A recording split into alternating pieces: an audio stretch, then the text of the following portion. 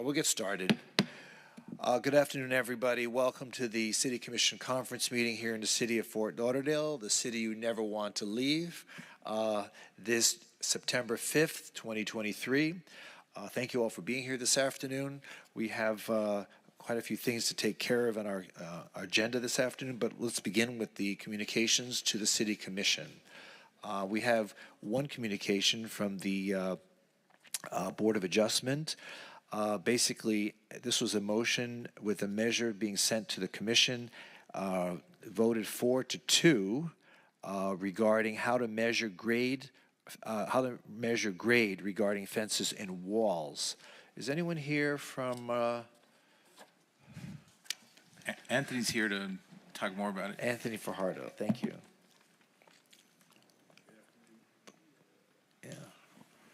Good afternoon, Mayor, Vice Mayor, and members of the Commission. Anthony Fajardo. So this was a communication from the Board of Adjustment asking the City Commission to request staff to look at how we measure grade for accessory structures. But I would remind the Commission that back in, I believe, 2021, we did that already at the request of the Board of Adjustment to change the grade to what the code says now. So previously, prior to 2021, the way the code read was if you had a transition between two neighboring properties because you had FEMA elevations, you measured grade for the purposes of fences from the point of that FEMA 0. So you are, sorry, from the neighboring properties 0. So what you ended up with was low fences that were on the property that you were constructing. People were complaining about that. The Board of Adjustment complained because there was a lot of variances requesting that to be changed to a higher elevation. So what we did was we came back at the direction of the Commission from the Board of Adjustment communication then to adjust it to what it is now. Board of Adjustment's asking us to look at it again.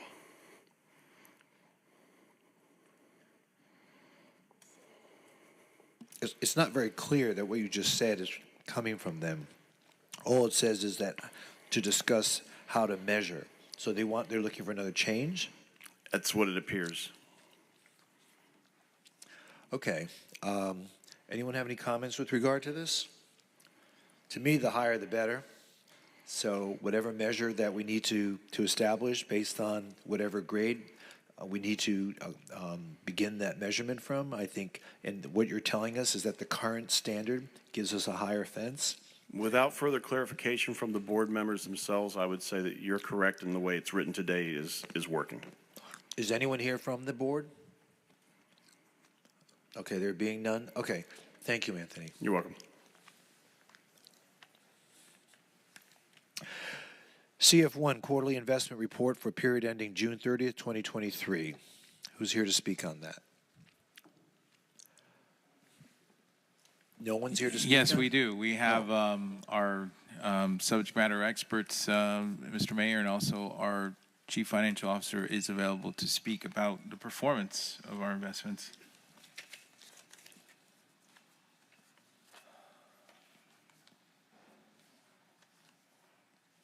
If Mr. Pangal can just, start to introduce the topic. Push the button in front of you, please. Good afternoon, Commissioners. This is Linda Short, Director of Finance. I apologize. I ran from the back all the way up front to get to you guys. You guys are getting to it pretty quickly today. I am here with our investment advisor, PFM Asset Management, along with our treasurer, Pamela Harrell, and Gray, which is also one of our investment advisors. We're here to share the great news story about the city's investments. I am so pleased with the performance overall, and I will give Richard the mic to give you an update on the market. Sure. And good afternoon, Commission. With me today, I have actually one of the portfolio strategists that work as part of the team in guiding the portfolio. So I'll actually pass it on to Gray Lepley to give an overview of the quarter, and together we'll answer any of your questions. Gray? Good afternoon. Nice to see you all. So for the quarter, we did see a lot of information come in terms of actual market data. What that means in terms of pertaining to the portfolio itself is that we saw interest rates rise, which meant that we saw the actual market value of the portfolio fall during that period of time in fixed income. So when you look at the performance, you're going to see negative performance. However, if you look at it versus the benchmark that we have for the portfolio itself, there was significant outperformance versus the benchmark. The reason you saw that significant outperformance is because of the fact that the portfolio is very widely diversified. We have a lot of different types of investments in there, not just treasuries, federal agencies. We have supranationals, things like the World Bank and the like, as well as corporate notes. And those corporate notes especially were very beneficial to performance this past quarter. So on the heels of the banking crisis that we saw in March and April of this year, we did see spreads, so the incremental yield you can get on corporates tighten in, which generated a lot of outperformance. When you look at some of the incremental earnings and the interest earnings generally on the portfolio, those continue to rise because we are in this much higher rate environment than where we had been, even just a few months ago, but definitely since where we were in March of 2022. We expect that to continue with interest rates continuing to be as high as they are. So looking at that interest portion, you're going to see that continue to rise over the next few months into the next year or so. We do expect the Fed to start to pause to a certain extent with raising their interest rates. We're getting to the end of their tightening cycle, which means that we do expect for a pause at the September meeting, potentially a hike at the November meeting, but then from there, the market is expecting we're going to see the interest rates actually start to fall into 2024, probably mid-2024 is where we're expecting the first rate cut. So we do think that the portfolio is well aligned right now with all of those expectations, and we think it's going to continue to perform well, as it already has. Thank you. Anyone have any questions? So overall, we're in the plus column, correct? Absolutely. Okay. All right. Thank you. Yes. One question, Mayor. So just talk to me a little about where we're positioning ourselves in terms of duration on the fixed income. Yeah, great question. So if you recall back to when we expected the Fed to continue to raise rates for a period of time, we were in a much more defensive duration posture because duration, which is interest rate risk, is something we wanted to mitigate. So as interest rates rose, we wanted to make sure that market values weren't falling by a substantial amount. So we were in a position of about 95% in terms of our benchmark duration. We have since moved that closer to the 97, 98% mark because we do expect that there might be one more interest rate hike.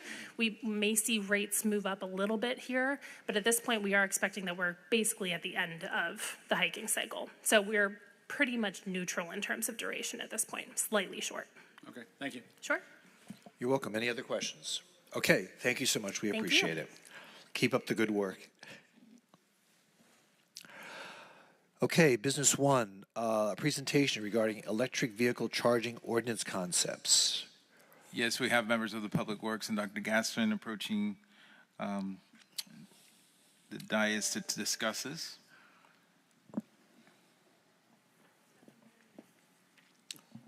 This is exciting. So, good afternoon, Mayor, Commissioners. Thank you for letting me present today. My name is Stefan Peritano, and I'm the Sustainability Coordinator with the City of Fort Lauderdale. Today, I'll be talking about electrical vehicle ready ordinances, and what they basically are ordinances that require at initial construction certain infrastructure to be put into place to support EV adaptation moving forward. So the presentation will cover the following. First, Fort Lauderdale's current commitments to the net zero space, then long-term trends in the electrical vehicle market, and how EV-ready ordinances are written, with which jurisdictions in the state have them currently. Finally, moving into staff recommendations. Just to catch up the commission, in December of 2021, Fort Lauderdale's commission committed to achieving net zero citywide. In December of 2022, the SAB sent a communication to commission advising the adoption of an EV-ready ordinance. In January of this year, Commission directed staff to look into an incentive-only approach for this type of ordinance. In February, Sustainability and DSD met to identify stakeholders and avenues to move forward. And in March and April, We gave presentations to those stakeholders and received feedback. And finally, in May, we met back with DSD, discussed everything that we had learned, and identified a path moving forward. As I previously said, Fort Lauderdale committed to achieving net zero in 2021. Those commitments were to achieve net zero in city operations by 2040 and citywide by 2050. In addition, they've also joined ICLEI 150 Race to Zero, which ensures that the city strives to eliminate greenhouse gases as fast as possible. To support all of these goals, it is imperative that we transition both city and private vehicles to electric as fast as possible. We also have multiple sections in our Fort Lauderdale Comprehensive Plan that instructs our staff to mitigate greenhouse gases as fast as possible. And we have evaluation measures that track our movement towards these goals, the first one being in 2025. Unfortunately, even with these goals, our residents do not view the city as being committed to green or sustainable practices. This is the 2021 neighborhood survey. As you see on the bottom, only 35% of our residents gave us excellent to good marks on being committed to green and sustainable practices. Passing an ordinance like this would go a long way in showing our residents that we are committed to this. So why are these ordinances? So that's pretty paradoxical, considering that we've been awarded a LEED standard. What was it, gold or? Gold. Gold, yeah. So I wasn't here in 2021. I got that finished this year as well, and so. Okay, I just find maybe it's messaging that's the issue here and not compliance. Mm-hmm. Anyway, not to interrupt you, but go ahead. Okay, yes, Mayor. So why are these ordinances needed? The short answer is that the market is shifting. Most car makers have goals to partially or completely transition their fleets to electric. Those goals are illustrated in this graphic. For example, Volvo expects that 50% of their electric lineup, or of their lineup, will be electric by 2025. Most car manufacturers are going to move out of internal combustion engine spaces within the next 15 to 30 years. And that's for two reasons. First, consumer demand. This year, we're expecting that about 8% of new car sales will be electric. That's up from 1% in 2019. And industry expectations believe that about 50% of all new car sales by 2030 will be electric. The second is regulatory pressures. The European Union last month banned the import and sale of all internal combustion engines by 2030. New York and California have also banned the sale for new combustion engines by 2035. So it doesn't make sense for these large auto manufacturers to have two different supply chains, one where they can sell everywhere and one that is increasingly coming under harder and harder regulations. So they're moving to streamline their supply chains and increase profits. And this transition is extremely well funded. There's been about $92 billion of total investments put into just the US EV supply chain since President Biden took office. That's resulted in 78 manufacturing and processing plants across the country. And there's been hundreds of billions on top of this pledged. This has had its desired effect, and EVs are starting to lower in price, and they're expected to reach price parity with internal combustion engines by 2025. That leads us to a problem, though. Florida is second in the number of electrical vehicles, only behind California, but we're 30th in EV charging stations per capita and 43rd in EV charging stations per registered EV. And of those EVs registered in the state, about half of them are registered in the Tri-County area.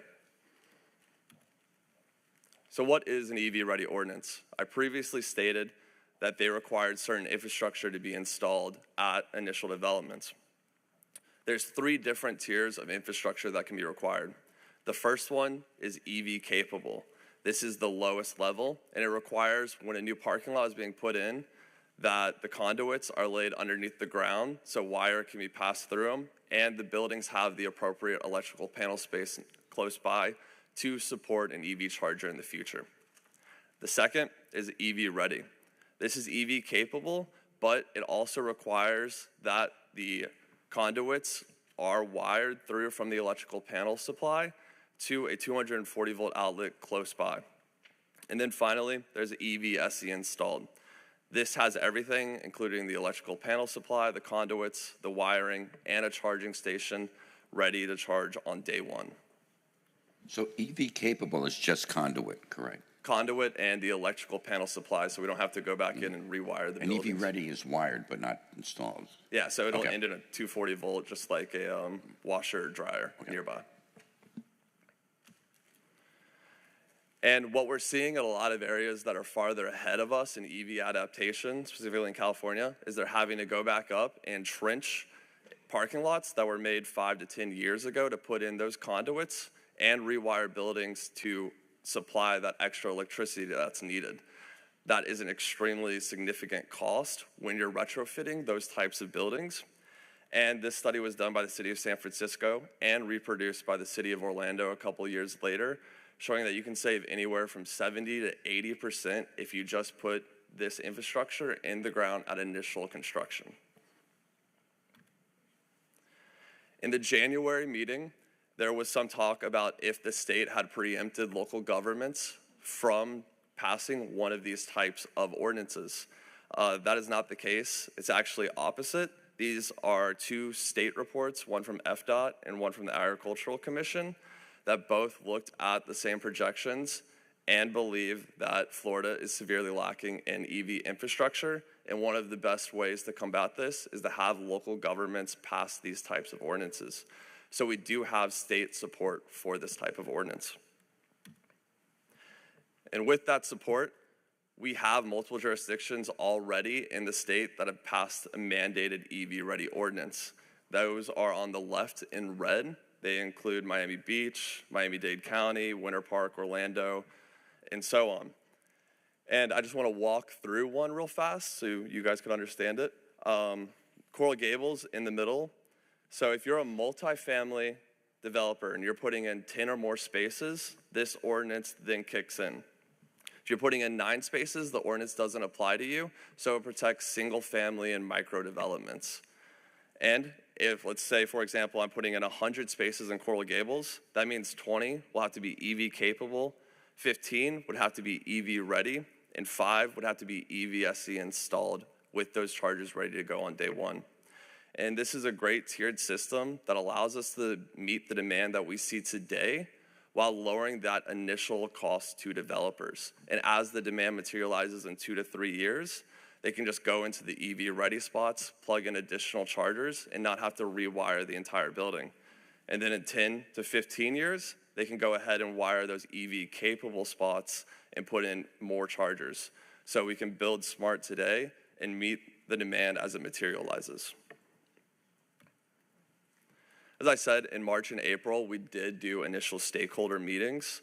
I do want to share the feedback. The first place we went to was the Downtown Developers Authority. They understood the need for minimum baselines if these forecasts materialize, which they are, but that they would like to see incentives worked in to offset cost. Second, we went to a DSD facilitated developers group.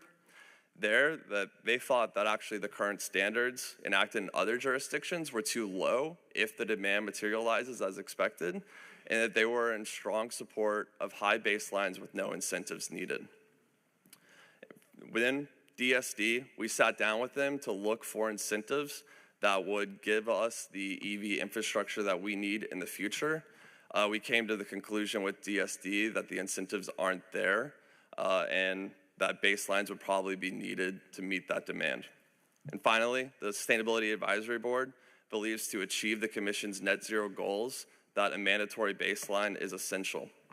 And some of these questions that we got from the stakeholders was very insightful. One of them was, how many chargers do we need then? S&P Global Mobility did a study to answer that question.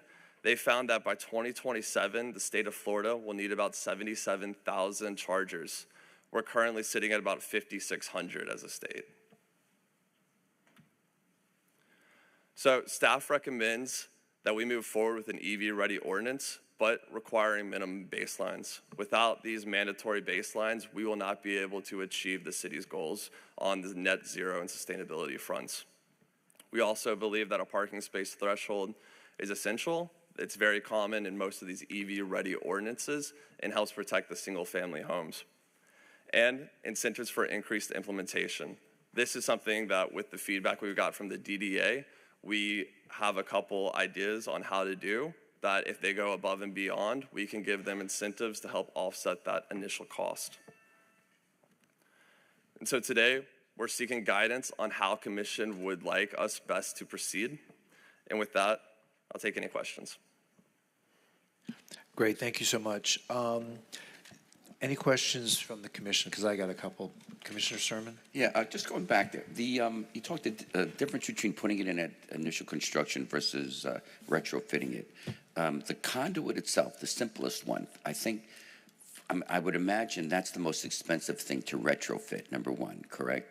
I mean, the wiring you could fish through and everything, but the conduit is probably the most expensive to retro, correct? So the wiring actually is the most expensive, depending on the type of building, because you might have to put in new transformers to supply the amount of electricity needed, and sometimes that can cost millions of dollars, depending on how large the development is, because you have to dig up on the outside. With the conduits, you'll have to go in and trench up a parking lot. So it would just be building by building basis. But to put them in at initial construction is bupkis. It's like nothing, right? Yeah, you just pop it in before you pave over. Right. So that, as a minimum, I mean, I'm looking at this. I'm thinking, at least for the conduits, the number that is the percentage is too low. It wouldn't really add anything just to put conduit in, is my thought. Well, it helps reduce us having to retrofit in 10 to 15 years when they're thinking that they need to add EV spaces. Then the only way to do is they'll have to go in and trench up the parking lot. Okay, any other questions? I'd just like to know if Mr. Peritano got it when Commissioner Sturman used the word bupkis. It's a term of art. Okay, I just want to, for clarity. Thank you. Commissioner Herbst, did you want to say something? Yes, just a couple of questions. So talk to me a little bit more about what you visualize as incentives. So we haven't flushed those out completely as of yet, but there was some talk from DSD about reducing the required length of the parking space, tandem parking, reducing the number of spaces required in high developed areas and such, but we haven't fleshed any of it out. Depending on, we would do that after if you would like to move forward in that direction. And what about sort of the Miami model for incentives? The Miami model? Yeah. Are you familiar with what they're doing down there? No? Okay. So, all right. Just kind of visualizing this a little bit too. So when you're talking about retrofitting and trenching, can't you simply run conduit along the roof of a parking structure? In certain areas, right. But it wouldn't be a one-size-fits-all. It's kind of like replumbing a house, right? So years ago, you ran all the pipes through the slab, and then everybody had slab leaks, and then they come along and they repipe it through the attic. So I'm thinking, wouldn't it kind of be the same thing if you just wanted to go ahead and do that? I mean, I see conduit running along the roof of garages all over the place. So yeah, so that's one way you can get it, and then you can bring it down. But then there's also the supply part. Do you have the electricity? If you built a building 60 years ago, you're going to have to add more electricity to that because it wouldn't be set there. So transformers and that additional cost can get quite high. Are you thinking of this in terms of residential buildings, commercial buildings, both? So right now we're looking at multifamily and commercial.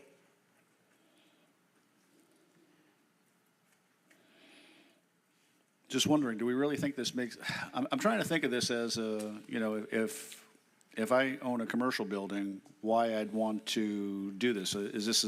You're visualizing this as an amenity that's going to be attractive to my tenants in the building and that they'll be willing to pay for this? Because I'm trying to visualize the pay model on this now.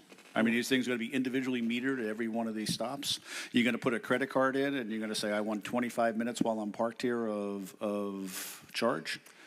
Yeah, so there's different models. There's some where the where the charging is actually allowed to be paid just like a meter. When you pay for your parking, you also pay for your charging. There are some times where if you're paying just for parking outside and it's $2 an hour, then instead of having the single meters, they charge $3 to $4 an hour for the EV spaces. So they make back their cost. These ordinances don't specify exactly how you can charge, but they allow developers and commercial developments to charge for charging. Okay, and then back to that earlier slide. So you have EV capable, right? EV ready, and then what was your third one? EVSE installed. Okay, all right. I'm never a big fan of requiring the private sector to put something in because the government likes it. That's just antithetical to my worldview.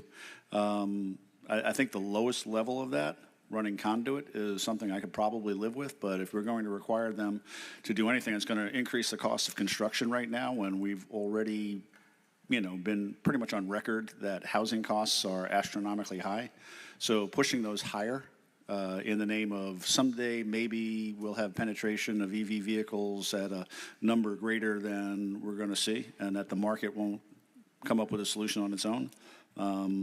I would absolutely argue for the lowest level of government mandate on this.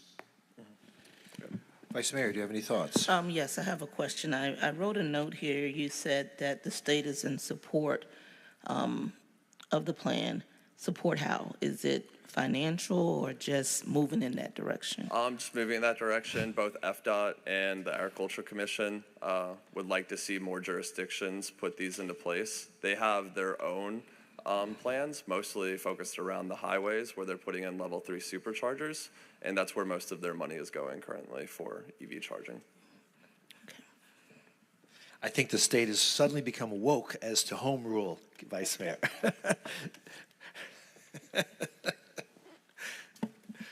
Anything? Miracles never cease. It's not my problem, it's your problem now. Does that conclude your remarks? Yes. Okay. So thank you for coming today. I appreciate it. Question for you. I'm sorry. We're number 2. I mean, with California, New York. I mean, I'm looking at this slide. Is that correct? We're the number 2 per capita, or number of vehicles as far as electrical vehicles per state. We're number 2 behind California.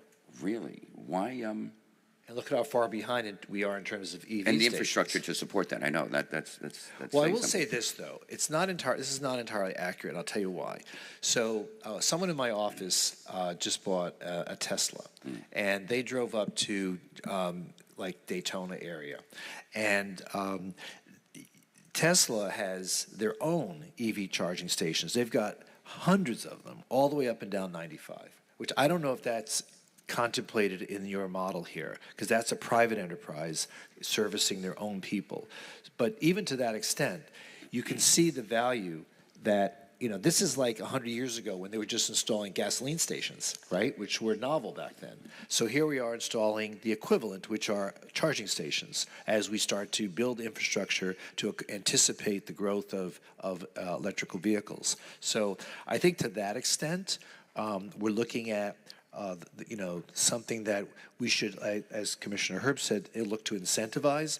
But I'll be honest with you, as a developer, it adds value to my building if I have something like this. It would make me, who has a electric car, say, hey, I'm going to move in where I don't have to spend 15 grand to have my own charging station put in, because I know it can cost that much if you're just doing it on your own, and if you have to trench or you have to dig up the concrete in the parking garage. So it seems to me that as the movement continues to gain momentum, the movement of having electric vehicles, I think that developers on their own are seeing how value is added to their development by doing it without the government pushing them to do it.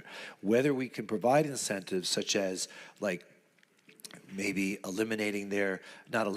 reducing their permit fees, because there will be a building permit required for something like this. Something that we can do to help financially incentivize, I could see as a pathway towards trying to accomplish this. But to demand it, I don't know whether I would be in favor of that either. But honestly, I think developers on their own would probably see the value to it, just in terms of trying to attract future purchasers or renters in their development. But based upon going one step further, what you said, Mayor, I know all like up and down I-95 might have charging stations, but people that are in buildings, like in my building, there's no charging station. You can't, I mean, you could go out every time you want to go and charge it, but the thing is to charge it at night. And like what Commissioner Herb said, if you just had it EV capable, once it's capable, you could let the market scale up and scale back how many actual charging units you actually have in there, but at least have it in there so they could scale up without having to retrench. So, as to the issue of commercial development, you know, like the Galleria Mall here has, 30 Tesla charging stations. Oftentimes they're completely filled. I don't know how they work that. I don't know whether that's a customer going there and charging their car while they're shopping, or is it just they're just hooking up for 20 to 25 minutes to just get their car charged? I don't know how that. Do you have any more information on how that works? I think a lot of malls are installing them in order to attract customers. If you need to spend 40 minutes to charge your car and you don't have it at your apartment or condo, you would much rather do it while walking through the mall instead of at a Wawa. Okay, good idea. Come back to us with some more refinement. And Dr. Gassman, do you have any comments you would like to add to this conversation? Mayor, I'd like to just also weigh in if that's possible. Just 1 second. No problem. Go ahead, Dr. Gassman. Nancy Gassman, Assistant Public Works Director. Yeah, I think Stefan has adequately shown you what the demand is out in the world, and that, you know, I think one of the things that we need to think about is, Mayor, you may recall when we were in Germany, that City Hall, about half of the spots in front of that City Hall had charging stations.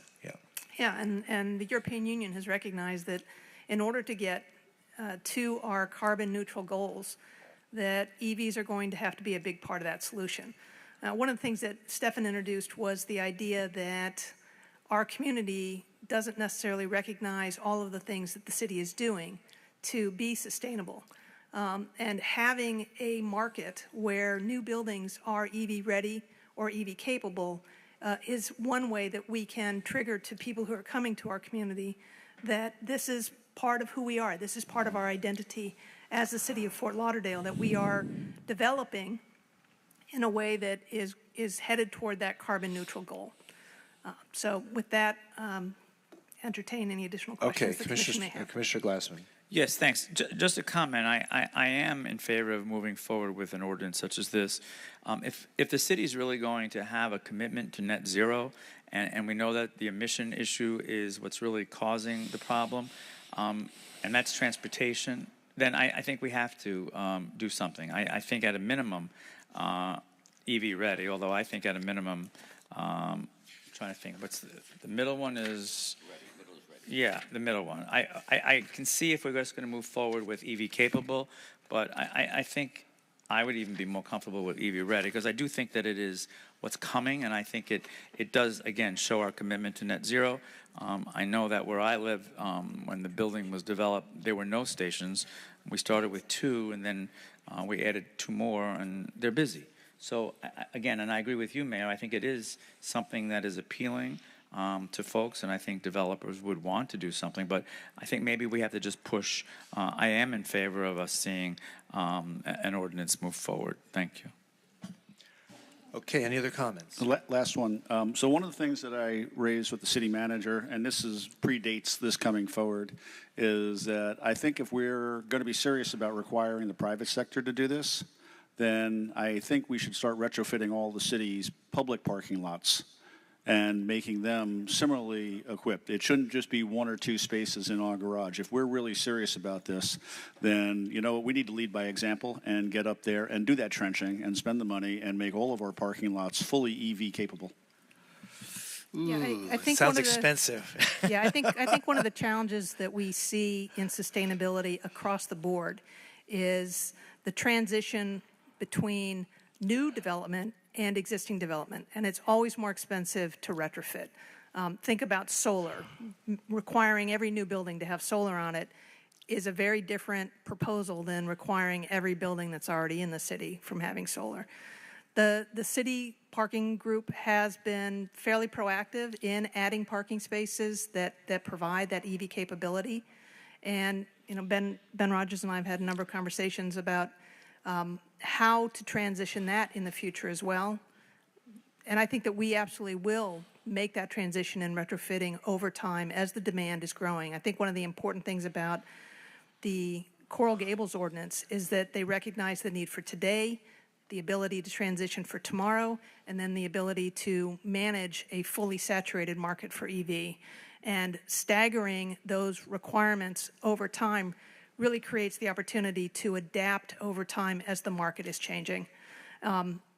If it's the Commission's interest, we can also consider putting retrofitting as part of the mandate into this ordinance, but that's not quite what I'm hearing the Commission saying right now, that future development, new development, that's where we want to go, but that existing developments, we are not ready to address a mandate for retrofitting.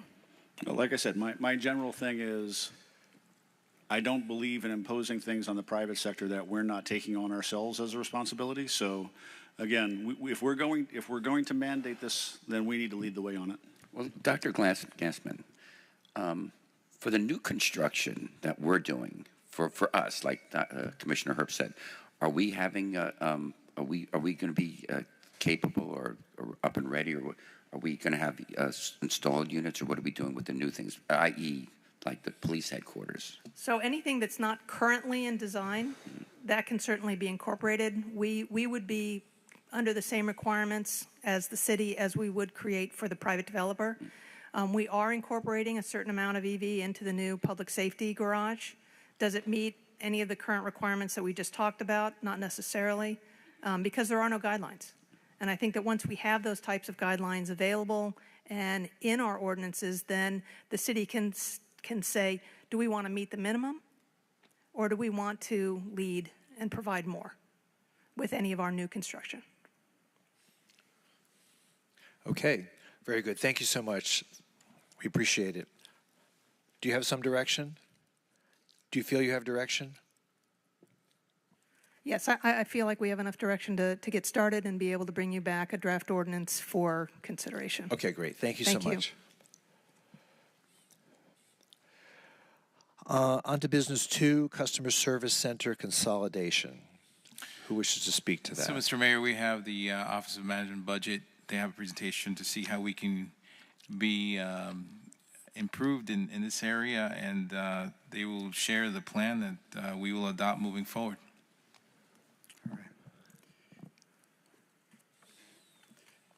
Good afternoon, Mayor, Vice Mayor, and Commissioners. Keith Farrell, Office of Management and Budget. Today I'm providing a brief project update on the city's efforts to consolidate its various departmental call centers. This is, for all intents and purposes, phase 2 of that effort, and it will begin with the adoption of the fiscal year 2024 budget. As a reminder, phase 1 consolidated the Public Works call center, what we think of as the 8,000 number, with the Transportation and Mobility Park and Fund call center. And that happened 2 years ago as a pilot, and then we memorialized it with the fiscal year 23 budget. This phase 2 will take that previously consolidated call center and incorporate the DSD Building Fund call center as well.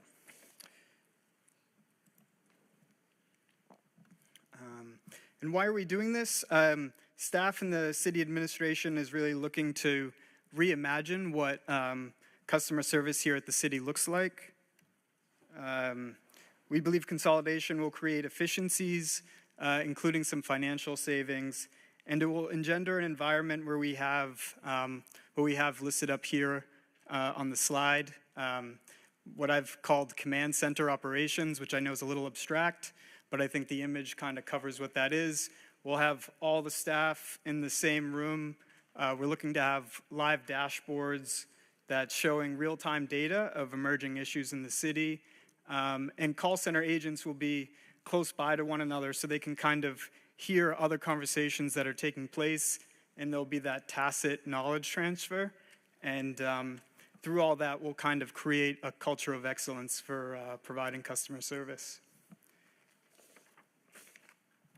So that's sort of the end state, and that's derived from these 3 goals that the staff have put together. And all these goals are in service of a singular aim, which is to provide consistent, high-quality customer service. The first goal is to streamline and modernize operations by leveraging technological innovations, which I'll talk about in a second, as well as right-sizing staffing levels and aligning our resources and schedules with the demand that we've seen in the data. The second goal is to improve performance by providing fast, accurate, and complete responses to neighbors' concerns and inquiries, which we largely already do, but because we do have those 2 call centers, occasionally agents are transferring residents back and forth. And the third goal is to create a centralized team with a single phone number, with consistent processes, procedures, and really, most importantly, accountability for follow-up. And I just want to reiterate that we're doing this because we think it will create a better service delivery for the public. And from their perspective, what it will really entail is one-call resolution. We talk about that now with the 8,000 number, but again, we still do have those 2 call centers, so this will really ensure that it is a one-call resolution. Improved service delivery, again, that culture of excellence I was talking about previously. Faster and more consistent response times. We're looking for additional options for transparency on the requests that are placed by the residents, standard messaging and responses, and then with these other technological advances, integration with the city systems like GIS and the ERP system. And then all the call center agents will be kind of cross-trained to handle just about any request that would come in about city services. This effort goes beyond just bringing all the staff together under one department and one chain of command. With phase 2, we are in the process of looking for a new partner, a new service provider to replace the existing Lauderdale system. We want residents to be able to communicate with the city in the way that is most comfortable for them. And that really means more communication options. So we'll obviously still maintain that 8,000 number so they can have that phone contact. With Lauderdale, we do have the app, the mobile application, but from what I've been told is that it doesn't work with all operating providers. There have been technical challenges with that, so we're looking to improve that functionality. And then we're looking for additional communication options as well. We're looking for a vendor that can provide text response capability, so that residents can open a service request or check on a service request through text. And then for some of those more routine standard requests, we're looking to utilize artificial intelligence and a chatbot. Before I kind of get to what staff is proposing. Wait, I have a problem with that. Okay. So are you looking to whatever mayor sits on this dais in the future, that there'll be an image on FaceTime? So if someone has a problem, they're going to get an AI image of some person answering their response through an AI image? We'll use. Are you trying to displace me? Is what I'm asking. No. I'm just kidding. Not at all. Not at all.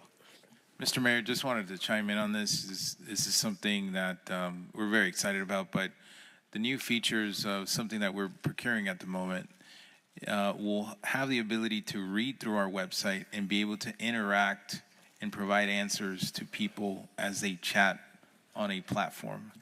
We realize that Generation Z and others are now more used to chatting via text rather than calling. So we want to make sure that that channel is enabled, and looking forward. I don't want to steal your thunder, but I'm just so excited about that coming online, and we're very passionate about that.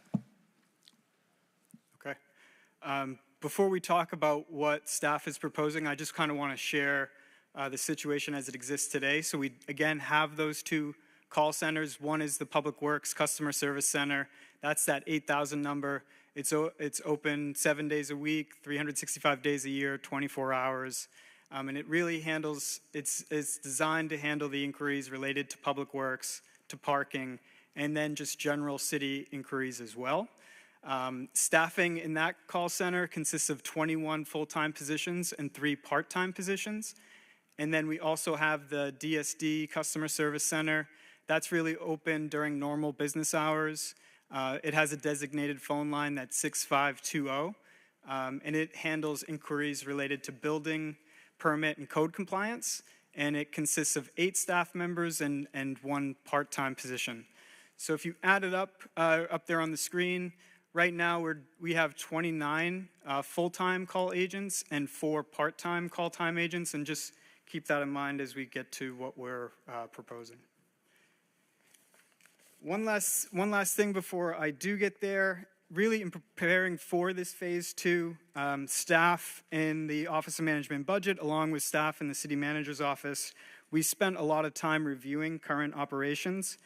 Staff conducted site visits to our existing call centers. We did a nationwide landscape analysis with call centers in other municipalities. We did a real deep dive into what our existing data is telling us. And that's the effort that's leading to what's being proposed for the fiscal year 24 budget. One data set that I do want to share with you today is up here on the screen. This shows our call volume trends over a 6-month period from September 22 to February of 23. And you notice that a majority of these calls come in during those normal business hours, and then there's a precipitous drop in the evening, and then especially in the overnight hours. And these are the number of calls on average. So if you look at between 1 a.m. and 5 a.m., we're averaging about 2 calls an hour. And again, that's on average, so there could be an evening where there is an emergency, there is an issue going on, and that number can jump. But then there are also other evenings where we're seeing no calls in a given hour to the call center. So what we are proposing is, again, that singular customer service line, the 8,000 number, and this really will then be a singular line for all inquiries and all requests. We are requesting 21 FTEs and 4 part-time positions.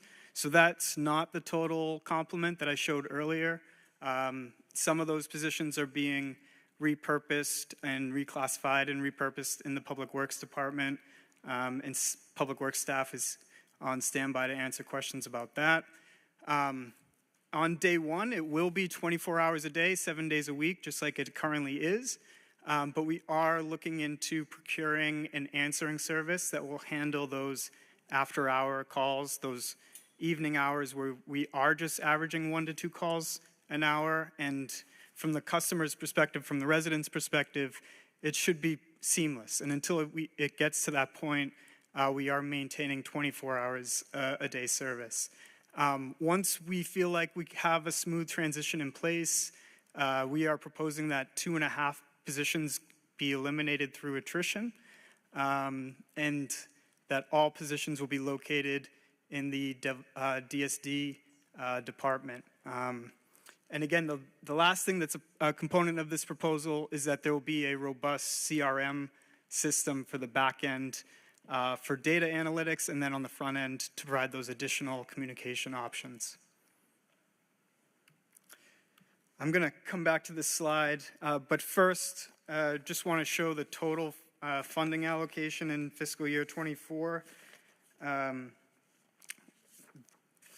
With this consolidation, staff is proposing the creation of a new internal service fund, what's called the Unified Customer Service Fund. This will be managed and run similar to other internal service funds in the city, like the ITS fund, the Fleet Fund, and our Project Management Fund. And the service will be there to support all city functions, and the allocation model will be built on the service requests from the previous year. So the allocation model up here for 24 is based on the Q Alert actuals from fiscal year 22. And the total cost for the fund will be $2.2 million. That does represent some savings from what we had previously built with the 2 call centers. And most importantly, there'll be savings to the general fund. And the last thing I just want to say is under miscellaneous funds, again, this service is there for all city functions. So the miscellaneous fund includes the few service requests we get every year for cemetery-related items or executive airport-related items. And then built into this $2.2 million, there are a few funding enhancements above the base of what we've normally provided for our call centers. The first is funding for an answering service of $160,000 to handle calls in the overnight hours. If you notice, the last line up there is petition reduction savings. There's less savings in year 1 than year 2, and that's because we want to build in those redundancies as we transition to an answering service to make sure that it's seamless for the residents. Additionally, there's enhanced funding for a new CRM system. That's for a more modern CRM system, and it's also funding to maintain the legacy systems for a 6-month period as we transition, so that we don't just turn the off switch on our existing system and hope that the new system works perfectly. There's new office equipment for the call agents to make sure that that's standardized, and also funding for live dashboards and monitors so we can have that real-time data. And there's some funding for office space rent, which will take place at the 521 DSD building. But in the building fund, there's a commensurate savings from that fund, because right now the building fund pays for that, the rent of, or the usage of that space. And then lastly, there's some enhanced training dollars to cross-train staff, and most importantly, to build a knowledge-based compendium of all the different types of service requests that residents get. As you all know, the city handles a lot of different functions, and we want to make sure that knowledge base is there, that they can tap into, and those resources are there. And with that, the timeline for this initiative, again, this is built into the fiscal year 24 budget. Funding will be in place and training will begin on October 1st. The renovations of the DSD building to make sure it functions as a call center should be finalized by December of 23. We are hoping the answering service to go live, and we'll start the attrition process of those 2.5 positions in June of 24, and then approximately a year from now to have this new customer service center fully operational and in place. And with that, open the floor for any questions. I might welcome my colleague, Erica Johnson, who kind of co-led this initiative with me, up to the podium. Well, great. Thank you so much, Keith. Do you have any additional comments, Erica, you'd like to add? Hi, good afternoon. No, Keith summed it up pretty well, but if there are any questions, I'm on hand to help answer those. All right, Vice Mayor, do you have any questions? No questions at this time. Okay, Commissioner Herbst? Anyone else?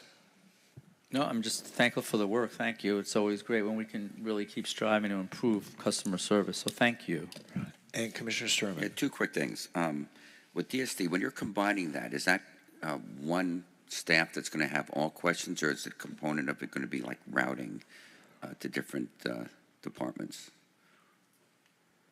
I think initially there will be a little bit of routing, but I know the end state that DSD has in mind is that any call agent can answer any of the questions that come in, and we're hoping to have that in place a year from now. Okay. And the other big concern of mine is, I guess you want to train the public, one phone number, one portal for everything, and get people using that number over and over again for everything. Would that be scalable, i.e. for times of disaster, emergency response, and things like that, not only in technically, but also for staff and whatnot, a model to scale up if need be? Is it flexible? It is. And I don't. It has been in the past, and it will continue to be. Yes. Okay, any other questions? There being none, thank you so much. Thank you for the savings, and thank you for the improvement in the service that you provide to the city.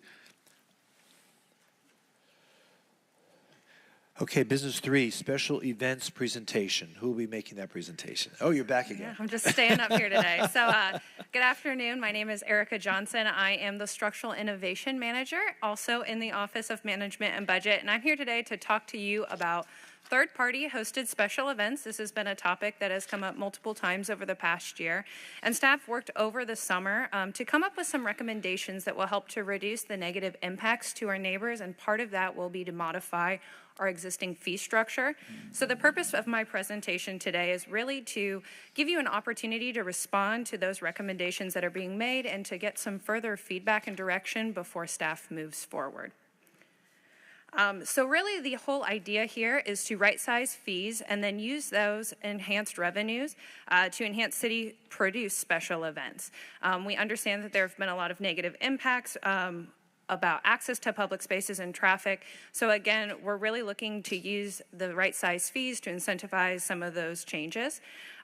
This will also increase control of our public spaces and allow us to have an appropriate level of public access to our beaches and parks, regardless if you're going to a special event or not. And then we also are looking to improve coordination of overlapping high impact events, such as when we have a special event during spring break. So just to give you a quick overview of kind of the topics I'm going to be talking about today, I'm going to give a quick refresher on the current fees that we charge for special events from third parties before moving into those recommended fees. As we went through this research and examination over the summer, we also identified a handful of policy recommendations that aren't directly related to fees that we wanted to share with you. And then we'll, of course, be talking about next steps moving forward, and I want to make sure that we receive any feedback from you. And then we'll shift gears ever so slightly and talk about sponsorships from the city's own produced special events. So currently, our fee structure as it pertains to the general fund is we charge $200 for an application fee to any third party. If that application is submitted less than 60 days from the event's date, we do increase that fee to $1,000. And then for events that take place on the sand, we charge a $500 per day usage fee for that beach. That includes setup and breakdown time. So for example, Tortuga, we know that lasts one weekend, but due to the scale of the event, they do require some days before and after to set up and break down. So we are also charging for that time as well, $500 per day. Looking at our most completed fiscal year 2022, we collected about $108,000 through special events. I do want to note that this does not include any charges for direct services for departments such as police and fire. And also, we understand that to our parking fund, there's some charges for using parking spaces and things like that. Those are outside of the scope of what I'm going to be talking about today, but it is important to recognize that these third parties do see other charges from the city. So what we're recommending regarding the application fee is to move to full cost recovery for the city's costs associated with reviewing and processing special event applications. So over the course of the summer, we did a time study to really understand how much time is spent processing those applications. And the whole idea behind this process, it's a very thorough process, is to make sure that these events are not only successful, but safe. And so for that reason, these applications are touched by Parks and Rec, police, fire rescue, police, transportation and mobility, and our city attorney's office. As we went through this study, we realized that there are different levels of events that require different levels of review. And so if you look at our current special events ordinance, we actually divide special events into three categories: minor, intermediate, and major. And these are primarily based on attendance levels, although other factors such as alcohol and music exemptions do contribute to those event types. And so looking at this, what we're proposing is that minor events, which are those that are less than 500 people and have no exemptions, move to $550 from the $200 existing application fee. Intermediate events take more time to review, so the application fee would be higher at $1,300 for full cost recovery. And major events, which are those that take the most amount of time, would move to $4,500 per year. The other thing that I want to highlight here that we're recommending change is currently, if you'll remember, I mentioned that there's a 60-day timeline that if they're submitted less than 60 days from the event, we consider them late. That is an incredibly burdensome process for staff, so we're proposing moving that to a 90-day window.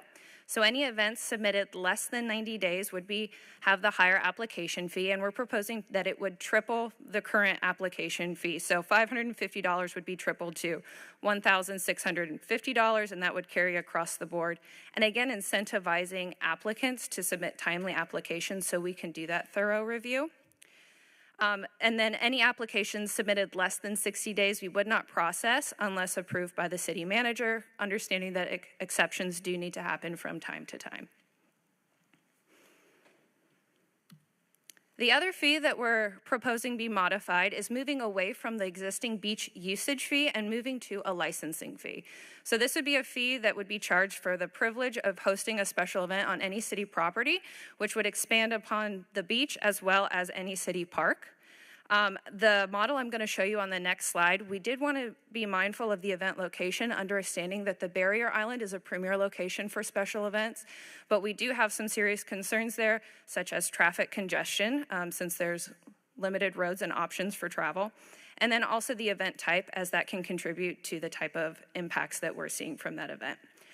Because minor events have very little impact and we understand that they contribute to the activation of public spaces, the licensing fee would not apply to those events, as well as any events that we have an approved activation agreement for. So the Riverwalk or Open Spaces Coordinator on the Barrier Island, we want to keep those processes somewhat separate.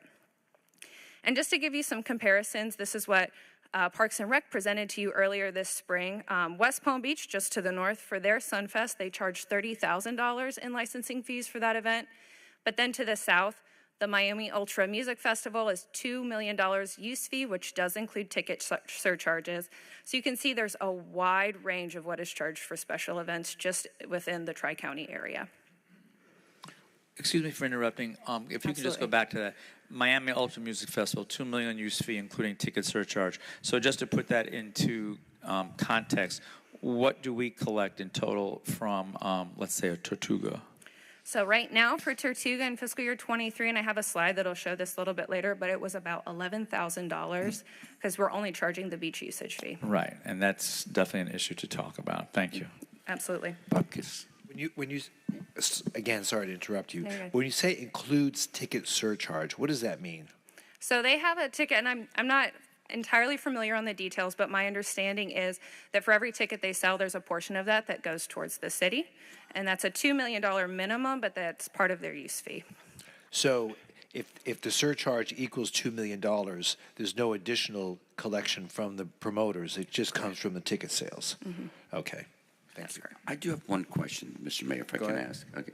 You divide it between third-party and city-sponsored, and there's a fee and all that. How about for like neighborhood-sponsored events? Something that, is there a separate fee schedule for that? So I looked over the event applications that we received over the past year, and I don't see too many that were neighbor-sponsored, but I will defer that question to Parks and Rec, and I'm not sure where Phil is at the moment, but we can follow up and get you an answer on that. Oh, he's right behind me.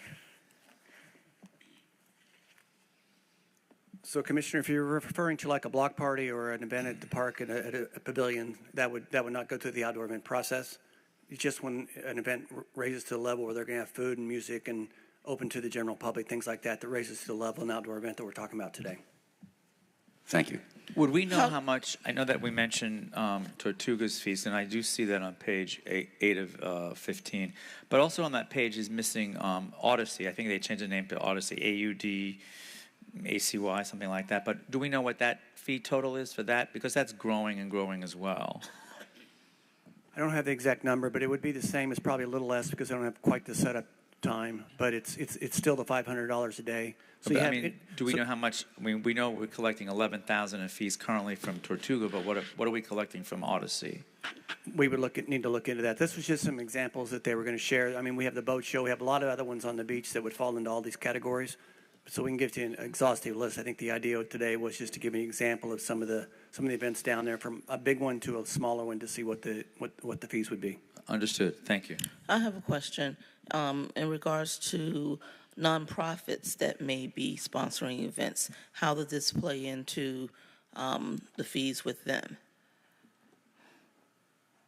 So we have not looked at not-for-profits. The challenge with not-for-profits is we used to do that years ago, and we got away from that because every for-profit would find a not-for-profit to represent them.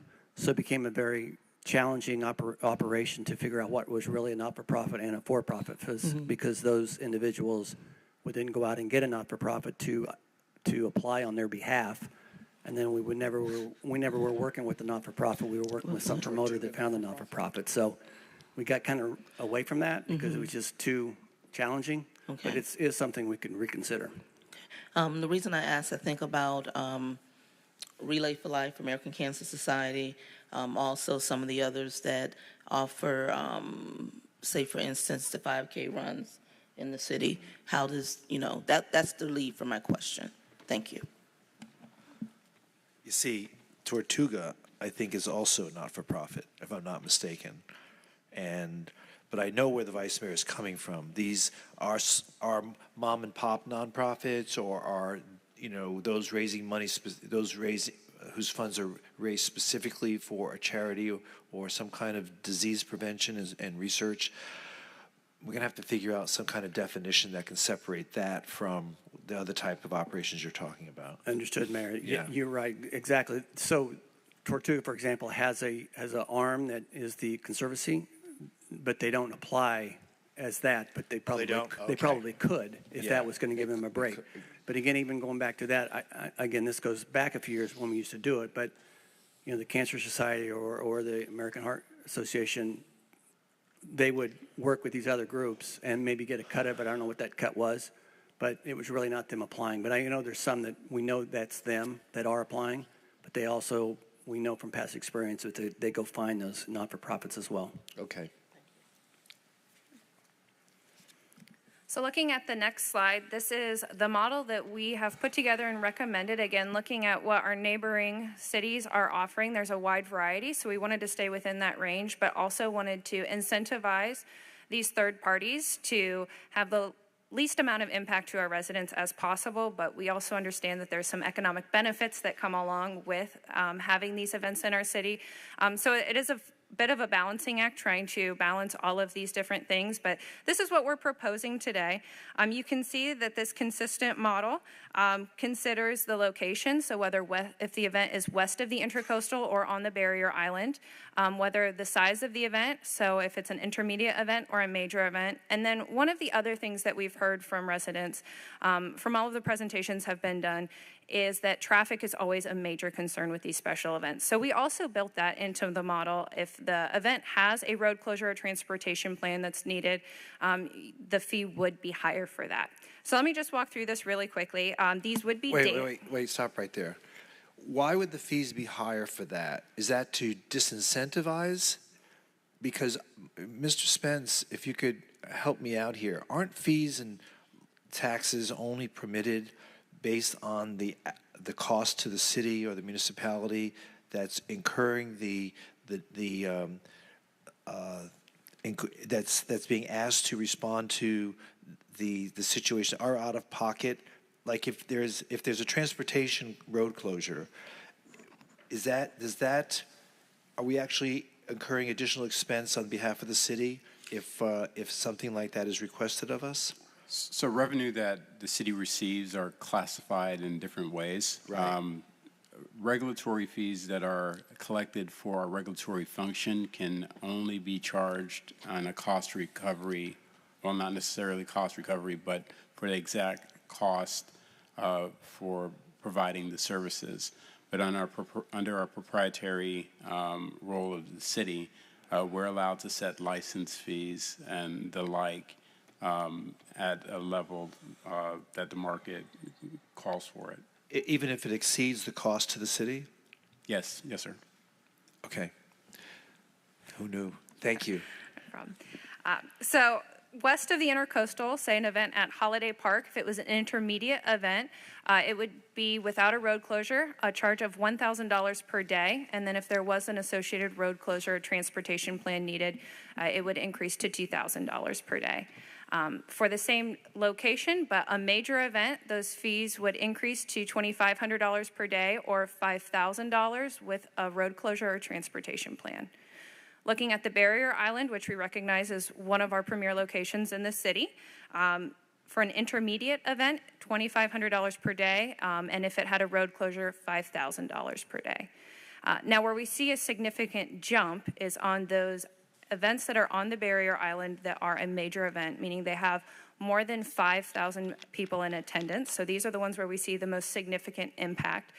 Those costs per day would be $12,500, and again, doubling if it had an associated road closure, which most of those do, would be $25,000 per day. So according to this, you have no fee for a minor event. Correct. Could you go back 2 slides? I was going to bring this up later, but I think now might not be a bad time to do this. I mean, minor event is less than 500. Intermediate is greater than 500, and major is also greater than 5,000. 500 seems like a pretty big number. Is that written in stone? Because 500 does not seem like a minor event. So those categories and definitions are currently built into our special events ordinance, so they could be changed, but it would be and require an ordinance change. Okay. Like, how many people participate in like one of the marathons that take place on the beach? Like 50, 100, 500, do you know? Not offhand, it would probably depend on the event, but that's something we could look into. Every application does require us to know what the sustained attendance level is, and that's what these categories are built on. So Phil, do you have any thoughts on that? So yes, so going back to both questions. So even a minor event still goes through the outdoor event process. So they still meet with staff. We go through everything. Right. The only difference in a minor event is if there's no alcohol, no road closings, then I can approve it at my administrative level. But they still do go through the same meeting with all of our staff and talk through the entire process. So that's vetted through. And then as far as the runs, as Erica said, Mayor, it really depends on the runs and what type of run they are. The marathon is going to have hundreds, but it's going to close a lot of roads for quite a bit of time to run a marathon. Then your 5Ks are probably going to have more people, less road closures. So every one is looked at differently. So we would charge $25,000 to an event that would be like a marathon or a 5K that's going to take place on the beach that we're going to have to temporarily close roads off. Is that what we're suggesting here today? That is what is being brought forward for discussions today. Again, going back to what we thought staff heard earlier, and in Erica's researching what other cities are charging.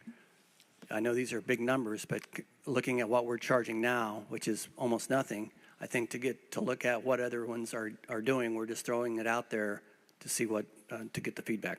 Okay, thank you. Sorry, Erica. No. This is exactly why we're having this discussion today. So just to give you some order of magnitudes of what that might mean for specific events, I've put together a handful of scenarios based on what we've seen this year, spanning some of the different categories that I had on the previous model. So the Tortuga Music Festival, you can see that's an event that takes place on the beach. They're using that space for a significant amount of time, nearly a month. It is a major event and does have a road closure. Currently, we're charging about $11,000 for that length of time. Under the recommended model, this would jump significantly to just over $500,000. However, in comparison to the Ultra Music Festival, it is still less than that. Then looking at on the other... Why do we keep comparing it to Ultra, which is a very unique North American event that happens to be a completely different type of event than Tortuga? Why aren't you comparing it to the West Palm Beach event or some other event? I mean that throws the whole scale off completely. And I think that's a little unfair to keep comparing it to that, because you're going to blow away all these events with this fee schedule. So, okay. Just want you to be aware. I mean, I just think it's unfair to keep comparing it to Ultra. Yes, and understanding that we did look at a wide variety of events and modeling structures, we were really trying to show you the low end and the high end, and that is on the high end. But yes, we also recognize that this would be a significant increase, and we want to be very mindful about how we balance attracting these events and the economic impact. So I think that's a point very well taken. Also, I'm just going to you guys can read through all of these, but just on the other end, we have an event, the Afro Pride Music and Arts Festival. It's west of the Intercoastal at Carter Park. It's a one-day event, intermediate, no road closures. Right now, the only charge they're seeing is for that application fee. So there would also be an increase to just over $2,000 for, an event of that size. So those are kind of two different sides of the coin, but I've put a variety of scenarios up here for your review. I'm going to pause here just for a moment for you to look at this if you have any other questions. Eric, Well, I'm sorry. Go ahead. I was just going to say to the Vice Mayor's point, I mean, look at this, making strides against breast cancer. We're going to charge $14,000. Shouldn't the $14,000 go towards making strides towards breast cancer? I mean, these are considerations, these are just rhetorical questions now, and you're just throwing this information at us right now, and we're going to consider it. But just the, weighing the virtues of this proposal, I think we need to balance it against the ultimate goal of some of these events. So, yes, Commissioner Glassman. Thank you, Mayor. I definitely understand your point about your concern about scaring away all the events, and I think that as we move forward looking at this study, we really have to think about what are these organizations taking in terms of revenue. I want to make sure that that's part of the equation somehow, because as I look through the event list, I do see that many of these probably could not afford this and will go away, and it would really cut into what it is that they take in over the course of time. If you look at just these events in front of us, they're 1 day, 2 day, but yes, Tortuga, almost a month of taking the beach. I hear many comments throughout that time from folks that live on the beach, and I know that it impacts not just Barrier Island residents, but people right over the bridge. So again, I really want to look at what those dollars are, because I think that's another criteria that we have to add into the mix, just to make sure that we're not breaking the bank of organizations, like the Vice Mayor said, that might be considered truly not-for-profit, and their mission is such that they just don't have funds for something like this. But I do believe that some will have funds from something like this, and I think they will want to stay on the sand in Fort Lauderdale and do these kinds of events. But we have to find a balance. As I said, folks don't necessarily totally dislike events. People enjoy events. It's great exposure for the city, but it also does take a toll on our first responders. It takes a toll on the residents that live in the area. So I think that we have to just maybe add to what it is we're looking at in terms of a holistic approach to fee scenarios. Thanks. And one other thing I just want to mention on this slide, any changes we do make to our current fee structure for events that have multi-use agreements such as the Air Show, Odyssey, Tortuga, we have agreements in place with those already, so we would need to wait until those agreements expire to make any changes to their current fee structure. So speaking of the Air Show, for example, what do we charge them? I don't have that offhand, but we could find out and get back to you. Okay, thank you. And also, you said that there are agreements in place. Are they, say for instance, Tortuga, how much longer is there? We're in year 3 right now, I believe. Yeah, so Tortuga will expire in 2026. The first one to expire is Odyssey this December.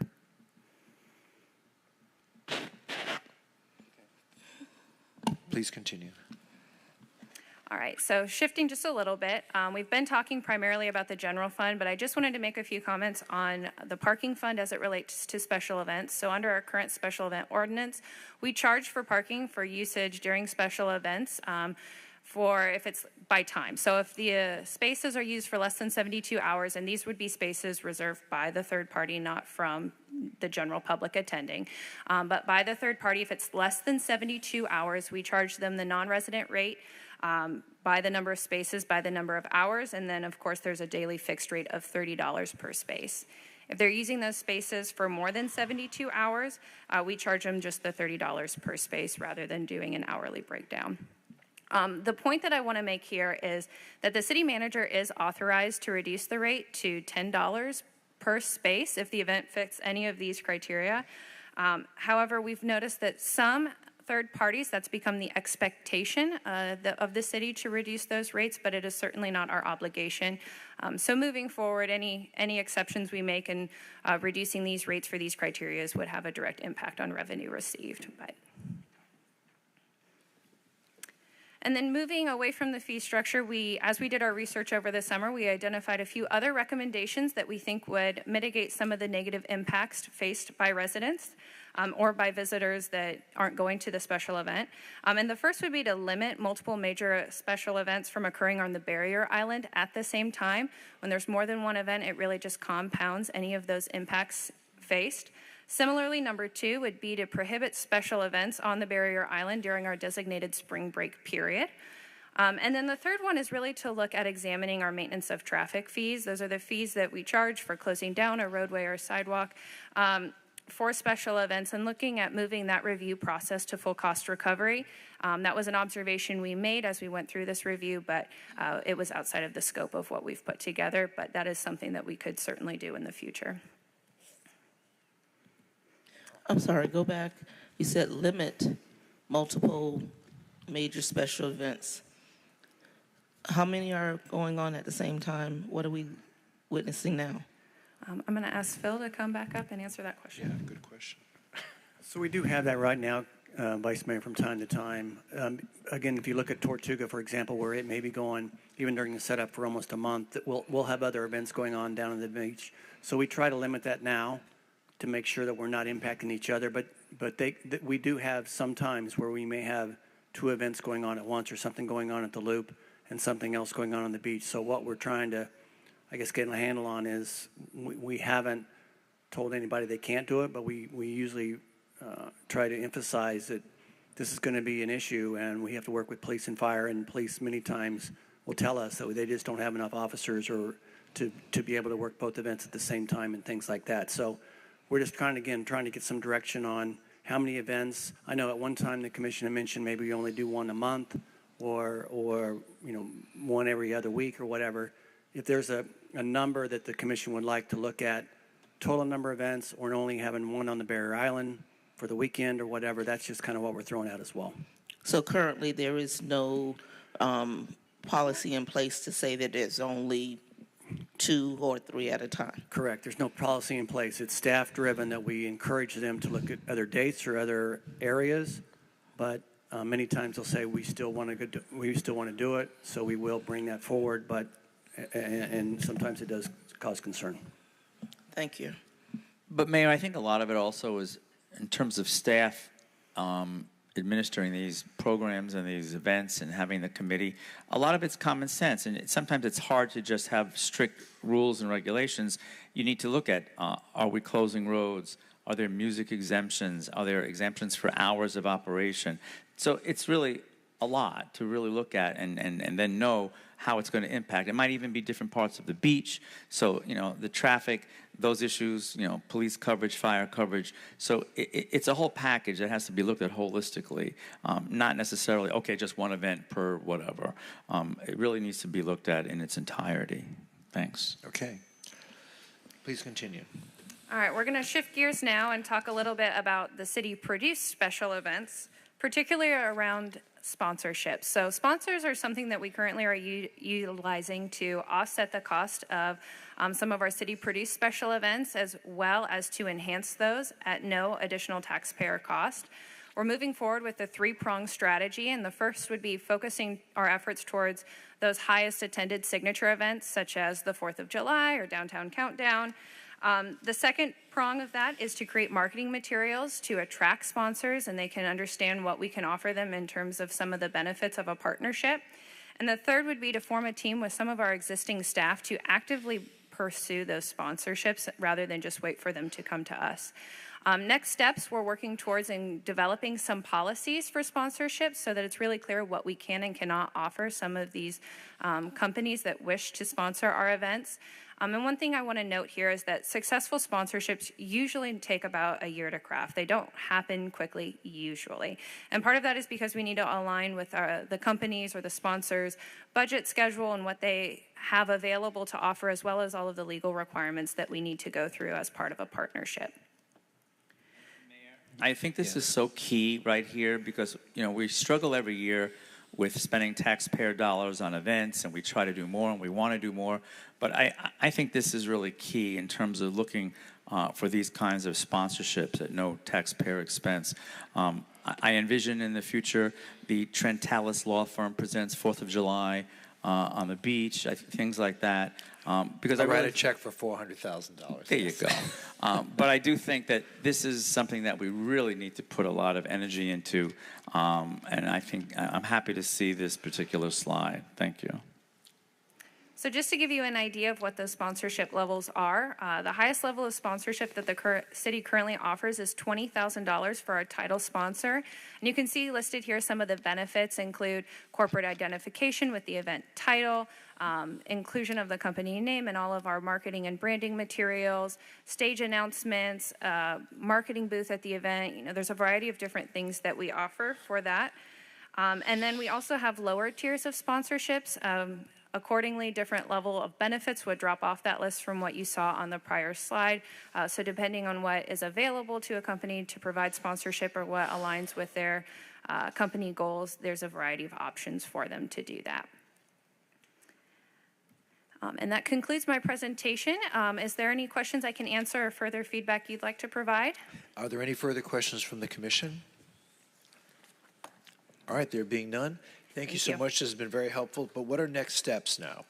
So next steps, we heard from you some of the feedback items that you've made today, so we'll take that back and review it together. I would like to note that any changes to our current fee structure is under the city manager's authority. So I will defer that to Greg. But there are a few things that you've pointed out today that I think deserve some discussion. Well, I think the city manager has the authority to reduce them, but not increase them.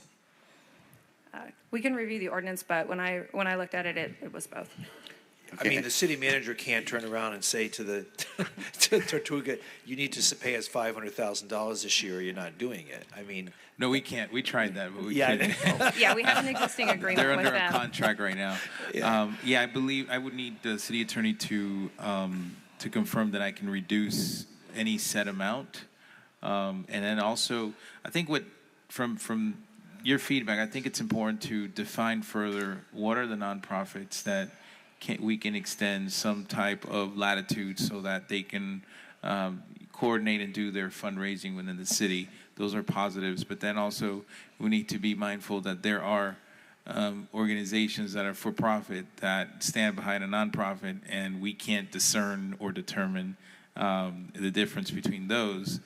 We wouldn't want to for that to be the case and then just be in the same situation. But I think what we can do is just go back and, based on the discussions, propose certain ordinances and have more deep dive discussions in this, and also look at creating sponsorship packages, because there are members of the community that would like to support, donate, and be featured in some of the events across the city. So we're looking to formalize that as well. Okay, great. Thank you. Vice Mayor, did you want to add something? Yes, I just wanted to add this. I'm concerned about how this may, in some areas, close out an opportunity for people to have events. Right. So when we do this, we need to be thinking about opportunity for our neighbors, our constituents, to also be a part of having special events. Because I'm looking at these prices and the fees, I should say, the fees that are being suggested, and I can see some of my neighbors not being able to support this and being deterred from going forward to even trying to offer an event. We have opportunities where grants are given to individuals within our district to put on events, and they're given a grant for an amount of $2,000. That $2,000, they've just been closed out of an opportunity with the new fees that are being suggested. So if we could have that conversation, that would include opportunity for everyone in the city who is desiring to offer a special event. We need to do that, because we cannot go to a place where it's only those who have deep pockets or deeper pockets that are able to offer such events to our city. Great, thank you. Thank you. Mr. Brown, oh yes, Phil. I just want to add to that, Vice Mayor, that you're exactly right, and I can tell you right now, some of the prices we have now shut people out. So I know that what you're saying, and I think that's some of the challenge that we've had, is how do we implement this without impacting, because in my office every day we get calls from very good organizations, and they say, we're not for profit, we're doing great. And I know, but so is everybody else that's calling me as well. So, I mean, it is what it is. So I think we do need to think about that. But the challenge is there's a lot of good organizations, a lot of not-for-profits out there doing a lot of good work they're going to want to have something going on. And you're right, it's a challenge, and I appreciate everything that you all do. You do an excellent job, and I believe that with some little bit more time, we could find a way to address this to make it possible for everyone. Thank you. Great, thank you. Bill Brown from the Central Beach Alliance, you have signed up to speak.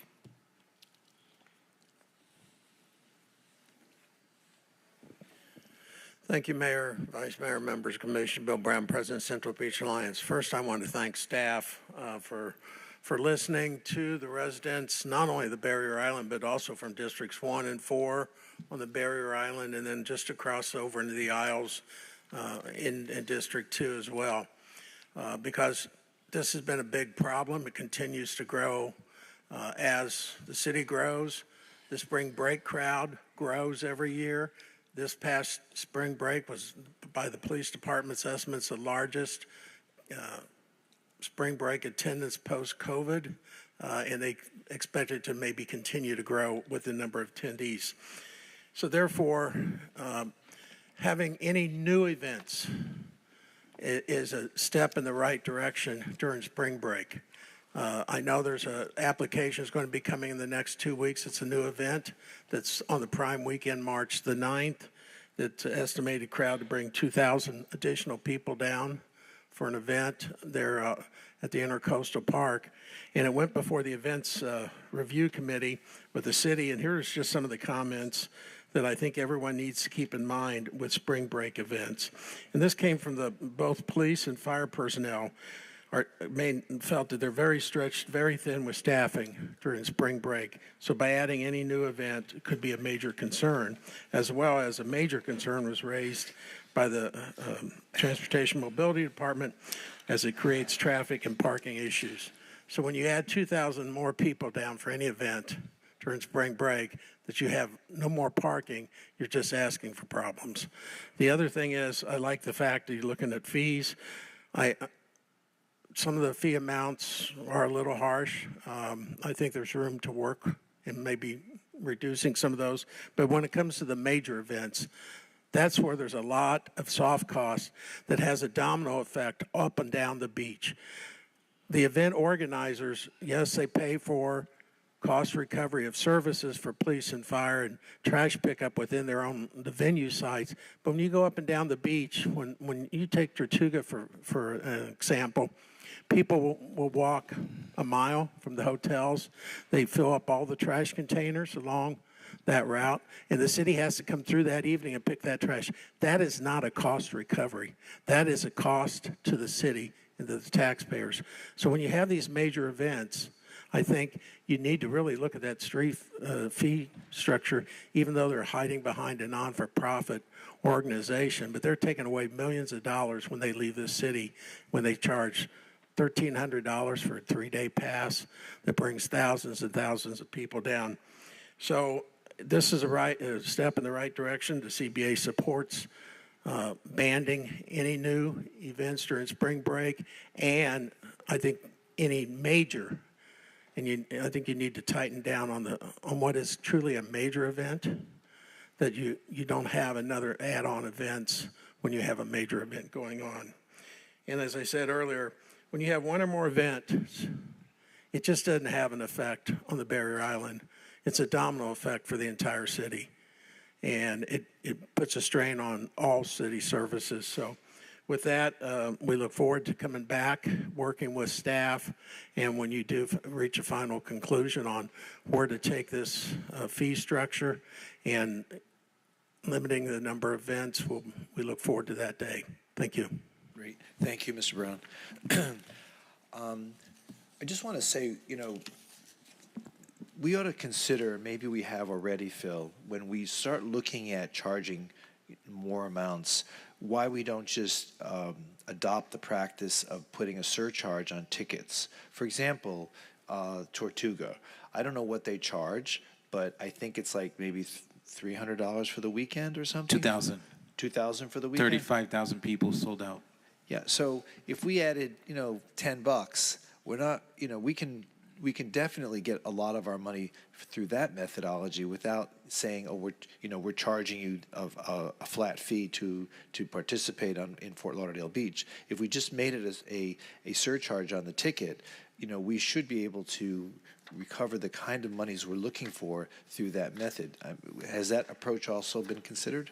It has been, Mayor, and I know it's been discussed here in the past, and I'll probably defer to the attorney, but I know the previous attorney had a concern about a surcharge onto tickets that would be going to the city. So, something to look at and make sure there's a legality to that's not being compromised. I just think that we should at least look to some methodology that isn't going to be burdensome. I mean, if a person's coming, another $10 is not going to change their mind about participating or not based on that price point. Yeah, we can follow up with the attorney's office. Like I say, that seemed like a simple way to solve some of it last time we discussed it, but for whatever reason, that didn't get very far. Okay. All right, thank you. All right, moving on to... Mayor, didn't get a chance to speak on this. I'd like sorry. to. No, it's okay. You had walked out, I'm sorry. Sure, no, I'm back. Okay. So Riverwalk administers a lot of the events in the city, and they've been doing that under contract on behalf of the city now for quite a number of years. I'd really kind of like to get their input on this. So I don't know if Gina's out here, if she could just come up and... Is she here? Give her input. Are you back there? All right, great. Thank you. Okay. Yeah, I'd like their perspective, just to see, because they work closely with a lot of these organizations, and again, they've been doing this and coordinating this for a long time, and I think that expertise would be helpful for me.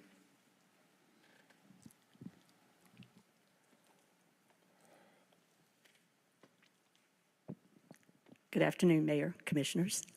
Yes, we've been doing events with the city for almost 35 years, to be exact. One of the things I would like to point out to you is this Special Events Committee under Parks does a fantastic job. They bring you data, they tell you when they can't manage something, but they bring it to you to make the choice as to whether you choose to host that event or not. Some of them are beach events, some are multiple events that are ongoing at the same time. I think that the balance has been good so far. I will tell you there are times we hear something from the commission that you don't follow through with. One example is, and I see your face, Mayor, but one example is you wanted to see fewer events on the beach during spring break. So when meeting with special event hosts, we let them know that the commission will be making those decisions. Thus far, I don't believe you've turned down anyone. So that sort of says, well, I really think I'm not sure whether I want to turn them down or not. Yes, they are a revenue source. And one thing that has gone unmentioned here, we talk about fee structures and things like that. These are also economic engines to this city. Major events, people come and stay in hotels. They drive cars, they eat out, they shop. Smaller events, they eat at local restaurants, they park in your garages.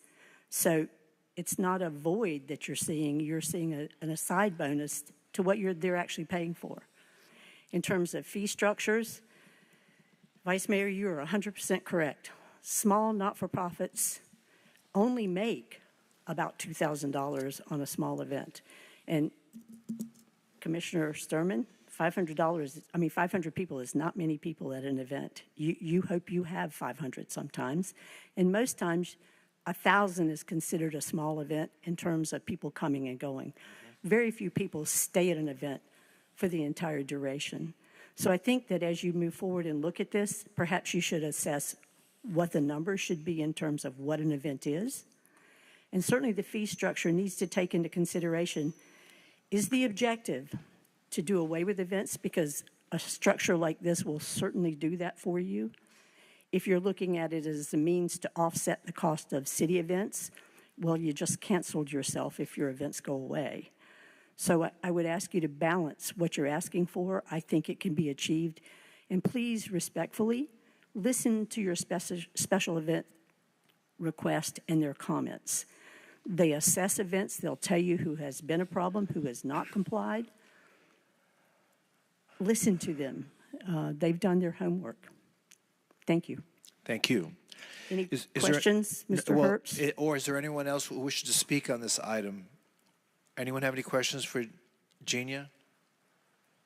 Okay. Commissioner Herbst, do you have any more comments? No, thank you.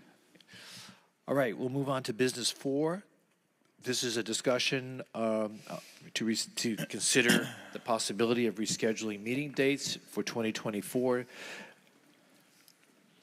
Have you all had a chance to look at the calendars? Yes. Just a couple of places where there's been some conflicts. Yeah, Commissioner Sturman, did you have any comment? Did I hear you say something? Commissioner Glassman. Oh, yeah. sorry. I only found 2, and maybe I'm missing some. But this year we did something because the date originally was so close to January 1st, New Year's Day. Next year's even closer. And I think if we move January to the 9th and the 23rd, we still get several weeks before the meeting in February on the 6th. And it doesn't come right on the heels of New Year's Day. So that's what we did this year, and I would recommend we do that again. And then in November, I don't think it's wise for us to have a city commission day on November 5th, which is not just the presidential election, but also our city elections as well. So I would recommend that day change perhaps to the Thursday of that week on the 7th if we can, because we don't have that luxury of moving the whole thing 2 weeks. I think we did that last time too, right? Yeah, but, well, I don't remember 2020. No, I'm saying 2022. Well, it didn't affect us directly like... No, but we had this special election, right? Correct. We didn't meet on that same day. Well, I know you all weren't here. All right, so your recommendation in November is to move it to the 7th? I would recommend we move November 5th to November 7th, and I would recommend that we move January 2 and 16 to 9 and 23. Okay. Anyone have any other comments or questions? I would agree with those recommendations. I think they make a lot of sense. Yes, I was thinking the same thing. Just to note, Mayor, that the organizational meeting after the election will be December 3rd, starting at, well, not starting at, but your reinstitution as a commission would be at 11 a.m. on that day. December 3rd? December 3rd, correct. Yeah, so we would have 2 meetings before then, though, right? We'd have the 7th correct. And the 19th. 19th. That's correct. But then, City Attorney, also the 3rd is a regular commission day as well, right? Besides the 11 a.m., we would go on with the rest of the day's meetings. That is correct. So in the morning, the elected commissioners would assume office at 11 a.m. and then they meet as regular. Got it. Yep. Any other thoughts or comments? There being none, Mr. City Manager? Good? So as I hear, it's January 9th and 23. Those will be the meetings for January. November 5th, we're moving into November 7th. And as the attorney noted, attorney mentioned December 3rd at 11 a.m. is our organizational meeting. Yes, sir. Very good. All right, let's move on to Las Olas Mobility presentation. Mr. Rogers, are you going to be making that presentation? We have a few people who signed up to speak.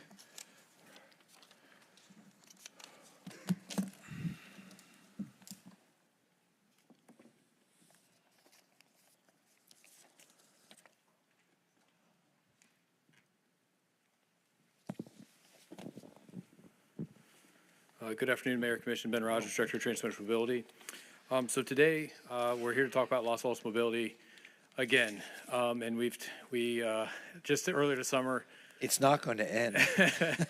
We have awarded some solicitations for design work, and we really need to get a couple points of clarification and direction from the City Commission before we can finalize any kind of agreement to bring back to you. So today there's really 2 things that we're looking to do. One is to define the design aspects.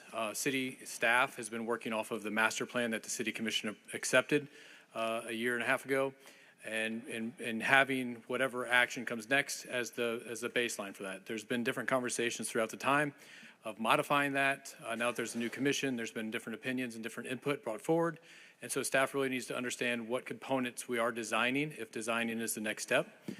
So an example of that is, the median, the sidewalk width, the parking lane, all of those things are included in the master plan, and that is what the staff was going to move forward with.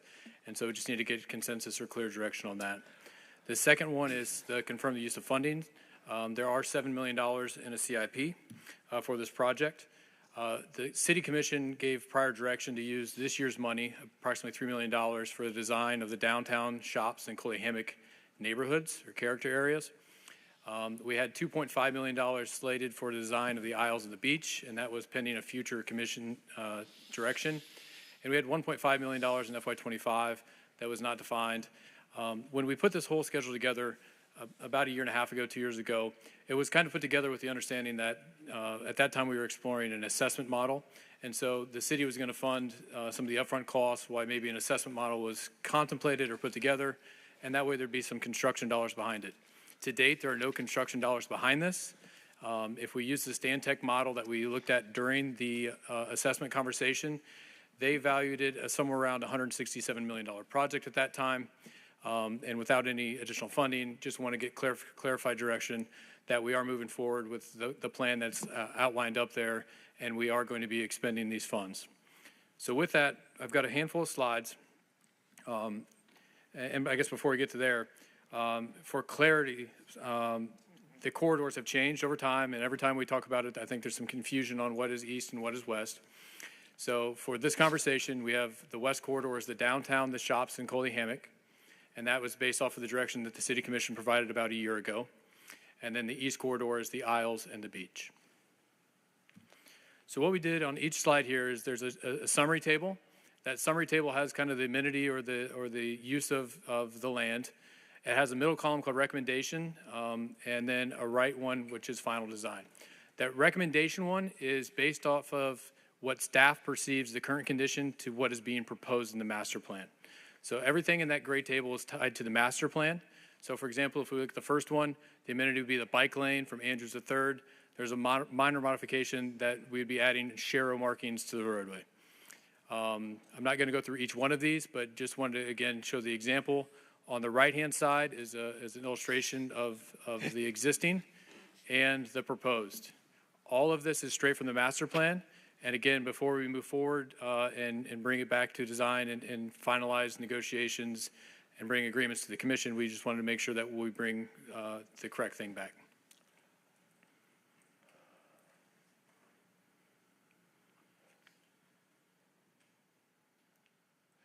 Does that conclude your remarks? So I guess at this point, for Andrews III, I'm just looking to see if there's any comments on this, because this is what staff would be moving forward with in the design phase. Well, before we comment on each individual slide, why don't you go through the whole presentation? Then I have about a dozen people that have signed up to speak, and then I think the commission should weigh in on directions that should be taken going forward. Does that make sense? Okay.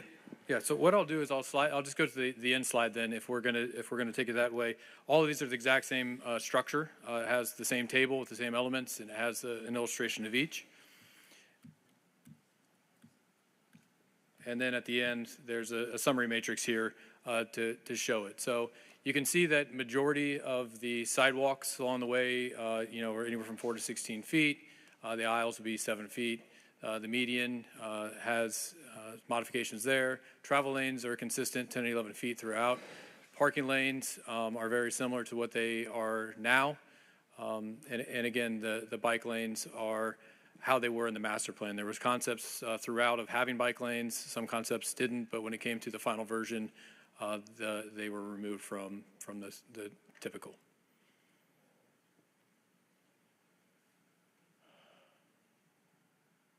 Okay, very good. Don't go far. All right, we have a number of people who signed up to speak. Is the commission okay with my asking them to speak before we begin comments? Okay, great. So I'll call you 3 at a time. I'll give you a couple minutes for each person to speak. If you're representing an association, please identify that so we can give you a little bit more time.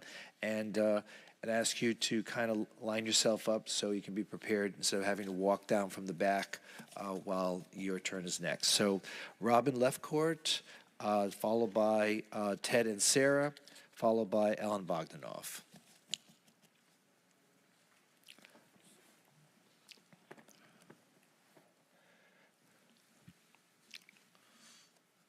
good afternoon. Hello, Robin. Mr. Mayor, Vice Mayor, all the commissioners. I moved here and became the president of the Seven Isles HOA.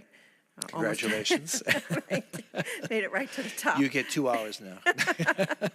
I don't think I'll need that. Okay. But there was Commissioner Glassman, who is our representative, had a few quarterly meetings, and I had the opportunity to address some of the issues that our residents have brought to my attention.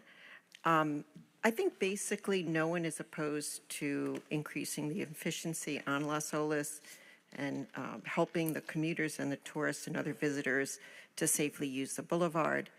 And I think the vision and the scope of this plan are really what concerns, as well as the price, or what concerns the residents. I heard very quickly there was some kind of assessment, and I think in the past there was some conversation that the homeowners in the Isles or in other neighborhoods would have to shoulder the burden of this cost. And I think that that's something that Commissioner Glassman told us during our last meeting, that that would not happen. So I certainly hope that those sentiments continue, because we do have to pay for our undergrounding of utilities, which is costly. And we do, we're kind of like the Oreo sandwich between all the events that happen on Las Olas, as well as all the events that happen on the beach. The Las Olas corridor is very important to us because that's really the only way in and out of our neighborhood in case there is an emergency. We don't want any more traffic like everybody else here in Fort Lauderdale, and we understand that there will be ongoing traffic due to stormwater issues and issues of perhaps raising Las Olas. So from our perspective, it's almost like the cart before the horse, before we really find out what we really need as a city and the infrastructure before going forward and, ripping up trees and sidewalks and putting in, bike paths. When I looked at this plan, it looked like the purpose of it, honestly, was to just increase the bike lanes. I really didn't see much that was going to increase efficiency. And I think that we have to look at efficiency considering all the amount of development that's going on here in terms of our city, and it's good development, and some is bad development, but it's all development. Las Olas Boulevard is a commercial street. I think it's a charming street.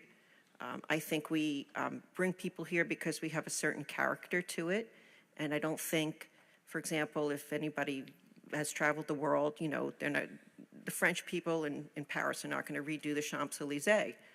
They're not going to make bike paths. That's the way kind of I would like to look at it. People on cycles are not going to go to Robinson's Jewelers. People on cycles are not going to go buy art. People on cycles, are not going to visit the cafes and restaurants. Those are people who drive, or the people who come from hotels and walk, or they use those electric vehicles. Or circuit. The electric vehicles, yeah, the electric buses, which are very good, by the way. So I think we have to, take that into account. We also have to take into account all of the construction vehicles and landscaping vehicles that go in and out on a daily basis. I can't tell you how many houses on my street and my community have been torn down and rebuilt. So, we're dealing with issues along that nature. So first and foremost, I want to thank everybody for the time and attention, that you all put into this. But I think funding is an issue for us. We do not want to be saddled with this. This is something that is a citywide, as well as probably countywide, as well as, making sure that it really meets the needs of the residents there, the people who have to live and work there every day. Thank you so much. Great, thank you. Thank you. Ted and Sarah, followed by Ellen Bogdanoff, followed by Tom Godart. Hello, Ted. Good afternoon, everybody. Hello, everybody. My name is Ted and Sarah. What are we thinking here? I'm old school Fort Lauderdale. I was born here in 1956. There are parts of Fort Lauderdale that represent Fort Lauderdale that a lot of us residents are seeing being taken piece by piece by piece. And this has just got to stop. Not everything has to be modernized. just between where the Cheesecake Factory is and Louis Bossi's is, that stretch with the medium strip, the trees in the middle, that represents Fort Lauderdale. Leave that part alone. What you do from Andrews up to that point, it's okay. What you do from Louis Bossi's, the little bridge back east, that's fine. But why do you want to make that beautiful strip of Las Olas look the same as Northeast 3rd Avenue? People come here. I bring relatives when I was a kid to see Las Olas. Why? Not because of the shops. Every city has shops, not because of the restaurants. Because Fort Lauderdale, we got these cool trees right down the middle of the street, and they're lighted at night, and they look magical.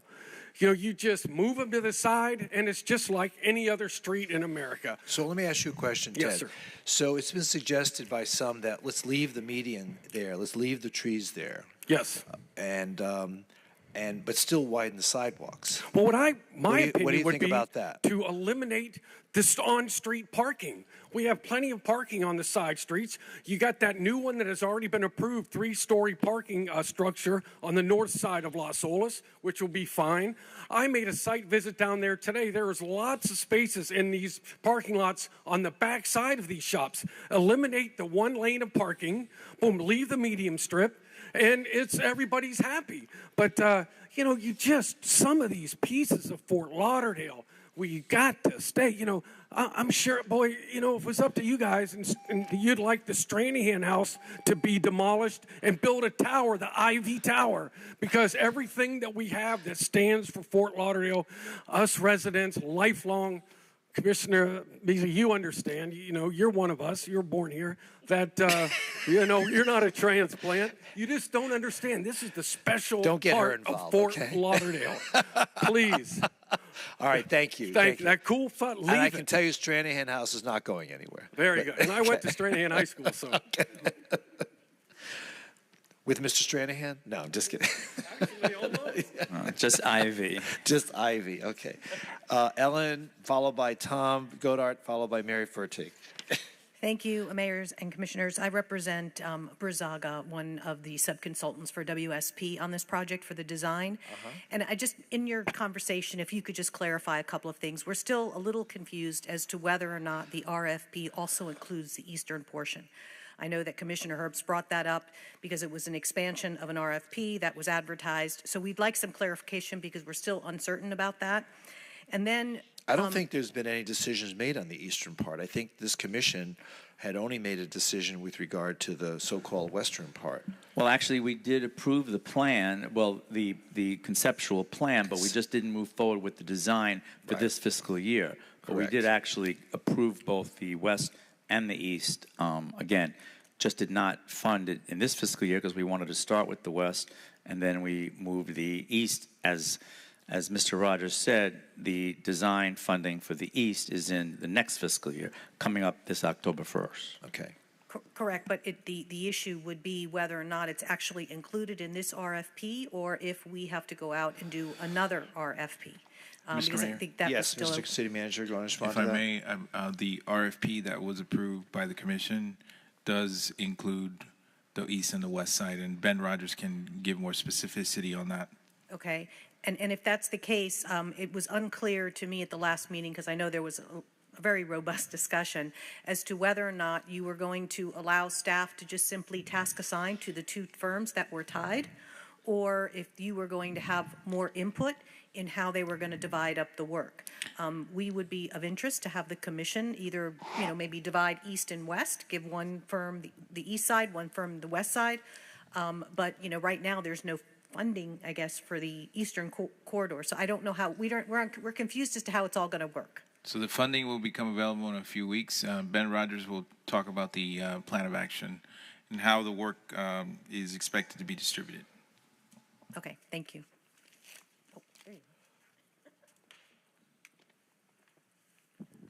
So, Mayor, to respond to those questions, right now staff is really seeking the Commission's direction on next steps in the use of funds and what we are moving forward with. So, we do have both the Western Corridor and the Eastern Corridor lined up to come to Commission in the next couple of weeks, a couple meetings if we need to. But before we can start, finalize in negotiations or whatever to get to a finalized agreement, we really need to understand if we're doing 2 different charrettes, 1 charrette, 5 charrettes, if we're keeping with the master plan or where we're going from here. Got it. Tom Godart, followed by Mary Fertig, followed by Susan O'Malley. Good afternoon. This is a beautiful venue, by the way. Look, I am getting tired of coming up and talking about this subject over and over again. I'm starting to understand why not a whole lot gets done in our city, because people are regurgitating things that were already passed. I spent 5-6 years of my life, no, probably more, because daughter's 6, so maybe 8-10 years working in the Las Olas beautification program / mobility program. In due reference to the nice lady from Seven Isles, she just joined us. She did not go through, 3 years of the Las Olas. That's why she doesn't have as much gray hair as you do. Right, there you go. We did not go through the 3 years. We put in 3 years trying to come together as a collective group in the Las Olas neighborhood to agree to a plan. And then it was voted on, and we agreed that in the direction that the city agreed to go based on all the consultants. So for instance, we talked about efficiency. Well, they hired the best traffic engineer in the state of Florida to be part of this project, and they did their traffic engineering studies.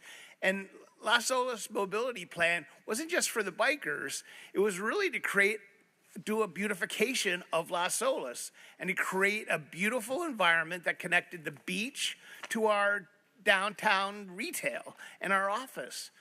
And every time I turn my back, there's a select small group that stabs me in the back because I didn't go to a city commission meeting, and they try to do a fast one, which is what Dean was referring to, about a year ago.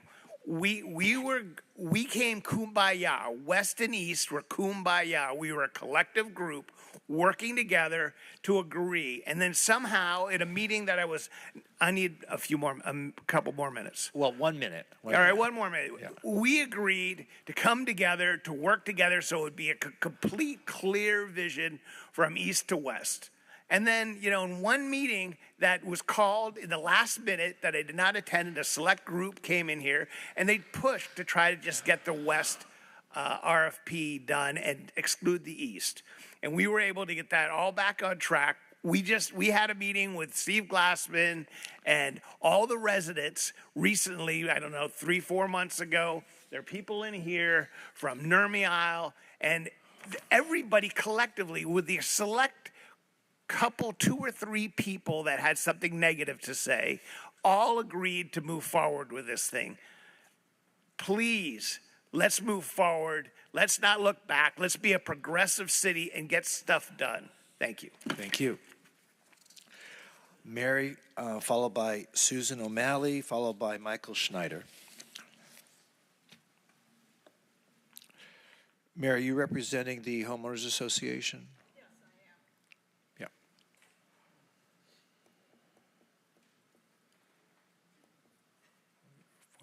Thank you. I'm going to have to go off script a little bit now, so bear with me. I just want to take you back to June of 2021, make sure we're all clear on what's reflected in the minutes of that meeting and on the tapes. This is a quote from you, Mayor, beautifully spoken, of course.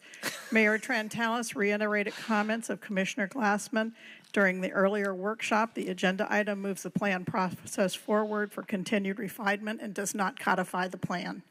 And also, Commissioner Glassman summarized it by saying the commission is accepting a vision of the plan, not adopting the plan. That was what was supposed to happen that night when you had this meeting in June of 2021. You accepted the downtown and the shops. Last year in June, you added Coley Hammock to it with no real public conversation. So I'm going to be handing out the comments that I made the last time this was on a published agenda. Was no surprise. It was on a published agenda. And but rather than go into those, I would like to read what I have mailed out with my neighbor Ann Hilmer. I represent the Idlewild Improvement Association. I began meeting with residents, by the way, 11 years ago on this.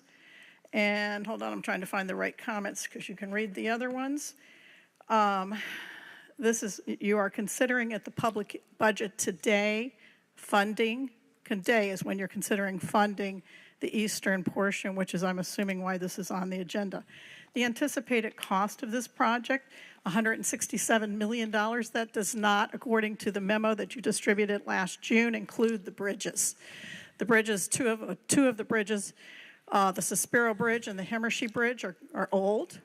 Nothing wrong with being old, but they do need some work.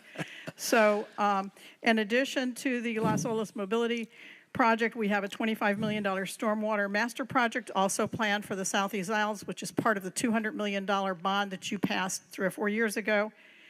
In June, I'm going to email these, I'm going to give you the comments I made in June, but we have made several points. One, respond to questions regarding whether it will be necessary to raise Las Olas, and if so, how much will it cost and how will it be funded?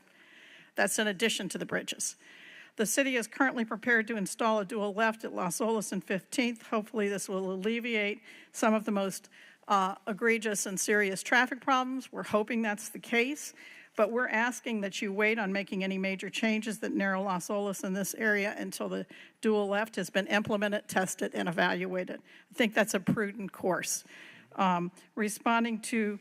We're asking that you respond to the Northern Isles associations that do not want rest nodes with benches. This has been very contentious along the way. We would like you to agree to keep 16th Avenue open to traffic. These are just kind of the major points that are left over at the end of the day. Address bridge safety and integrity before moving ahead with cosmetic improvements. Address needs rather than wants to determine how to save dollars on this very expensive $167 million project. Almost the same amount of money without taking care of bridges that you are spending on only 7 neighborhoods for stormwater plants. And I would just like to say, here's some things you could cut besides the rest nodes. They've planned to put a pavilion and bridges and benches and tables underneath the Intercoastal Bridge. It's fenced off now because it was a homeless encampment, but you're going to open that back up, add some amenities. Okay, I want to say at the end of the day, there have been many concessions. There has been a lot of progress on this. You left it that we weren't funding the East because there were outstanding issues. I think I've summarized most of them. Of the major ones, I know there are other issues such as narrowing lanes and so forth that have people very concerned about the mobility. And I would remind you that in June 2021, every Las Olas Isles Association but one stood up as a team and spoke, including Seven Isles, Ms. Levecourt's predecessor. So I just wanted to get that in. I'm happy to answer any questions. This is a lot of money.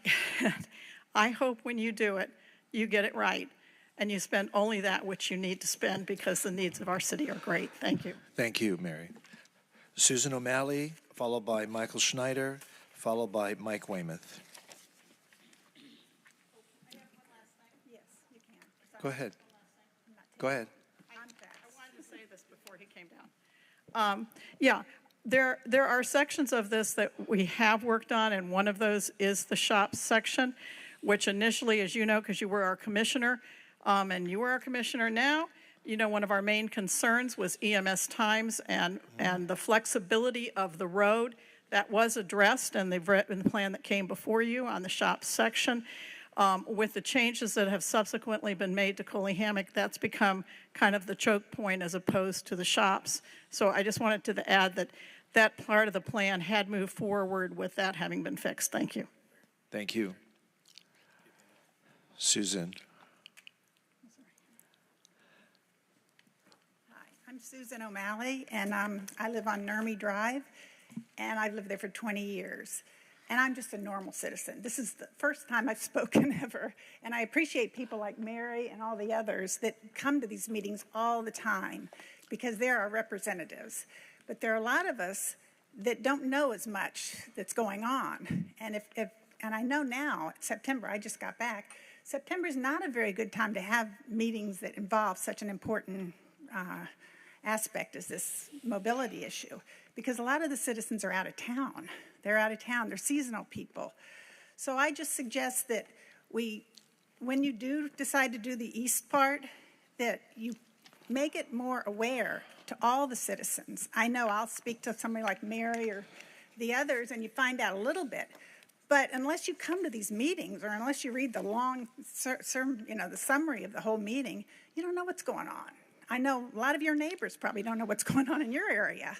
So I just suggest you, before you make such an important decision about this Las Olas mobility project. We're far from doing the east side. I don't think we're there yet. Well, I'm just concerned it's going to get passed without any of the residents nothing's knowing passed it. right now.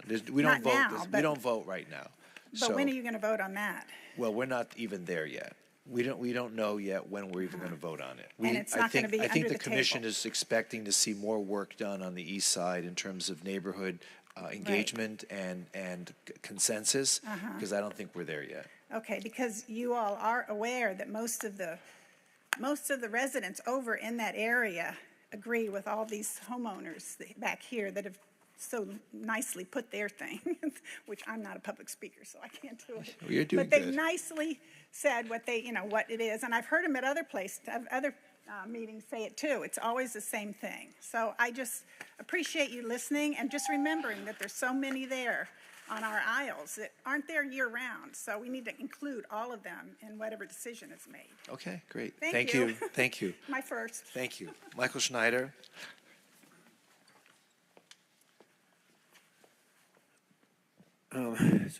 Thank you for hearing these logical and practical concerns that I'm going to go over.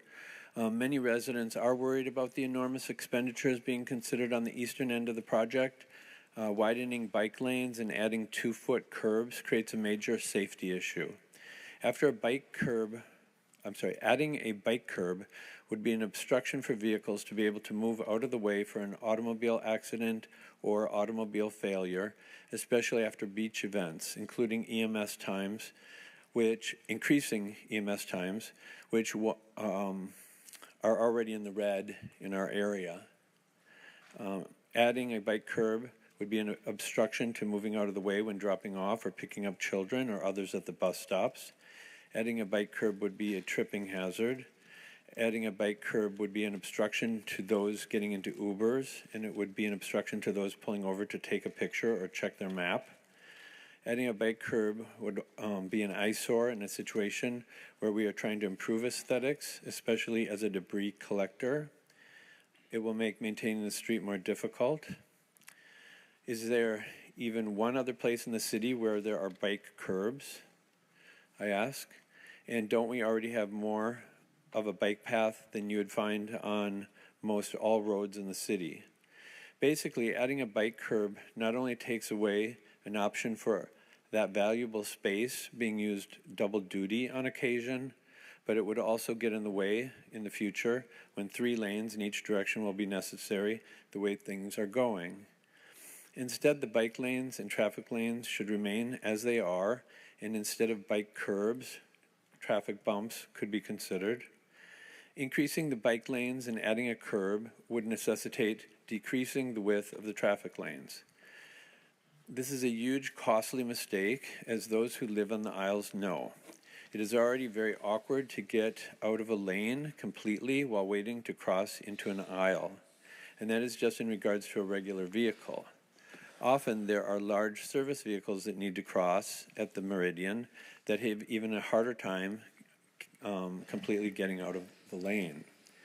Decreasing the width of the lanes makes all of this worse.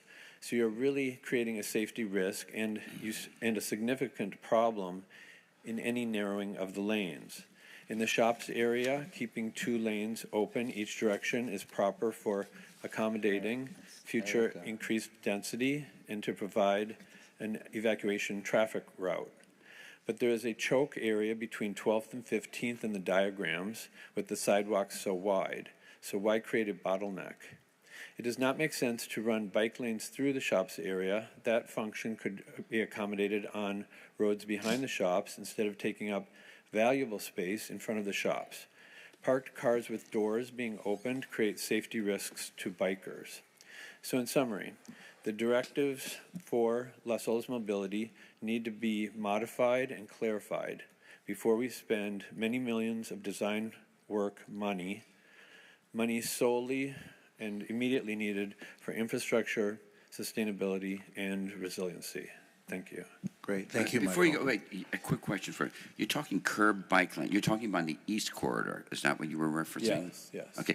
Mr. Mayor, can I take a moment to just clarify something? Go ahead. And Ellen brought up a point. You're still here, right? And Ben and city manager. I hate to quote you, Steve, but I'm going to quote you. I feel like I'm in a time warp. Please forgive me for quoting Steve.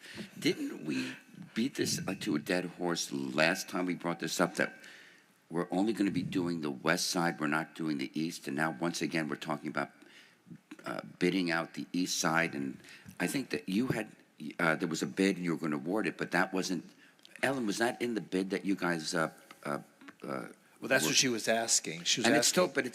but people are referencing it again, and then Ben comes up, we want direction, east, west. Is east on the table today? I mean, you alluded to the fact that it's going to be at a later time, but it keeps popping up again and again. I just want to clarify, are we? I think that honestly, Commissioner, I think that people like Michael and others are here today to affirm their concern over what's happening on the east side, but I don't think it's on the agenda I don't think Ben is looking for direction on the east side. But it's something that the city manager said, that he's going to be doing two bids, and he's going to divide them up geographically, or how he's going to divide the bids Greg, you up. want to respond And to it that? still seems like one of them might be bidding for the east, one for the west. And if they're going to be awarding east and west, how could you award something that wasn't bid on or put out there to be? So the procurement authorized the work to be done on both the east and west. And correct me if I'm wrong. So, yeah, the opinion of our procurement office was that the solicitation was focused on the west portion, right? However, there's language in the solicitation that says like work can be added to the scope. And so given the timing of this and going into the fiscal year, we added the eastern element on there. So over the summer, since the last meeting, and if I remember in July, the City Commission approved both of those consultants to be awarded the solicitation, with staff to determine the next steps. But when they awarded them, they only were looking on the west side. And how could you award something to the east if that's not something they looked on and bidded on? So over the summer months, both firms submitted supplemental information that included the east side on it. What I don't want to do today is really get into the east and the west, as the mayor alluded to, but really try to figure out the direction that staff needs to go. And if the east is incorporated in that, then we will go back and make sure that we dot all the i's and cross all the t's to address those issues. But I don't want to start, if we can, avoid negotiating the procurement contracts and who would get what award on the dais, and really just provide that direction to the city staff and let us put all that together and come back with potential awards if that's the direction that the commission would have to vote on for those agreements. Well, the whole question was, when you awarded them, they bid on the west, and now you're going to award for the west and east, and that's not something. Well, we'll clarify that when we have our discussion. So I agree with you, Commissioner. Okay, I didn't mean to sidetrack you, but it's okay. Thank you. I agree with you. Okay, thank you. Well, Ben's up there. May I ask a question? If that's okay. Because there is a disconnect out there, and I just want to clarify some things, especially, I didn't get a chance to talk to Michael. He was up there. I don't know if he was speaking for himself or his neighborhood association. But I want to make it really clear that, Mayor, and I'll ask Ben this. Ben, what exactly was the language of the motion when the prior city commission approved the conceptual plan from the beach to Andrews Avenue, including both the western and eastern? What was that motion and the intent? I'd have to pull up the camera. Maybe the city clerk can confirm, but I believe it was to accept the master plan. And there was two actions. There was one for the west and one for the east. To accept. And they were both accepted? Yes. And what date was that? I believe it was in June of 2021. In June of 2021, the commission approved both the east and the west. We didn't approve anything. Oh, we accepted. We accepted. But not adopted. Okay. We accepted. We didn't not accept. But we didn't. They tendered it and we received it. That's acceptance. We didn't approve the details of either the east or the west, but we gave instruction to staff to pursue the west, and that's what. And now that there's been some neighborhood discussion about possible modifications to the west. That's why Ben is here, to get further direction on what he is being assigned to do. So we accepted the conceptual plan for the east and the west. That's correct. What does that mean? What did you think it meant? I think it was a point in time where staff could then advance the project with that uniform understanding that the criteria in there that came out of the planning efforts would then go to design. There would be some modifications, there'd be some changes as the design process moves along, but the general construct of the typicals would be similar to what the master plan delivered. Similar to what the master plan developed. How is that master plan developed over time? When did the Las Olas Mobility Working Group begin its work? Well, this is important, Mayor, because there's a disconnect here. I'm sorry. I agree. So I don't have the specific date. I could probably look at the website, but I believe there's 40-some meetings. They started before I started with the city in 2018. So there was years of outreach, years of discussion that yourself and Commissioner Sorensen led a working group on. Correct. And we were asked to do that by the commission, I believe. That's correct. And we convened those meetings, over 40 meetings, over 2.5 years. And who sat on that Las Olas Mobility Working Group? I believe at the beginning there was some defined membership, and then over time it expanded just a public meeting. There was, I don't know, 20 or 30 people that showed up probably regularly, and some larger groups. And those 20 to 30 people represented whom? I think there were a good cross-section of all the character areas. From the Andrews beach. Avenue to the beach. That's correct. Yes. Would you say that there were changes over time to that conceptual plan? Because like I heard something today about rest areas, but I remember the rest areas originally were very elaborate, with areas where you could actually bring a kayak, where you could actually launch something for the water. They were very elaborate. They were scaled way back to what now? That's correct. There was multiple renditions of the plan. I believe at one point there was a raised sidewalk that went the entire stretch of the aisles. There was, to your point, kayak launches in some of maybe active recreation spaces along the way. I would say there's probably 4 or 5 major renditions throughout.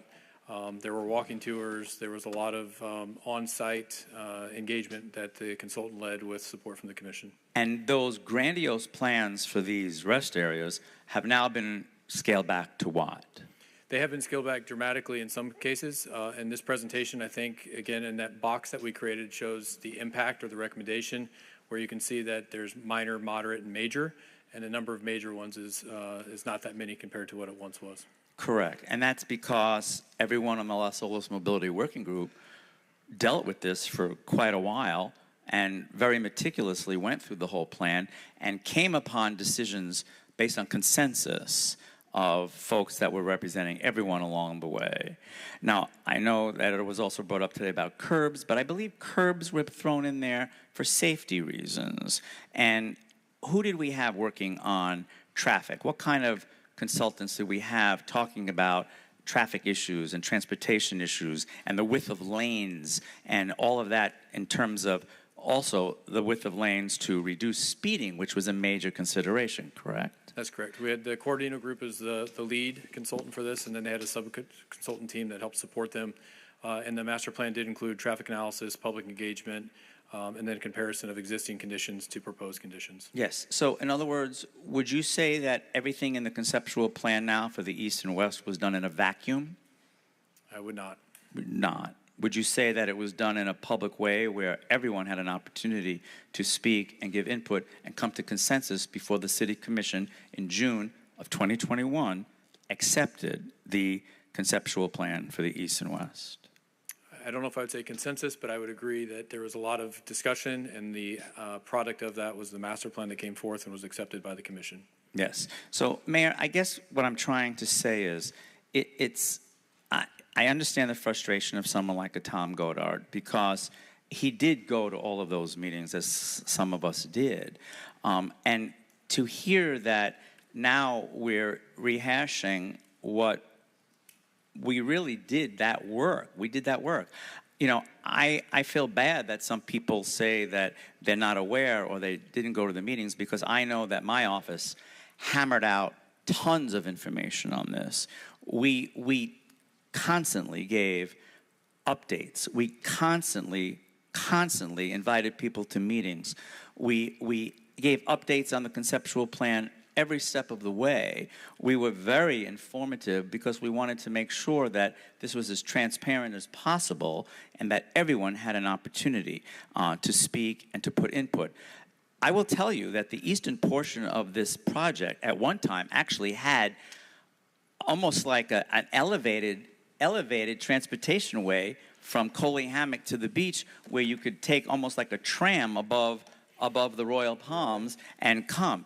That was, again, I bring up these specifics to let you know that what you see now in the conceptual plan is really very, very scaled back to a beautification project. But Commissioner, I think, and I agree with you. I mean, you met for a very long time. I remember you had multiple meetings, and I remember that many people from the community participated on a regular basis, but we didn't really. But it still needed refinement. I think that we didn't codify it that night. We just said move it to the next step, and I think we're at that next step. And I think what Ben is here tonight or this afternoon to ask of us is where does he want us to? Where does he want the commission to take this to? Does he want to put a pause on the east side and just focus on the west side? Does he want both east and west to move forward with design, expending money for design? I think that's what he's looking for direction. But I don't want to get into that discussion right I understand, now. but I'm not sure that's what he wants because, okay, so we did put this, the commission put into the budget for fiscal year 2023,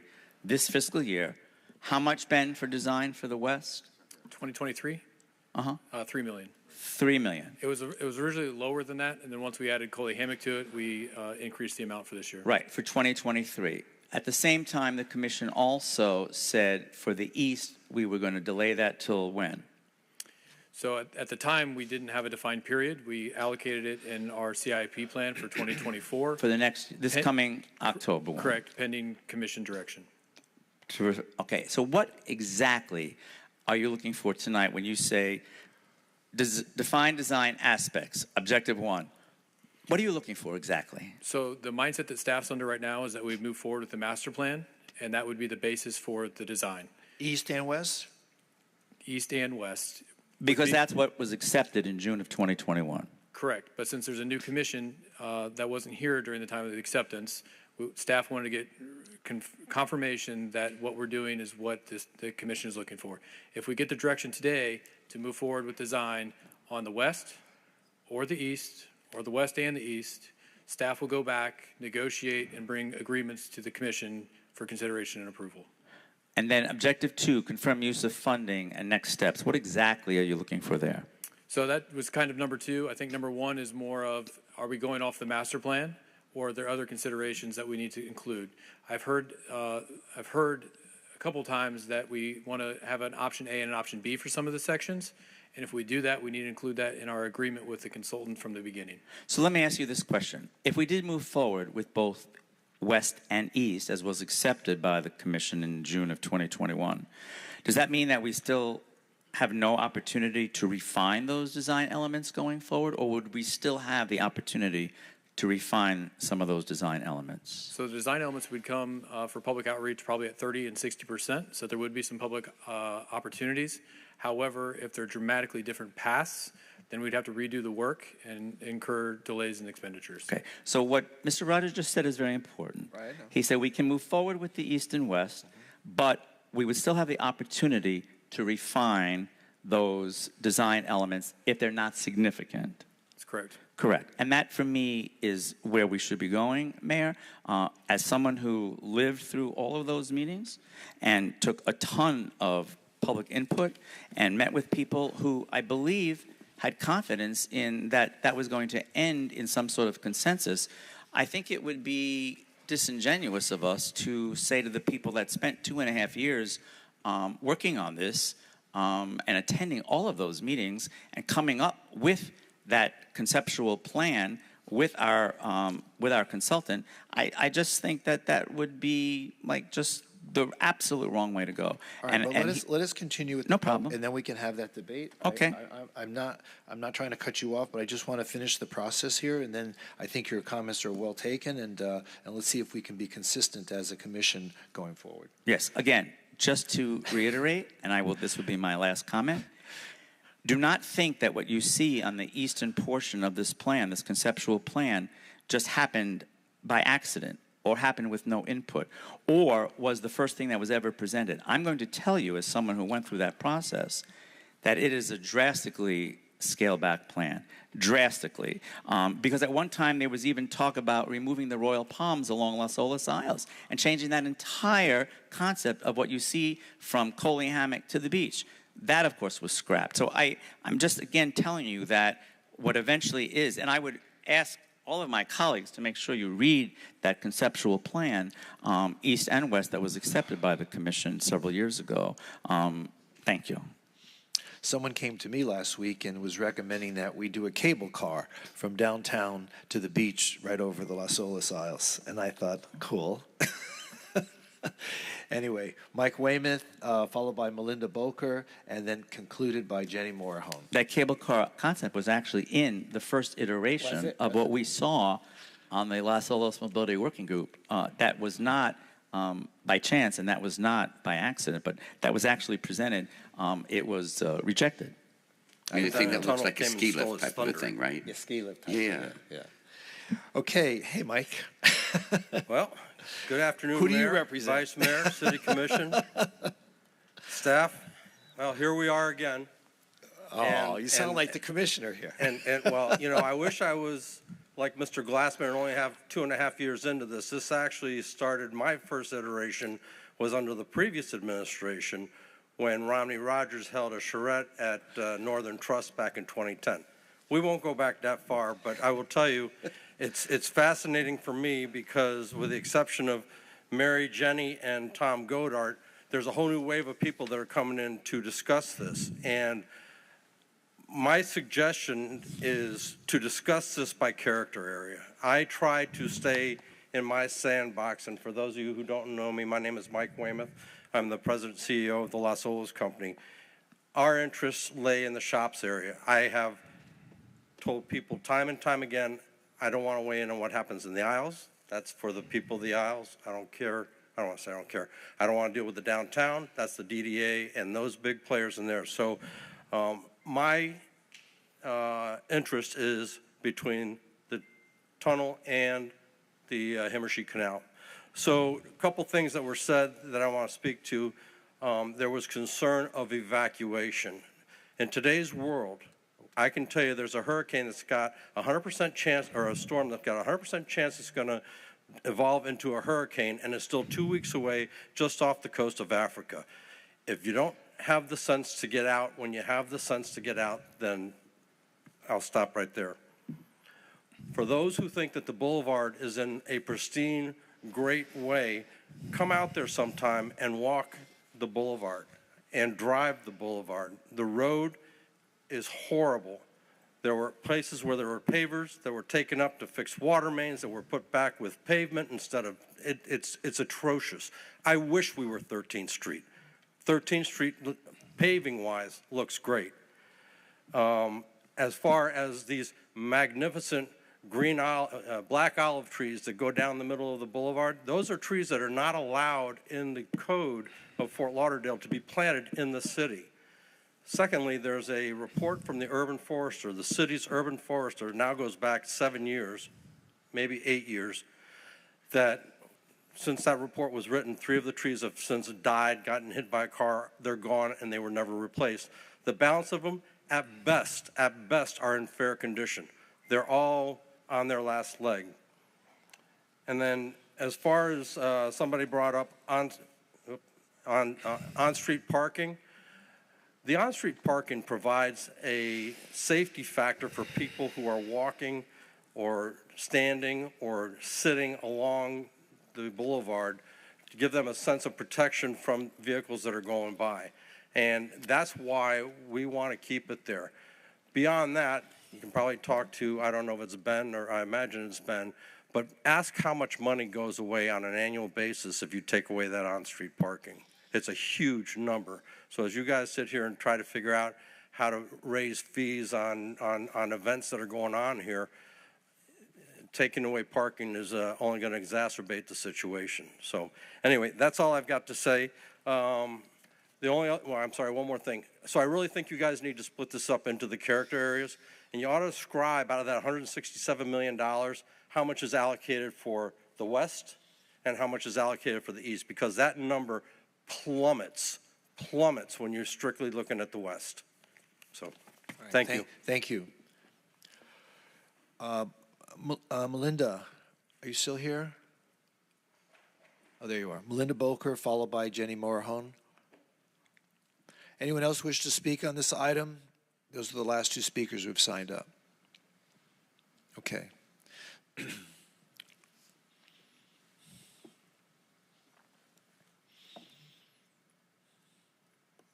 Hi there. Hi, commissioners. Where's the timer? Or I'll gotcha. let you know. Okay. Melinda Balker here. I am president of the Downtown Fort Lauderdale Civic Association, and I am speaking on behalf of my neighborhood and my board. I did email commissioners on this matter, and so I am going to have to read some of the official statements from our community. Hope everyone had a great Labor Day weekend. I am here to let you know that I was disappointed to review the draft of the September 5, 23 Las Olas Mobility presentation that is online for the conference agenda today. At the last meeting, city staff was directed to ask for two versions of the downtown corridor, one with and one without designated bike lanes. Commissioner Sturman requested this. I believe it was at the last meeting where you discussed it. And this was agreed. So this was really, I think, as Ben and you all are talking about design and renderings, this is what we were talking about, two versions for downtown, one with bike lanes and one without. I also want to make sure everyone understands, and as Mike mentioned about staying in the sandbox, what sandbox I'm playing in right now, which is the far west quarter of Las Olas. So we're not talking about the shops on Las Olas. We're talking about Andrews Avenue to Tunnel Top. And in this presentation, it's been broken into two sections. So there's Andrews Avenue to 3rd Avenue, and then 3rd Avenue to Tunnel Top. And those are some really big laneways in Las Olas that generally don't have on-street parking on them. But just to continue, the version online that you've provided does not show a version with bike lanes at all. Both of the pages that were produced just show a proposed version with bike sharrows. And I just want to emphasize that bike sharrows, and I have participated in the meetings going back to 2020, as Steve Glassman has mentioned multiple times, bike sharrows are not bike lanes. Bike sharrows are paint on a road that basically shows the bike symbol and says that this is a shared area. But if you look closely at the two pages where we have existing and then proposed for both downtown sections, if you look at those pictures, you will just see, and I know it's not meant to be comical, but you will just see the cyclists go from the existing, where they try to stay a little bit to the edges of the road, to the proposed, where they're actually just in front of cars. We of course don't support that. We did want you to follow the direction I think that the commission had proposed at the last meeting, to at least show a rendering with both options, an actual designated bike lane, and then the option I think that the June 15, 21 commission voted on, which actually did not have a bike lane at all. So I just wanted to point that out. Just a couple points on our bike lanes. I've mentioned this in the past, but any suggested alternative to continue to divert bikes to the pedestrian-heavy 6-foot wide-only path that is Riverwalk North in our neighborhood, or the valet-burdened Las Olas Way, lacks vision and is dismissive to the purpose and intent of those who use bikes as alternative transportation to cars. I also do want to talk about the concerns about traffic in our downtown section, because our section is unique per your own data. Just briefly, your two counts show that the section of Las Olas between Andrews Ave and 3rd Avenue has less car traffic, both east and westbound, on a daily basis than any other segment of the Las Olas corridor. The idea that bike lanes must be sacrificed in this section of Las Olas to allow additional lanes for cars is not supported by the city's own traffic volume data. I would like to point out that the Commission is looking at funding sources, including federal monies for the Las Olas plan. They should keep in mind that federal surface transportation law requires that grant monies be provided for designs that actively seek to accommodate cyclists and that comply with the U.S. Department of Transportation policy statement regarding the integration of bike facilities into transportation products and improvements. Finally, and only speaking on our section, not the shops, we are opposed to on-street parking at all on the section between 3rd Avenue and Tunnel Top. It is simply not necessary. It's only 6,000 spots. And it is to the detriment, again, of bike lanes and multimodal traffic. I don't know if you're aware that there are in excess of 7,000 parking spots between city and private garages open to the public, surface lots open to the public, and on-street parking within 1.5 blocks of the downtown section of Las Olas. In addition to the 2 city parking garages in our neighborhood within a block of Las Olas, the Las Olas Garage, AutoNation Building, and the Riverwalk Center provide 1,200 spaces alone. Our neighborhood has an additional 10 garages that are available to the public within 1 block of Las Olas. So for these reasons, I do ask, in summary, that the Commission do go back to the original request to city staff and ask that there be renderings of the section of Las Olas with the bike lanes. And that is all. Okay, great. Thank you for your attention. Melinda, Thank you. Don't go too far. Okay, yes. Can I talk with her for a minute? Sure, go While ahead. you're there. Okay, I'm trying to remember. We did speak about that. There's the renderings we have here. I mean, obviously the 2 sections from Andrews to 3rd and 3rd to the Tunnel Top. Yes. There's the ones that they have now, and then the ones that the new one. I remember there were renderings with bike lanes, I thought, correct, at one point or not? I'm trying to Yes, remember. and I actually sent those back to Commission this afternoon. Apologies, I was on holidays, so I didn't get to it earlier. But we did have a June 1st, 2021 rendering of downtown with 4-foot wide bike lanes on both the north and south side of Las Olas, just in downtown. So I resent that to Commission. But what I was expecting from this meeting, and per your own request, Warren, was that we would have a rendering at this meeting that would show bike lanes. This meeting does not have a rendering for downtown that has any bike lane. It has something called a sharrow. That's not a bike lane. That's just paint on a shared road. Well, the rendering with the bike lanes that you're referring to, I'm trying to remember.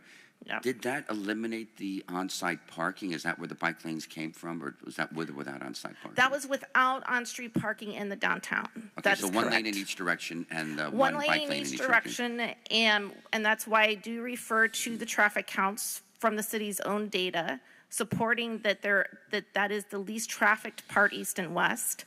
And then the other reason I point out that the excessive amount of parking downtown is that for that section, really from Java and Jam going to the Cheesecake Factory, we don't need on-street parking. Let's make use of that for multimodal transportation.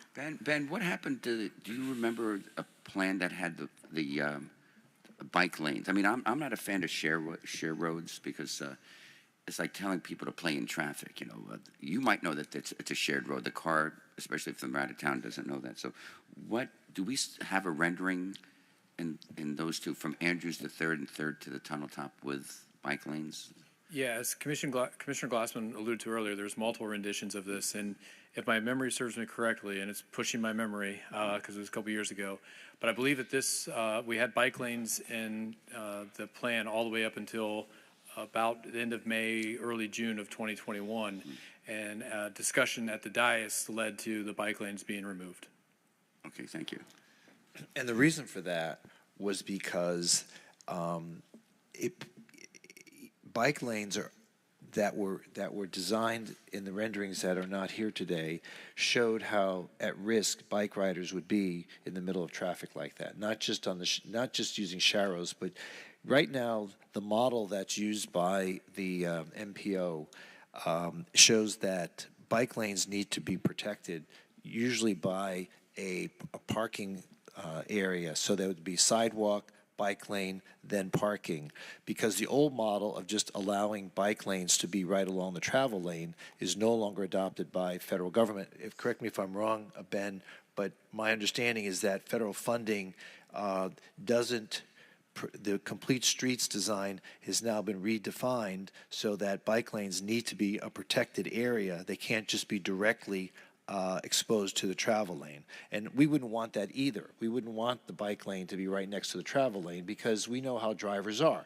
And drivers often swerve into the bike lane. And so at the time, the commission, if I recall correctly, felt that the people who wanted to ride bikes in the area could use the side streets. The side streets are much safer and they're much less traveled, and they're more accommodating and conducive to bicycle use. So that, I think, is kind of how things went at that point. Could they have a curb like they proposed on the east side, like a little curb there, delineating it? You could, but I don't know. But unfortunately, a curb is dangerous for drivers because they'll jump the curb. That's the problem. So we can have that discussion, but I'm just saying that's the reason why it was eliminated from the from the original design, because of those reasons. Okay, well, and thank you. Just again to reiterate, just wanted to have your request fulfilled, Warren, that the commission agreed to that bike lane would actually be in a rendering looked at by commission. Okay, yes. Okay, thank you. Thank you. And finally, Jenny Morahone. Jenny, are you still here? Yes. Oh, there you are. Cable car for that ramp. Good afternoon, Jenny Morahone with the Fort Lauderdale DDA. Just want to call out a couple reference points that you may be familiar with. Worth Avenue, Palm Beach, Clematis Street, West Palm, Atlantic Beach Boulevard, Pompano, Commercial Boulevard, Lauderdale by the Sea, Lincoln Road, Miami Beach, Flagler Street, downtown Miami, Miracle Mile, Coral Gables. I'll stop there, but that is more than a half dozen iconic roadways in our neighboring cities to the north and south that have went through public involvement processes, full design, construction, and in some cases, 2 rounds of reconstruction because they recognized the value of the improvements made the first time and how to keep those going for longevity. So these are cities that we sometimes compete with that our residents may want to visit because the safety, the infrastructure, the aesthetics of these wonderful roadways are amazing. But people are still coming here, and they always will. So let's give them the best that this city has to offer through Las Olas Boulevard.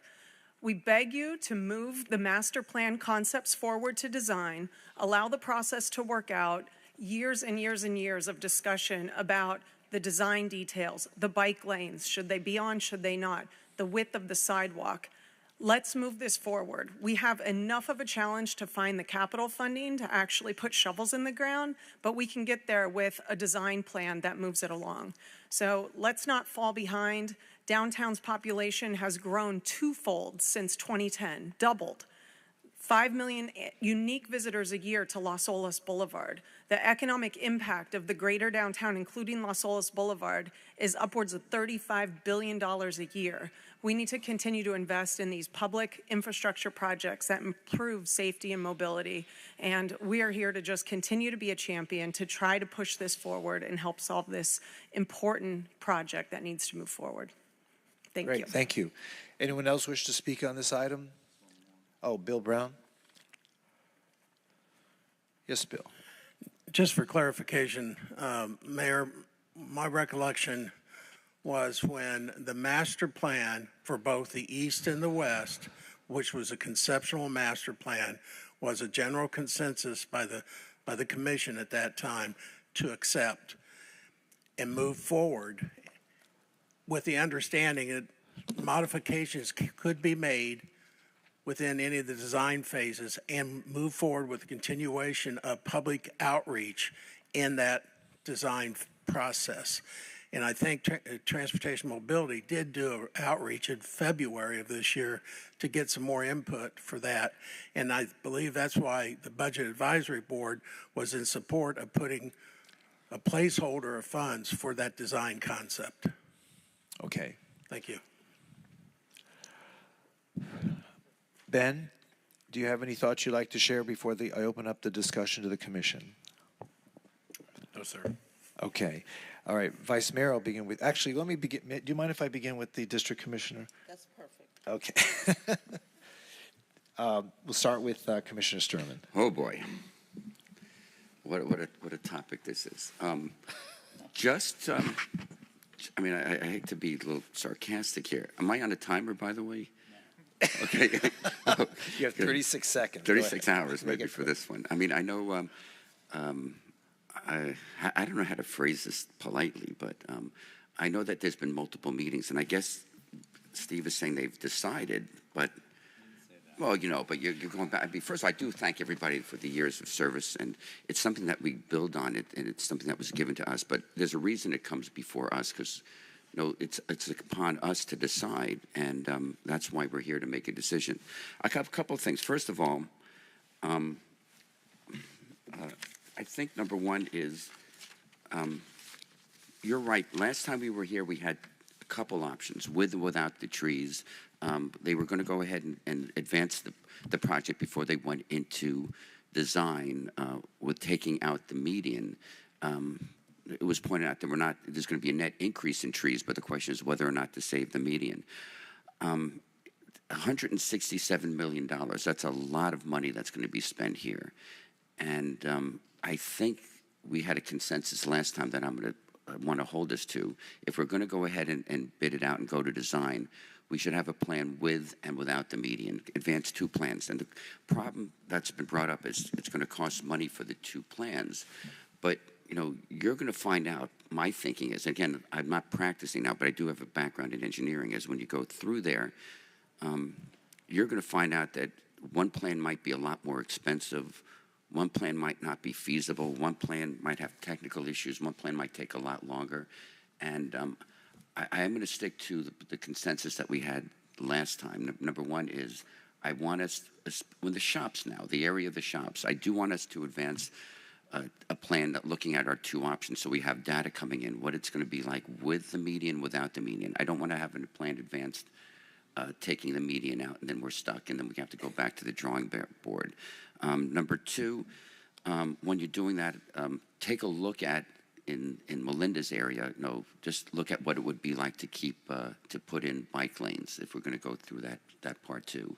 Number three, we spoke about the scope of it, and I think, Mayor, you touched upon this several times, and I think now they're looking for direction, and I think the direction that we all have is look on the western side. The eastern side is funded for next year. There's some issues on the eastern side that, you know, we could deal with next fiscal year, but when we bid this out, I believe that when they put the bid out, it was strictly for the western part, and to go ahead and award a contract for something that wasn't in the original scope is not what we had were looking at. And the last piece, I just want to say right here, I think whatever we do on the shops area is going to affect the traffic going to and from the beach, the traffic going through Las Olas, the traffic going down to festivals, and the traffic in Beverly Heights and Coley Hammock. I just want to make it clear, I'm not advancing any traffic plan per se. People have accused me of having you know, I bring things up just as examples, but I'm not championing any project whatsoever. I just want to look at it. I want to see, as part of the plan, how it is going to affect traffic going on and off the beach, traffic going through Beverly Heights, traffic going through Coley Hammock. Right now, we have two pilot programs going through the Coley Hammock area, and they're both dual left-hand lanes going onto Las Olas, and then the complementary two left-hand lanes we're looking at going on to Broward. One of the things in this plan calls for widening the sidewalk in the Coley Hammock area to 16 feet on either side.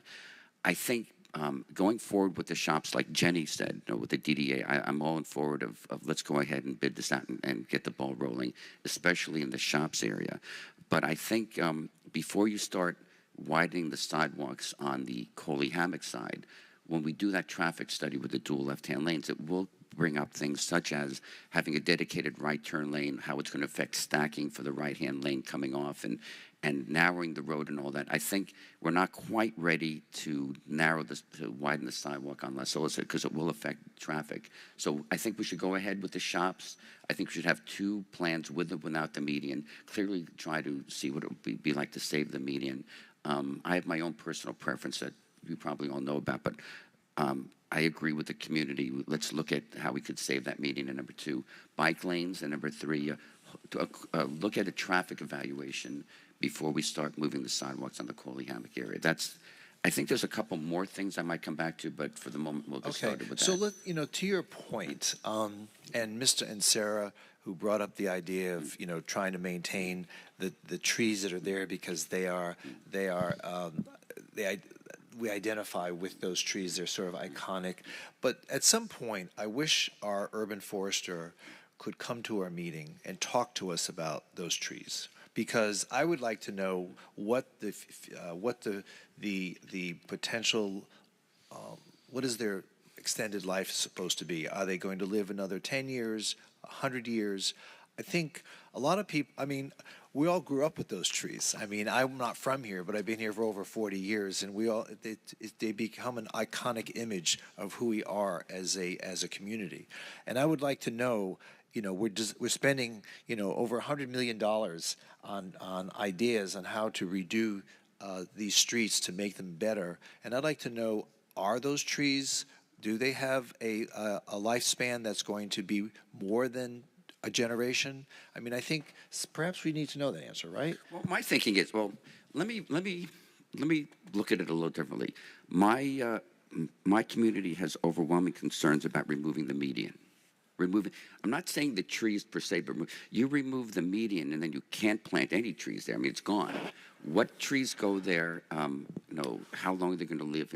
I want to preserve the option of keeping the trees or changing the trees. But once you remove the median, you can't plant trees. Well, I don't think the idea is to plant trees to replace them. The idea is to plant canopy trees along the sidewalks where people are walking, as opposed to keeping them, in the middle of the street, which basically shades the street.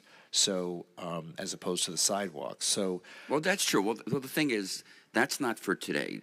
Today's discussion is... No. I'm just saying, but at some future meeting, I'd love to have our urban forester come here and give us an opinion as to the useful life of these trees, because they are iconic to our city. I hate to see them go, but if we're really just talking in a vacuum, but not really knowing how long they're going to stay alive, because all trees have a lifespan, right? So I'd like to know what those are, because they've been around for a very, very long time. And I've heard Mr. Weymouth say, based on his discussions with the urban forester, that they may not be in peak condition. So let's find out for sure what that is. I think it's a very good suggestion. I agree with that.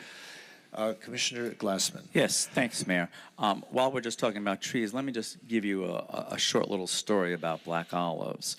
A few years back, FDOT proposed removing all of the black olive trees on A1A between Oakland and Sunrise. There were medians there with very mature black olives just like this.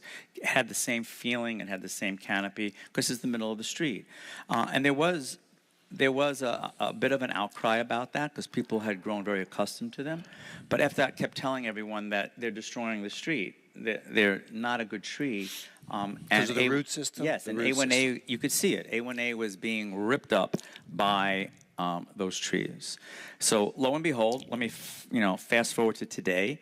All those medians were redone over the objection of a good number of people back then. But now everyone loves the medians. What I'm saying is change is hard to accept sometimes. But it sometimes actually works out. So let me give you the reason why the median removal and tree removal was proposed and agreed to by consensus at the Las Olas Mobility Working Group over 2.5 years of work. The consensus was, let's give shade to the pedestrians, not the cars. Let's replace those few black olives with over 100 oaks and widen the sidewalks and make that street user-friendly for the pedestrians, again, not for the cars. So that was the consensus that was came out of that meeting, all of those meetings, and that's why you saw the change in the conceptual plan saying, let's add hundreds of shade trees on the sidewalks, widen the sidewalks, do the rest. Melinda brings up a good point about bike lanes. But I think we need to look at bike lanes maybe on Broward from Brightline to 15th and then back on Las Olas. I'm not sure if we have that room where we're talking about now with Tunnel Top and everything else, but I think we can look at it. really quickly, and I've said this earlier before in my remarks, we spent over 2.5 years on this. Lots of people, lots of input. We accepted a conceptual plan. We've heard this afternoon from Mr. Rogers that nothing is set in stone with regards to if we just move forward.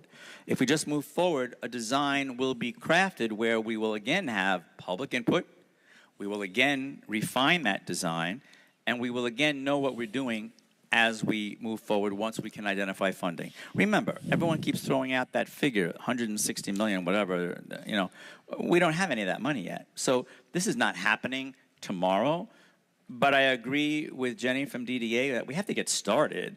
The Budget Advisory Board gave us the money for fiscal year 2023, and we said yes, and we passed that last year at this time. And that money is there now, $3 million. We just met with the Budget Advisory Board today, and they said, here's the budget for fiscal year 2024. So, Commissioner Sturman, when you say next year, it's really just 3 weeks. That kicks in 3 weeks. So I'm saying we have to keep that money that the Budget Advisory Board said put in the budget. We have to keep that money for the eastern portion. And I'll let procurement, city manager, everyone work out who's going to get to do the design, which firm is going to get to do the design. They'll figure that out. But again, I think it's really crucial that we just keep the ball rolling. We just keep moving forward and not hold anything up at this point and just tell Ben, just keep moving. You've got the conceptual plan. You've got the east. You got the west. It's a blueprint. It's nothing set in stone. And as we've heard today repeatedly, we are able to refine that design once our consultants give us something. We got to go through 30%. We got to go through 60% design. In other words, it's not like one day we're going to wake up and we're going to say, oh my God, look at this plan. We didn't get a chance to talk about it. There's going to be plenty of time for the public and for us to talk about it. Again, I'm just going to say I believe that we need to move forward and let Ben Rogers know that, yes, the plan is there. We know what we need to do. We're hearing plenty of input today, but I am not ready to go backwards on the plan. Thanks, Mayor. So you're saying go forward with the eastern and the western, or just the western? I'm saying go forward with the entire conceptual plan, eastern and western. Okay. And then refine it as the design comes. Remember, design doesn't happen. You don't get 100% design in one day. You get it incrementally. Right. You get 30%. You get 60%. In other words, you get all of that opportunity. But I am not in favor of just rehashing every single detail, every single element that was talked about over 2.5 years. That's all. Okay. Thanks. Vice Mayor, do you have any thoughts on this? So much has been said, and I'm like, wow, okay. But just for clarity, this discussion has been going on for how many years? Several years, about 5. About 5 years, okay. And I've got notes here that said on the different occasions that many community input has been shared. Right. And we are now at a point where we're trying to decide to move forward on how to implement a plan. Well, to come up with the design, like the 30% design, and see what it looks like, get community input, see if there needs to be a tweaking of that, bring in the neighborhood. So while it's been going on for 5 years, it will continue as the design process will continue. Yeah. Okay. So because I want to make sure, because right now I'm thinking with how long, my opinion is how long this has been going on, we do need to move forward, but I want to make sure that the neighbors, our constituents, they still have their opportunity for their input. Because someone said it when they came up, we're showing how long it takes to implement a plan. So if we could, push start that, get it moving, that's the direction I would like to go in, stating that the neighbors, those who are immediately affected by this plan, that they still have all the vetting and all the input to make this be what they want it to be in their community. Okay. Very good. Commissioner Herbst. Thank you, Mayor. So this is to the city manager. Is there any potential identified funding for the eastern portion of this project? For construction, Yes. no. Design, yes. Okay. Has the neighborhood expressed any willingness to participate in the cost of the construction through assessments? Not that I know of. No. Okay. And I'm sorry for interrupting, Commissioner, and we made it very clear that we were not going to assess the neighbors for this project.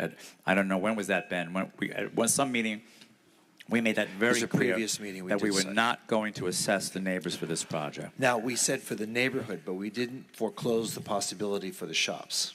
Correct. Actually, I've heard that the shops might be willing to contribute to that, but we made it very clear that east of the Suspiro, or however, is it Suspiro? What bridge? Potato. Potato. East of Coley Hammock, we said we are not going to assess the neighbors for this project, correct? That's correct. Okay. So Thank Commissioner Herbst, to just clarify, in June 2021 is when the commission accepted this plan. Between June 2021 and June 2022, city staff worked with Stantec. They did a couple models and a couple different scenarios of what an assessment would look like. I believe we brought it back to the commission in June of 2022, plus or minus a month of that. And at that time, there was an adamant direction not to move forward with an assessment on the general public. Okay. And that section is, so if we've got 167 in old dollars, right? So that hasn't been updated, presumably for current construction costs. Is that a correct statement? Correct.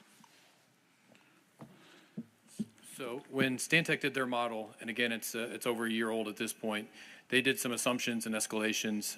As we all know, the market's changed dramatically since then. But it was about $167 million. You pull out the major bridge components, and they did their assessments off of $104 million. Okay. I'm just thinking about how the police station has gone up in the last year from, 100 to 140, round numbers. So I'm assuming we're going to experience a similar escalation in the cost of Those this numbers project. are very fluid, Commissioner. Yeah, and considering that we're still years away from actually getting anything done, yeah, okay, so. Right now, we're just talking about the design portion and which direction we should take. No, absolutely, and Mayor, you and I have the history, so I'm gonna take you back down memory lane. Do you remember the 7th, 9th connector? So the 7th, 9th connector was a CRA project that we spent $1 million on design for, when we all knew we had never a chance in hell of getting any funding to actually do the project. And so it was a $100 million project. It was great conceptually. At the beginning, it wasn't $100 million. At the beginning, it was like much less. But that by the time we got to the point where we did get, it was crazy. So was the other plan. Remember the other more memory lane. Remember the plan to widen A1A? Yes, I remember that. Okay, I've been through a lot of plans through the years, Mayor, and so have you. I, yeah. Right. And every one of these plans has died due to lack of funding for construction. And yet we have spent millions of dollars on plans. And we spend these money on plans knowing that they're highly unlikely to ever see the light of day because the funding simply won't be there for construction. And two things happen. One, we waste money. And two, we get people's expectations and hopes up that we're going to accomplish something that we're never going to accomplish. So I think we've got a reasonable consensus and a willingness of the folks on the western end to actually step up and help fund this. And I think we can move this forward. There's no perfect agreement from everybody. That'll never happen, especially not in government. But I think we have a close enough consensus on what needs to be done that we might actually be able to get that part completed. So my recommendation is to move forward with what I think there's general consensus on.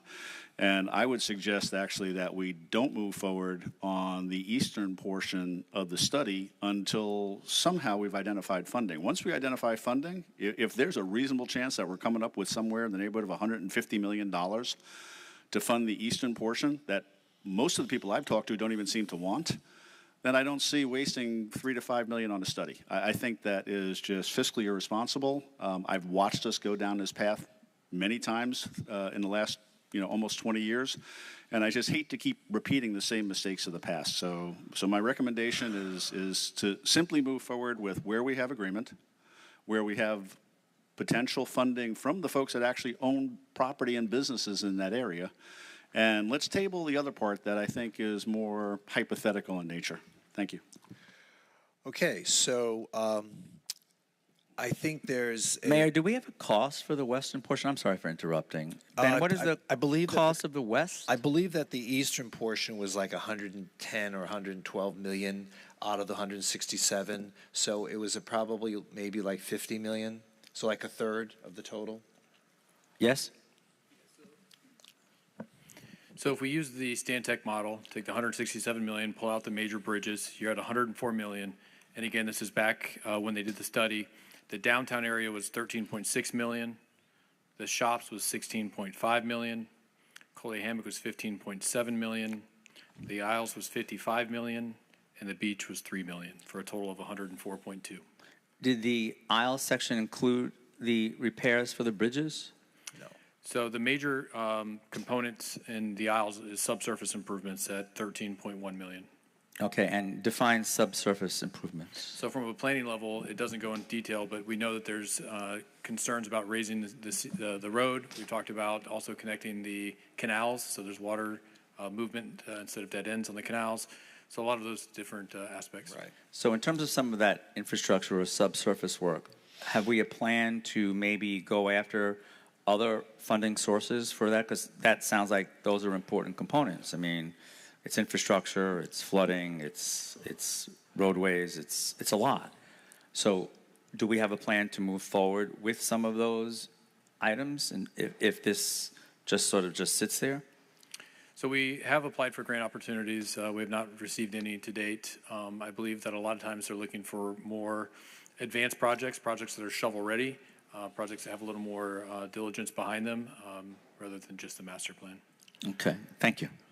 So, Mayor, actually, Mayor, can I apologize? Go ahead. Because I want to follow up on that. And that was actually a note that I made before one of the earlier speakers brought it up. And thank you, Ben, for touching back on this. So I was spending a lot of time down in South Beach when they were going through all of the road raising. So they spent $500 million down in South Beach to raise the height of the roads, as well as to install some pumps.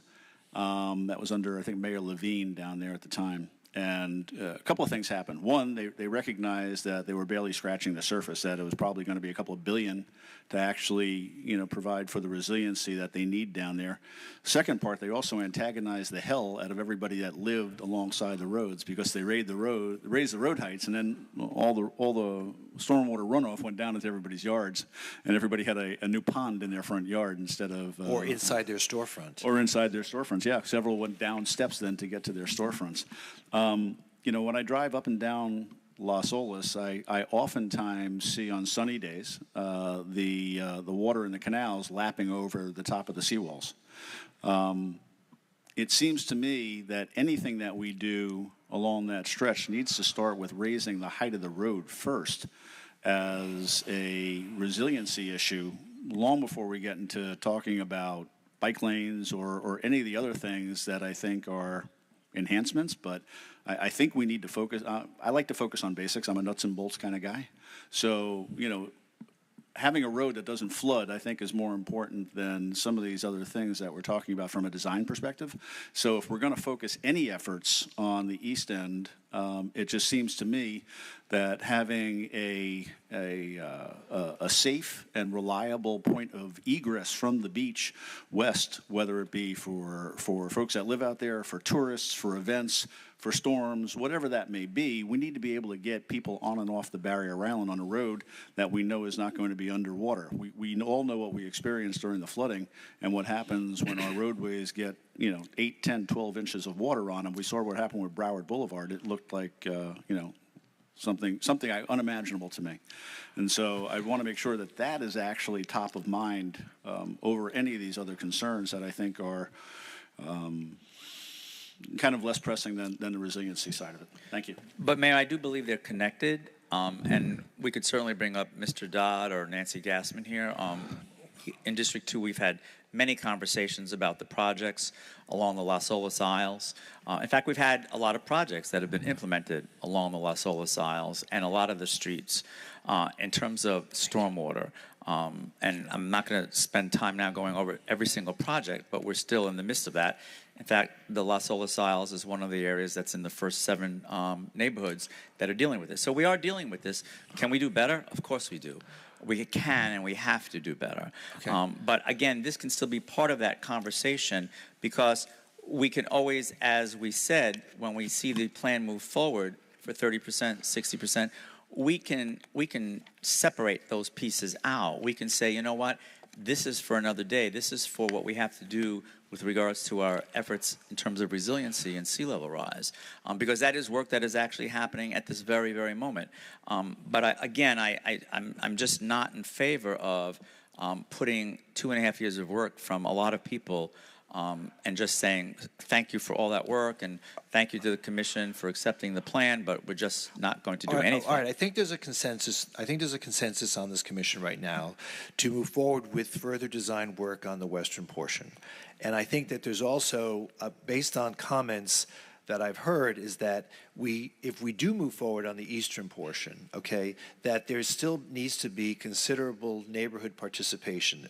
And I'm being quoted here by Mary Furtick, God bless her, who has shown me in writing what I said, which says, on June 15, 2021, Mayor Trantalis reiterated comments of Commissioner Glassman, I guess I'm quoting you, that the Las Olas Boulevard Vision Plan, this agenda item moves the plan process forward for continued refinement, but does not codify the plan. Well, exactly. And so we're not, anything we do tonight in terms of making a decision to move forward on further design on the eastern part. It's not codifying. Does not codify Correct. anything. I just want the community to be aware of that. It's to further refine the plan. So I think that's the direction the commission is giving you tonight.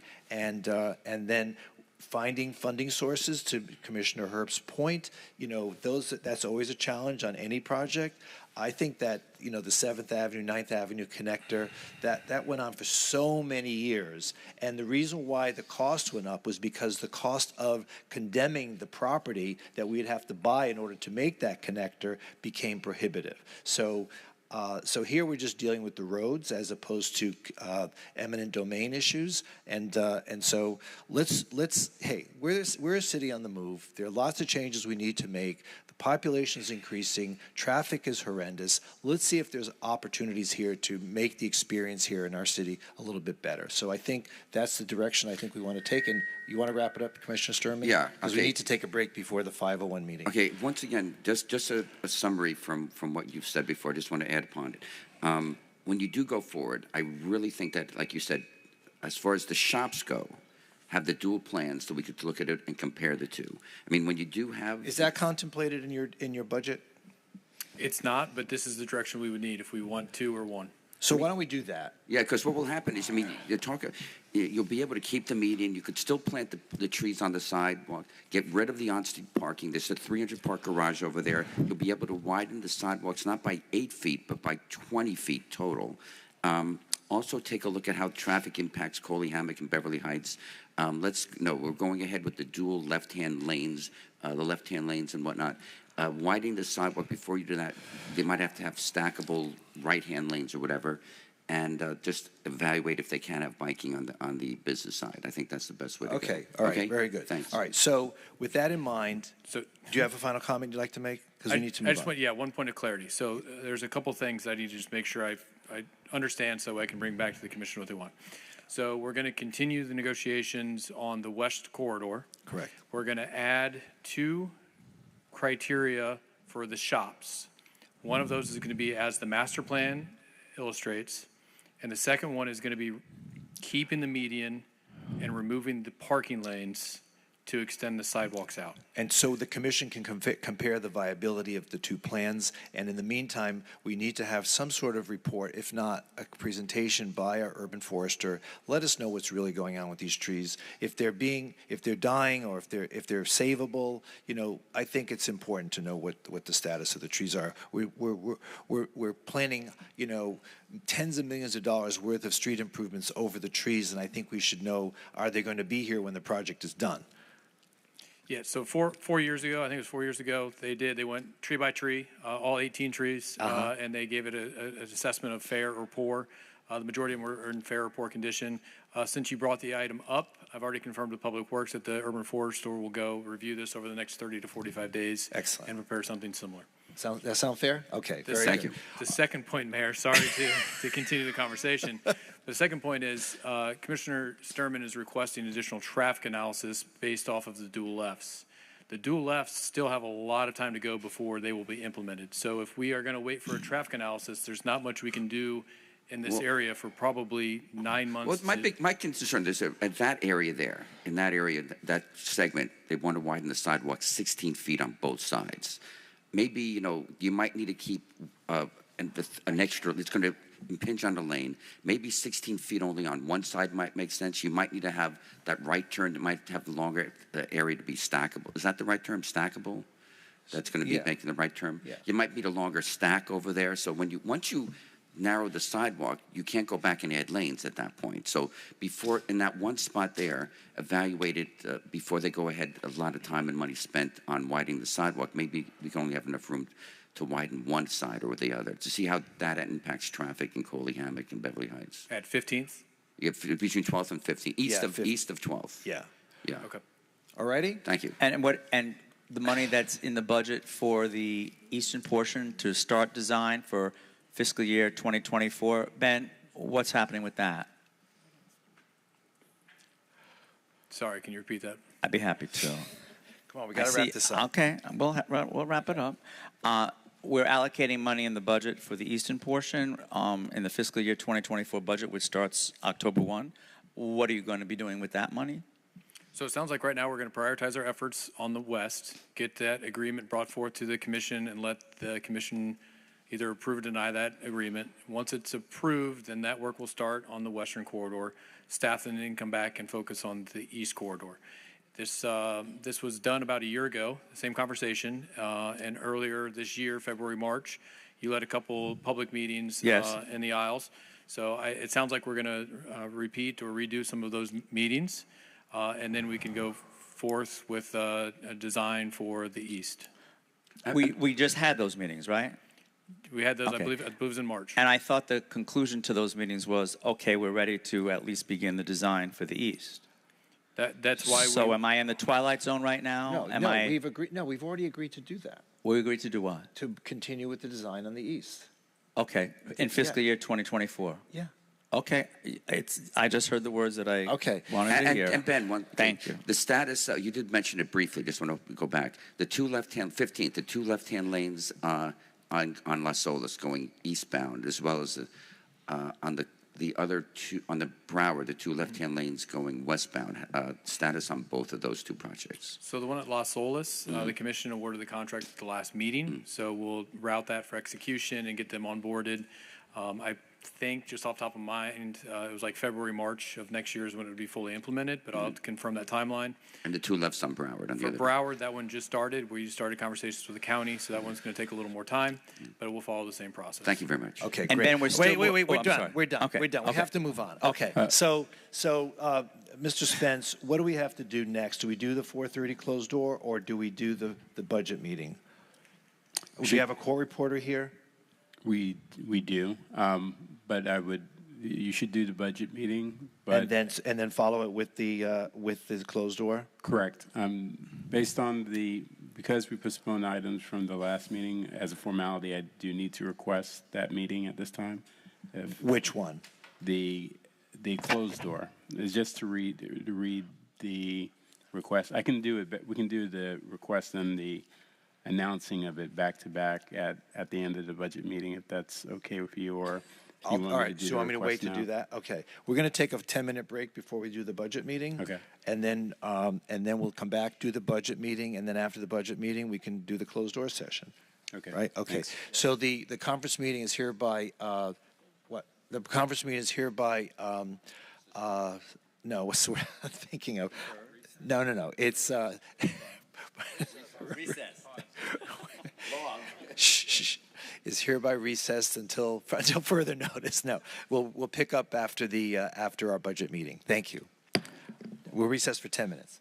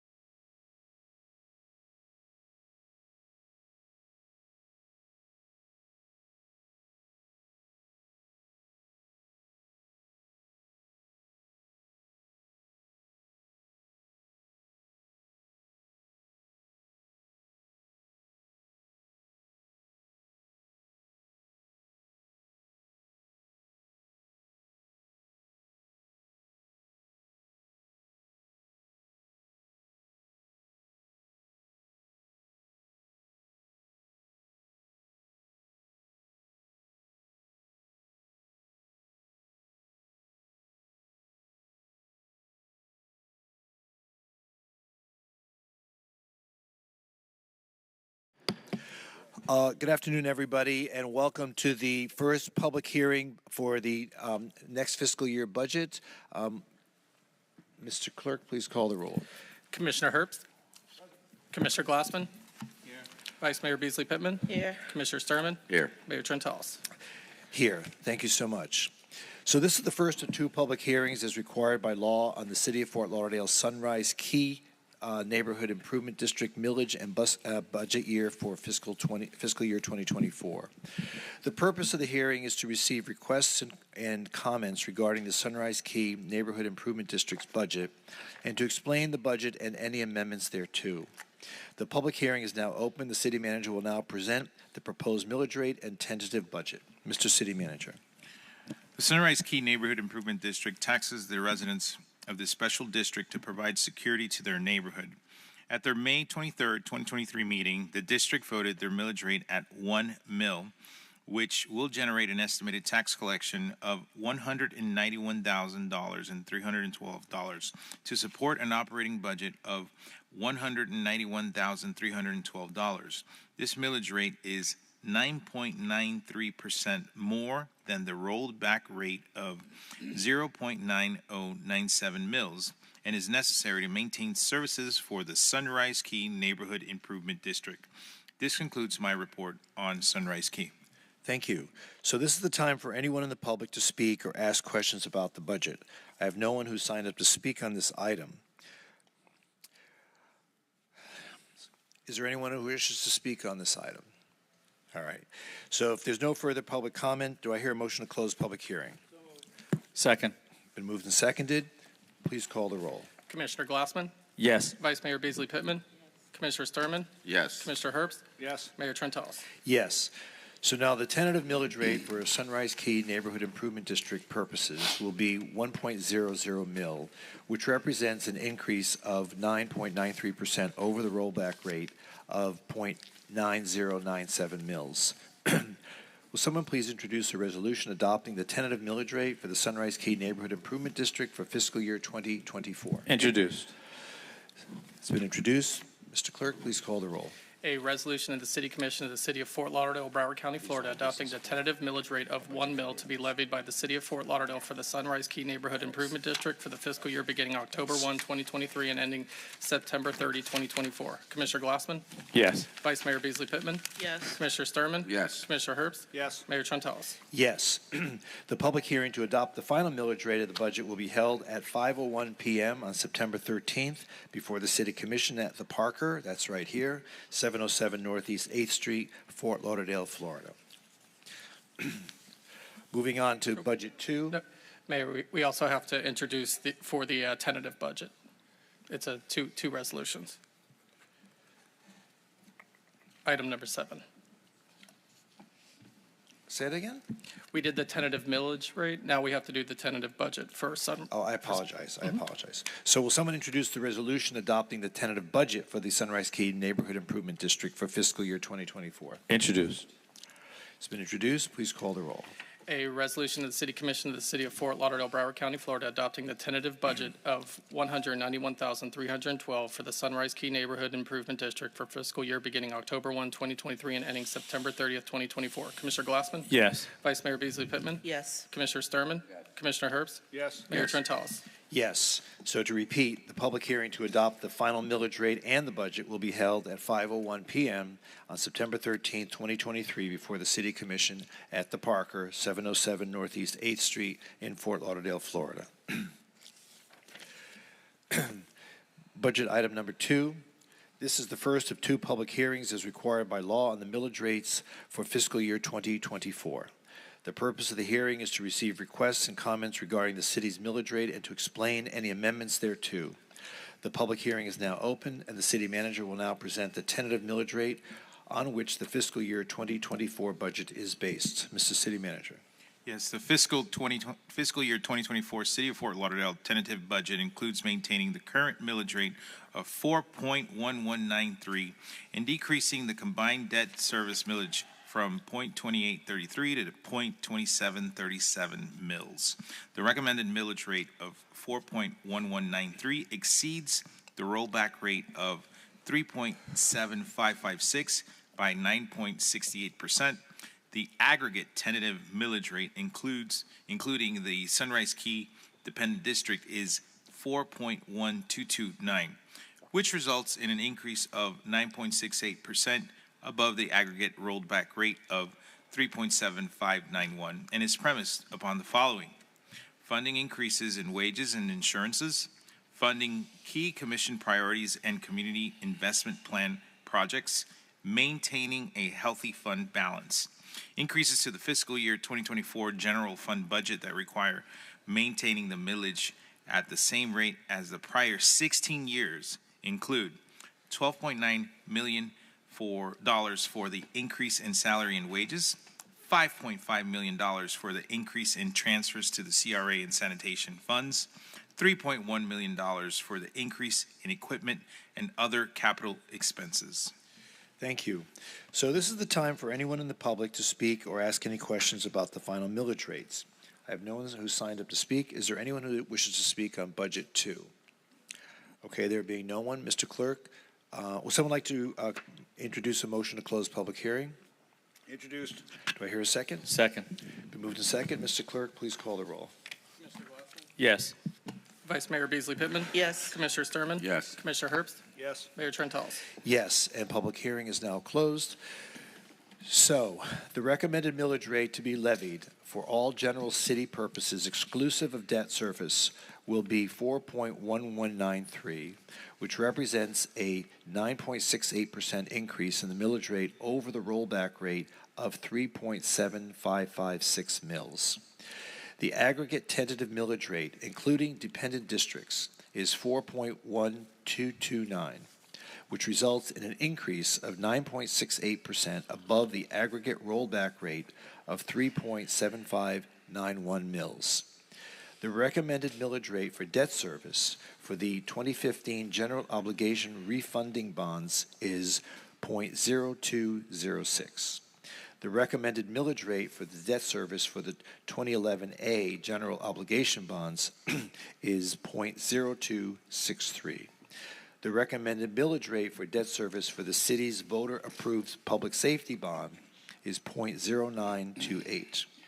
And the recommended millage rate for debt service for the city's voter-approved parks bond is 0.1340. Will someone please introduce a resolution adopting the tentative millage rates for the city of Fort Lauderdale for the fiscal year 2024? Introduced. It's been introduced. Mr. Clerk, please call the roll. A resolution of the City Commission of the City of Fort Lauderdale, Broward County, Florida, adopting the tentative operating millage rate of 4.1193 and debt service millage rate of 0.2737 to be levied by the City of Fort Lauderdale for the fiscal year beginning October 1, 2023 and ending September 30th, 2024. Commissioner Glassman? Yes. Vice Mayor Beasley Pittman? Yes. Commissioner Sturman? Yes. Commissioner Herbst? Yes. Mayor Trentalis? Yes, and congratulations, Commission. This is the 17th year in a row which this has been kept stable for our community, and I think it's a great job, and I want to thank staff and everybody who has helped put this budget together to allow us to continue to keep the taxes as low as we have. Budget 3. The next item is the tentative 5-year community investment plan. This is the time for anyone in the public to speak or ask questions about the tentative 5-year community investment plan. I have one person who signed up to speak, and Mary Furtick. Mary? Oh, I didn't see you. Next time you should pay for orchestra seats. Funny.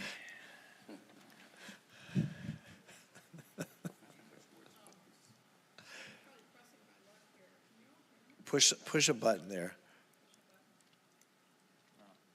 Keep going.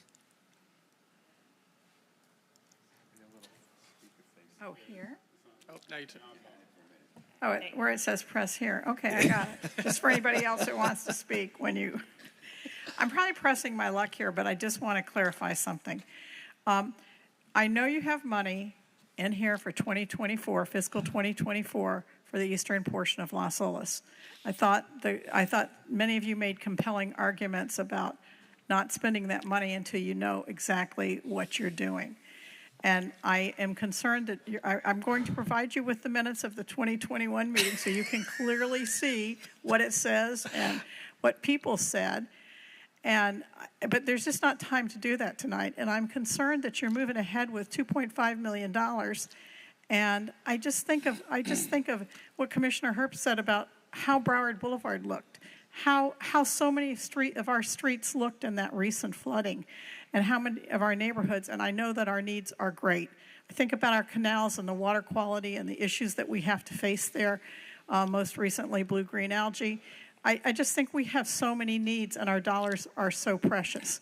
So the day will come when I'm here encouraging you to spend money on this, when it's at a point where it's done correctly.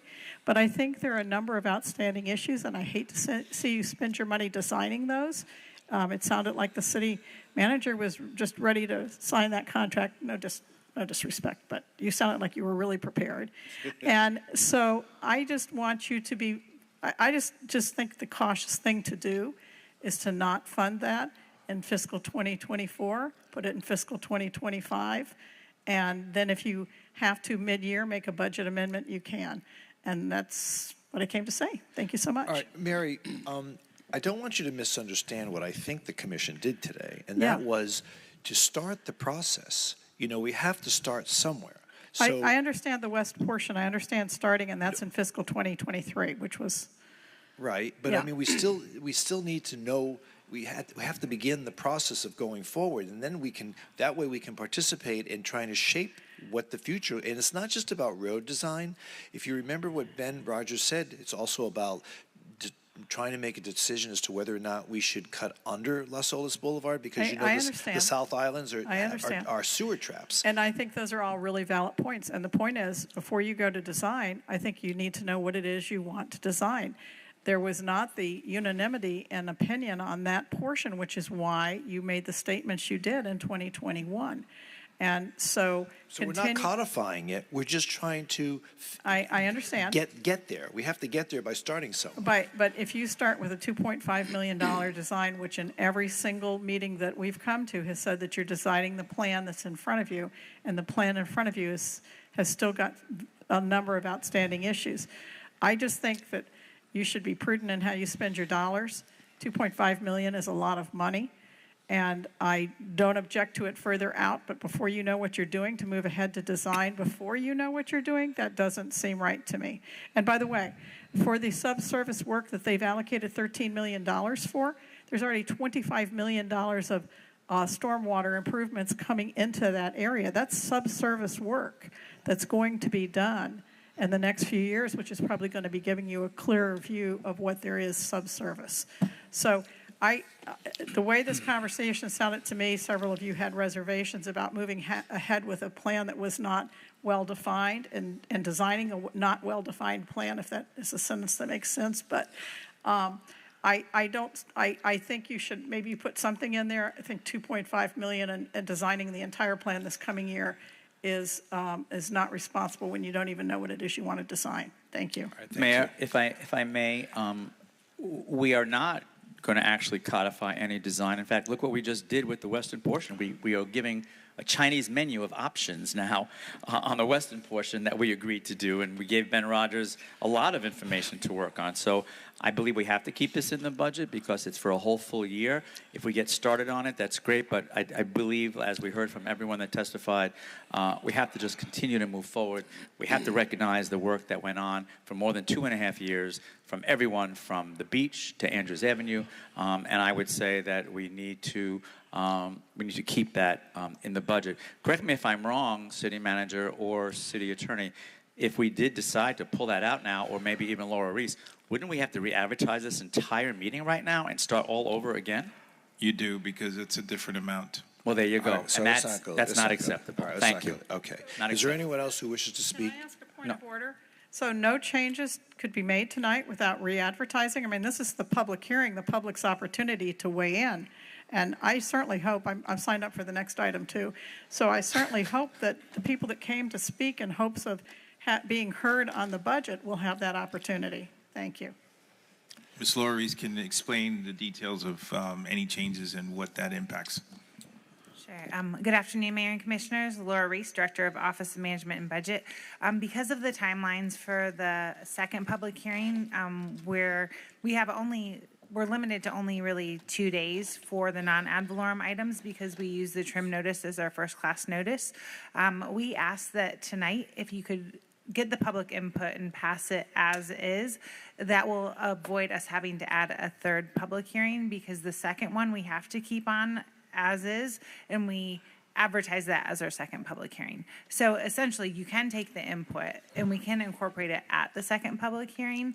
If we want to incorporate anything on the first hearing, that would result in an additional meeting. Okay, great. So. Good to know. Exactly. Okay. Thank you. All right. No one else has signed up to speak. Do I hear a motion to close public hearing? So moved. Do I hear a second? Second. Moved and seconded. Mr. Clerk, please call the roll. Commissioner Glassman? Yes. Vice Mayor Beasley Pittman? Yes. Commissioner Sturman? Yes. Commissioner Herbst? Yes. Mayor Trentalis. Yes, and public hearing is now closed. Will someone please introduce a resolution adopting the tentative 5-year community investment plan for the period beginning October 1st, 2023 and ending September 30th, 2028? Introduced. The resolution has been introduced. Please call the roll. A resolution of the City Commission of the City of Fort Lauderdale, Florida, tentatively approving and adopting a 5-year community investment plan for the period beginning October 1, 2023 and ending September 30th, 2028, tentatively appropriating the portion of the community investment plan for the fiscal year beginning October 1, 2023 and ending September 30th, 2024, tentatively reappropriating the unspent community investment plan project balances at the end of the fiscal year beginning October 1, 2022 and ending September 30th, 2023 for the fiscal year beginning October 1, 2023 and ending September 30th, 2024, and providing for severability and an effective date. Commissioner Glassman? Yes. Vice Mayor Beasley Pittman? Yes. Commissioner Sturman? Yes. Commissioner Herbst? Yes. Mayor Trentalis. Yes. The public hearing to adopt the final 5-year community investment plan budget will be held at 5:01 p.m. on September 13th, 2023, before the City Commission here at the Parker, 707 Northeast 8th Street in Fort Lauderdale, Florida. Our final item tonight is Budget 4. This is the first of 2 public hearings as required by the law on the City of Fort Lauderdale's budget for fiscal year 2024. The purpose of the hearing is to receive requests and comments regarding the city's budget and to explain the budget and any amendments thereto. The public hearing is now open. The city manager will now present the tentative budget. Mr. City Manager. Yes, the fiscal year 2024 City of Fort Lauderdale tentative budget includes maintaining the same millage of 4.1193 and increasing the annual fire assessment rate by $17 to $338 per residential unit. The tentative budget is premised on the following: funding increases in wages and insurances, funding key commission priorities and community investment plan projects, maintaining a healthy fund balance. I would now like to present to you the adjustments to the fiscal year 2024 budget that have been made since the submission of the July 5th, 2023 proposed budget. The following adjustments have been made to the general fund revenues. Increase in revenues totaling $4,412,853 to account for updated ad valorem and state revenue estimates. Increase in revenues totaling $915,411 to account for updated administrative charges as well as additional advertising revenue. Adjustments have been made to the general fund expenditures, including $2,300,000 increase for micro-transit program in the Transportation and Mobility Department. $1,460,584 increase for city facility relocation costs, including technology connectivity upgrades and other general government. $839,217 increase for additional fire rescue overtime pending collective bargaining agreements in the fire rescue department. $833,609 increase in Florida East Coast Railway grade crossing maintenance in the Public Works Department. $500,000 increase for new sidewalks in the Community Investment Plan. $282,781 increase for City Commission budget equalization in the Office of the Mayor and City Commission. $161,065 increase for data storage expenses in the City Clerk's office. $157,431 increase in the transfer to the Community Redevelopment Agency. $150,000 increase for a regional infrastructure accelerator study in other general government. $125,000 increase for enhanced nonprofit funding in other general government. $58,000 increase for enhanced special events funding in the Parks and Recreation Department. $50,000 increase for the Metro Transportation Engineering and Construction Cooperative membership in the Transportation and Mobility Department. $47,035 increase in the Information Technology Services allocation in various departments. $28,190 decrease for the Environmental Sustainability Management Program in various departments. $90,993 decrease in the Citywide Customer Service Center consolidation in various departments. $366,483 decrease to the Citywide Lawn and Tree Services in the Parks and Recreation Department based on an updated contract. $482,452 decrease for pension projections in various departments to tie to actuarial reports. $668,340 decrease for the Fraternal Order of Police Health Premium Holiday pending collective bargaining agreements. These revenue and expenditure adjustments result in a fiscal year 2024 tentative general fund budget of $463,404,796. The full changes to other funds since the submission of the fiscal year 2024 proposed budget are outlined in CAM 22-0666, Exhibit 2. Key changes include the Water and Sewer Fund budget was decreased by $6,945,854. The Self-Insured Health Benefits Fund budget was decreased by $968,850. The Central Regional Wastewater System Fund budget was decreased by $908,008. The Unified Customer Service Fund budget was increased by $2,238,270. The Northwest Progresso Flagler Heights Redevelopment Area Fund budget was increased by $444,313. The Northwest Progresso Flagler Heights CRA Business Incentives Fund budget was increased by $409,197. The Cemetery System Fund budget was increased by $208,573. The Building Permits Fund budget was increased by $194,175. The Sanitation Fund budget was increased by $117,608. That concludes my report on the fiscal year 2024 tentative budget. Thank you, Mr. City Manager. Okay, this is the time for anyone in the public to speak and to ask questions about the tentative budget. I have a number of people who have signed up to speak, about a dozen. So I'll give you a couple minutes each. If you'd like to come up, I'll call you out I'll call three names in a row. That way you'll know that you can be prepared with your remarks. I'll start out with Bonnie Clearwater, followed by Roxanne Zinn, followed by Wayne Price. Just please come up to the podium.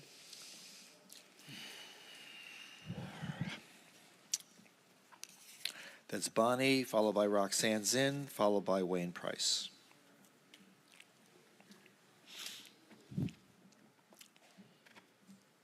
Hi.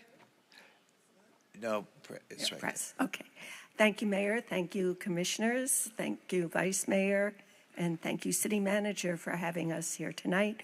We are so deeply appreciative of the support that the City of Fort Lauderdale has provided to NSU. I'm Bonnie Clearwater, Director and Chief Curator of NSU Art Museum of Fort Lauderdale. We know who you are. But just in case. The last few years ago, the city made the decision that It would invest in the NSU Art Museum, Fort Lauderdale, as a form of investment in infrastructure. In this case, it was cultural infrastructure. The recognition that all great cities, in order to be great, have great art museums. And through your support, we have achieved the point where we are now at the center of the entire region as a major preeminent art museum, not only for the region, but we're recognized throughout the world. What does this mean? We are bringing in art tourism. Cultural tourism remains very strong.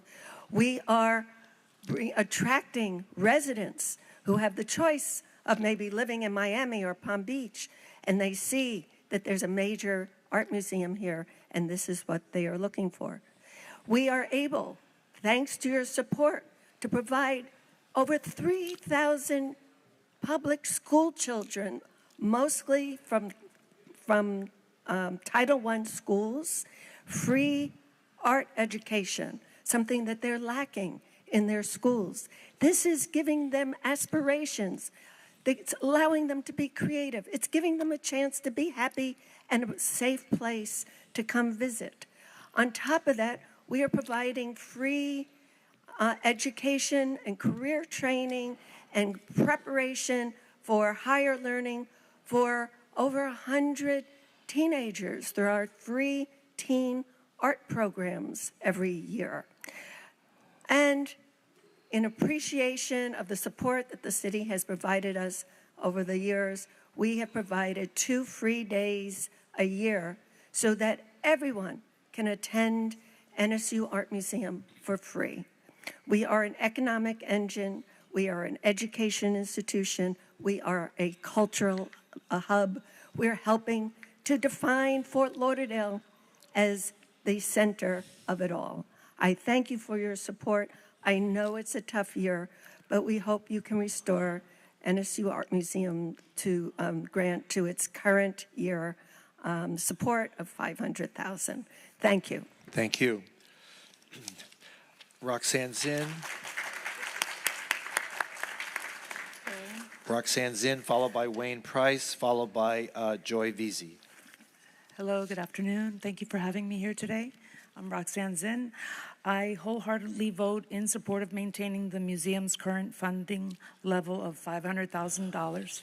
The museum is an integral part of our city, and it holds a special place in my heart ever since I moved here.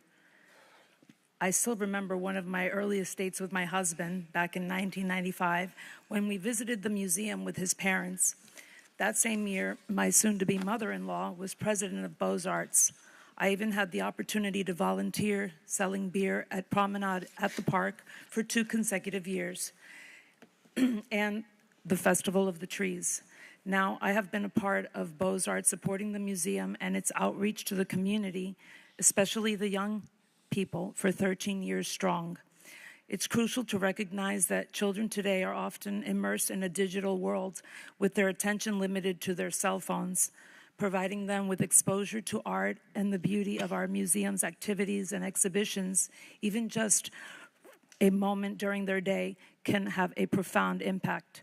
Art is not only an essential part of their education, but also enriches their lives. I believe that by supporting the museum's funding, we have the power to transform lives and ensure that future generations have the opportunity to experience the wonder and inspiration that art can offer. So I urge you to please maintain the museum's current funding level of $500,000. Thank you. Great, thank you. Wayne Price, followed by Joy Veazey, followed by Harry Moon. Hello, I'm Wayne Price. I'm one of the docents at the museum, and I'm obviously here in support of the funding. I'm here passionately for the children and also for the docents. When I started to volunteer, I found out that this might be the only field trip that a lot of these students in Broward County will have all year. I came from Fairfax County Schools. I taught 30 years. I have a master's degree in art and also in counseling. My heart dropped when I heard that. And when I see those children walk in the door, I figure it's my job to make sure that they have fun. Hopefully they learn something, they get involved in the arts. And the second thing that I'd like to point out is that almost all these docents who are working for free are retired teachers. So you're getting a workforce for this grant with people like me that has several master's degrees that are working for free. And I'd like to ask you where else you're going to get that for your money. And also, these people that are retired teachers, that gives them a reason to get up in the morning and come in there and share everything they have. So I read in the paper all the time about how you want to have these beautiful buildings when people come into the city. You're creating all these art districts. Well, these children are the children that are going to be doing that for you in the future. These art teachers, and whatever their education background is, they're from the past. And I would like to see any of you that don't believe that to come to the museum and watch the beauty of when those things come together in the present because of this grant. Thank you very much. Thank you. Joy Veazey, followed by Harry Moon, followed by Lisa Quinn. Good evening, and I want to thank everyone on the commission here, the mayor, the vice mayor, and everyone else. I am not a part of the museum, the art museum. However, I would like to talk with you later about maybe partnering with Dr. Martin Luther King Celebration Committee. I am here for that reason. I want to just share with you how important it is to just have a stronger partnership with the Dr. Martin Luther King Celebration Committee. We are the ones that host the various events for the week for King Holiday celebration.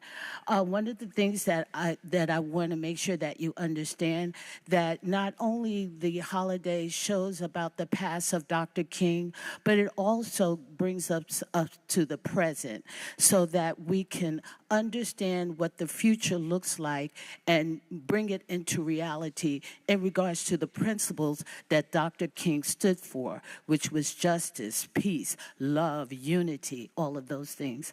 The next thing I want to emphasize is that we're living in a time where I think it's very crucial that we continue education in regards to Dr. King and its values and principles, and to bring an awareness. And then this is the type of holiday where we culminate everything and we celebrate. We allow the people to celebrate and to honor all of the impact that Dr. King made for civil rights, but not only that, just for social justice for all people.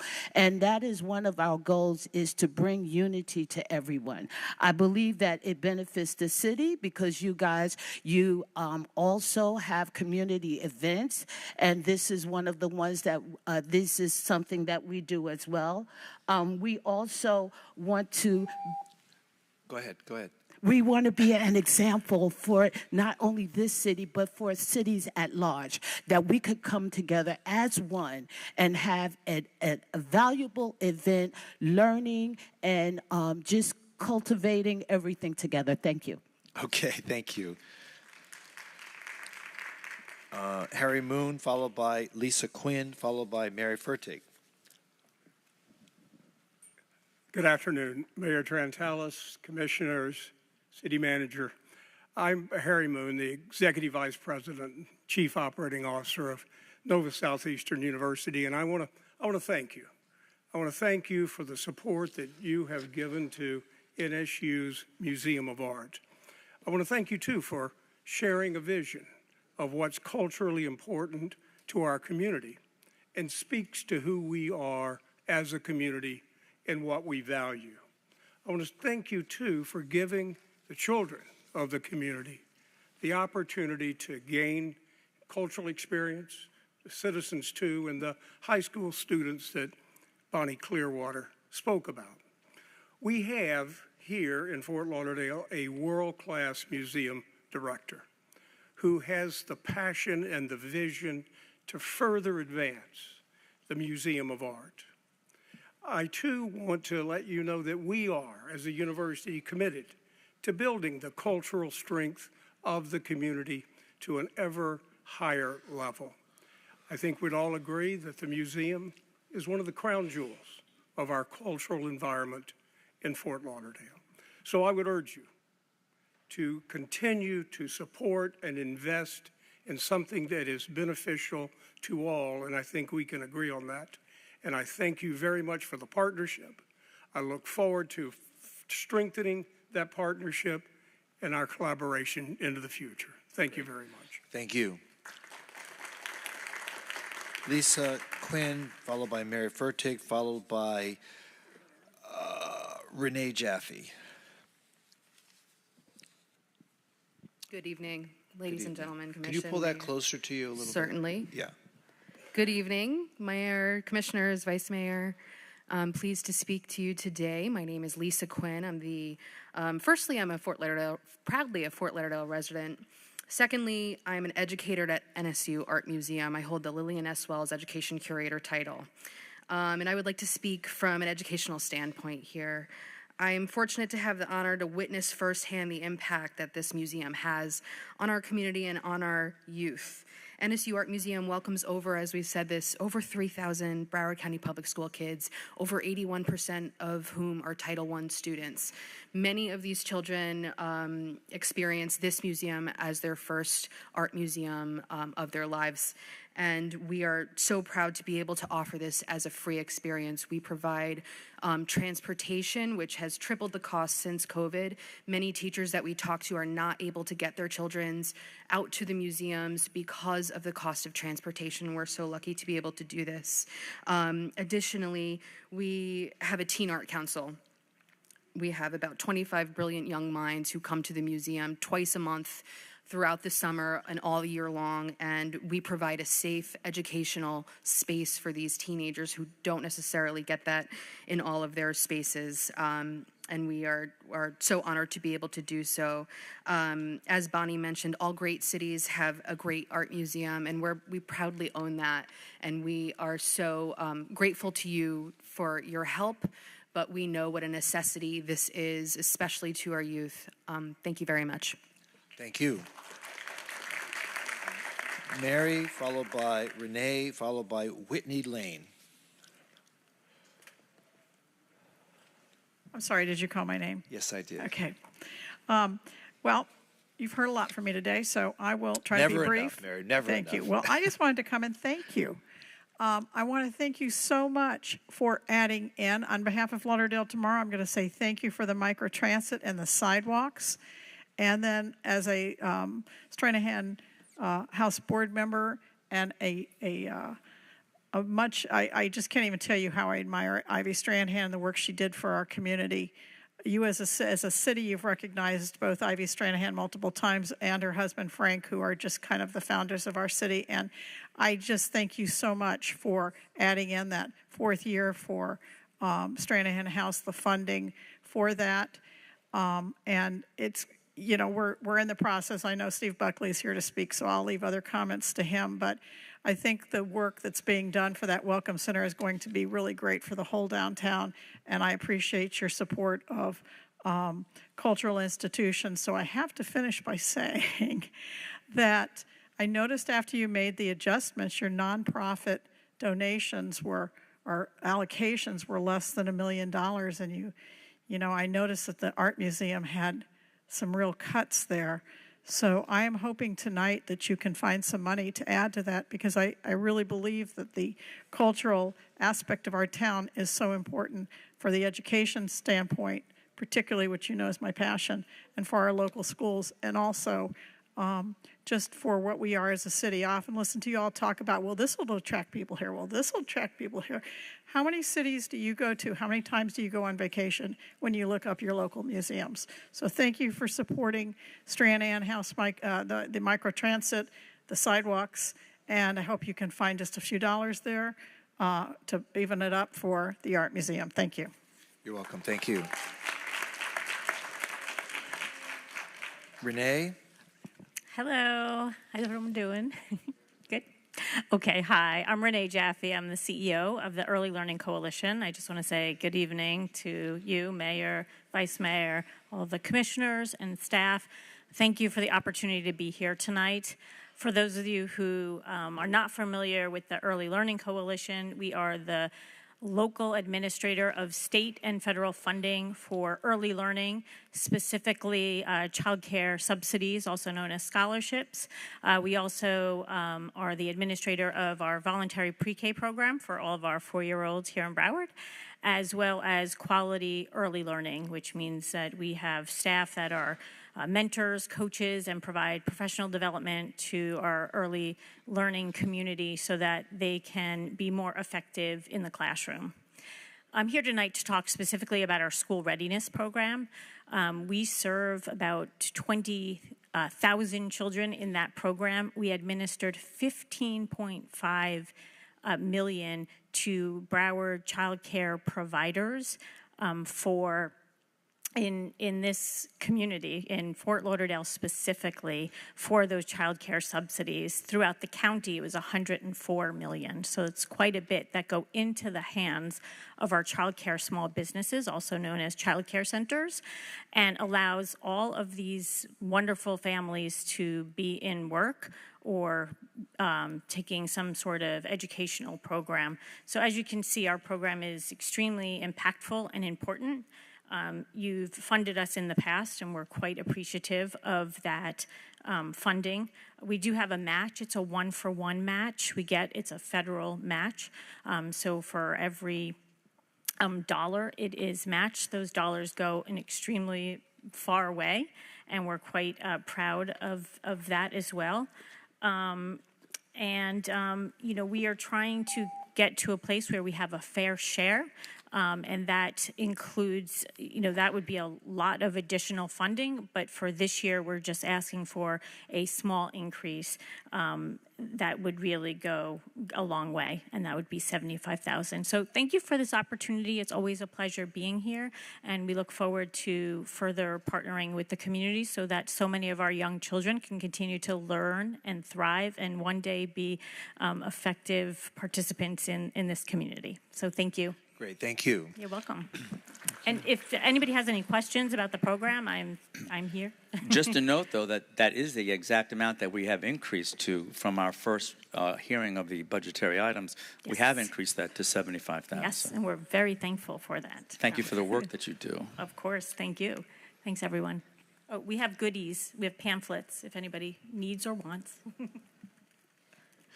Whitney Lane, followed by Jake Warzak, followed by Stephen Buckley.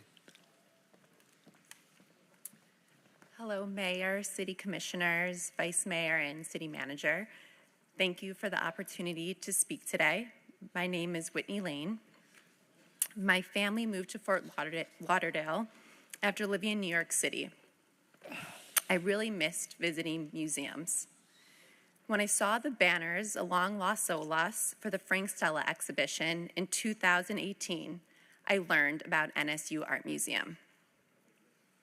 I was joyously surprised to discover that a world-class art museum was literally at my doorstep. I found what I was missing. The museum played a role in my family's decision to live in Fort Lauderdale long-term. Our city needs the museum to continue to attract new residents that are looking for a multicultural and diverse experience. Our cultural heritage lives within these walls. The museum showcases our diverse backgrounds, weaving a collective narrative that defines us as a city. In addition to the cultural aspect, there's a significant contribution to education. The museum fosters learning through our Museum on the Move program, our Teen Art Council, and the free admission to Fort Lauderdale residents.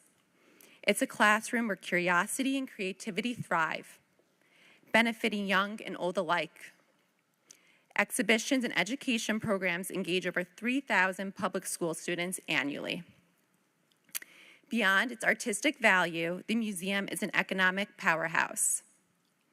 It draws tourists, supports local businesses, and fuels our city's growth. In essence, the NSU Art Museum is more than an institution. It's a catalyst for progress. Let's invest in our community's soul and secure a thriving future. Restore the funding to $500,000 and let creativity continue to flourish. Thank you for your time. You're very welcome. Thank you. Jake. Good evening, Jake. Good evening, Mr. Mayor. Followed by Stephen Buckley. Good evening. Commissioners, Mr. Mayor, Vice Mayor, thank you for having me. Following Whitney Lane is a very tough task, but I am here also in support of the $500,000 grant to the museum. I own 3 hotels downtown Fort Lauderdale, and I live in Harbor Beach. We have the most amazing city in the country, and one of the reasons why it's so special is the world-class amenities that we offer, one of them being fine arts. It is a huge attraction for people living in the city and visiting the city. As I see through my hotels, we've had a tremendous uptick in hotel guests that actually go to the museum, and at one of our hotels, we include museum passes as part of the hotel rate.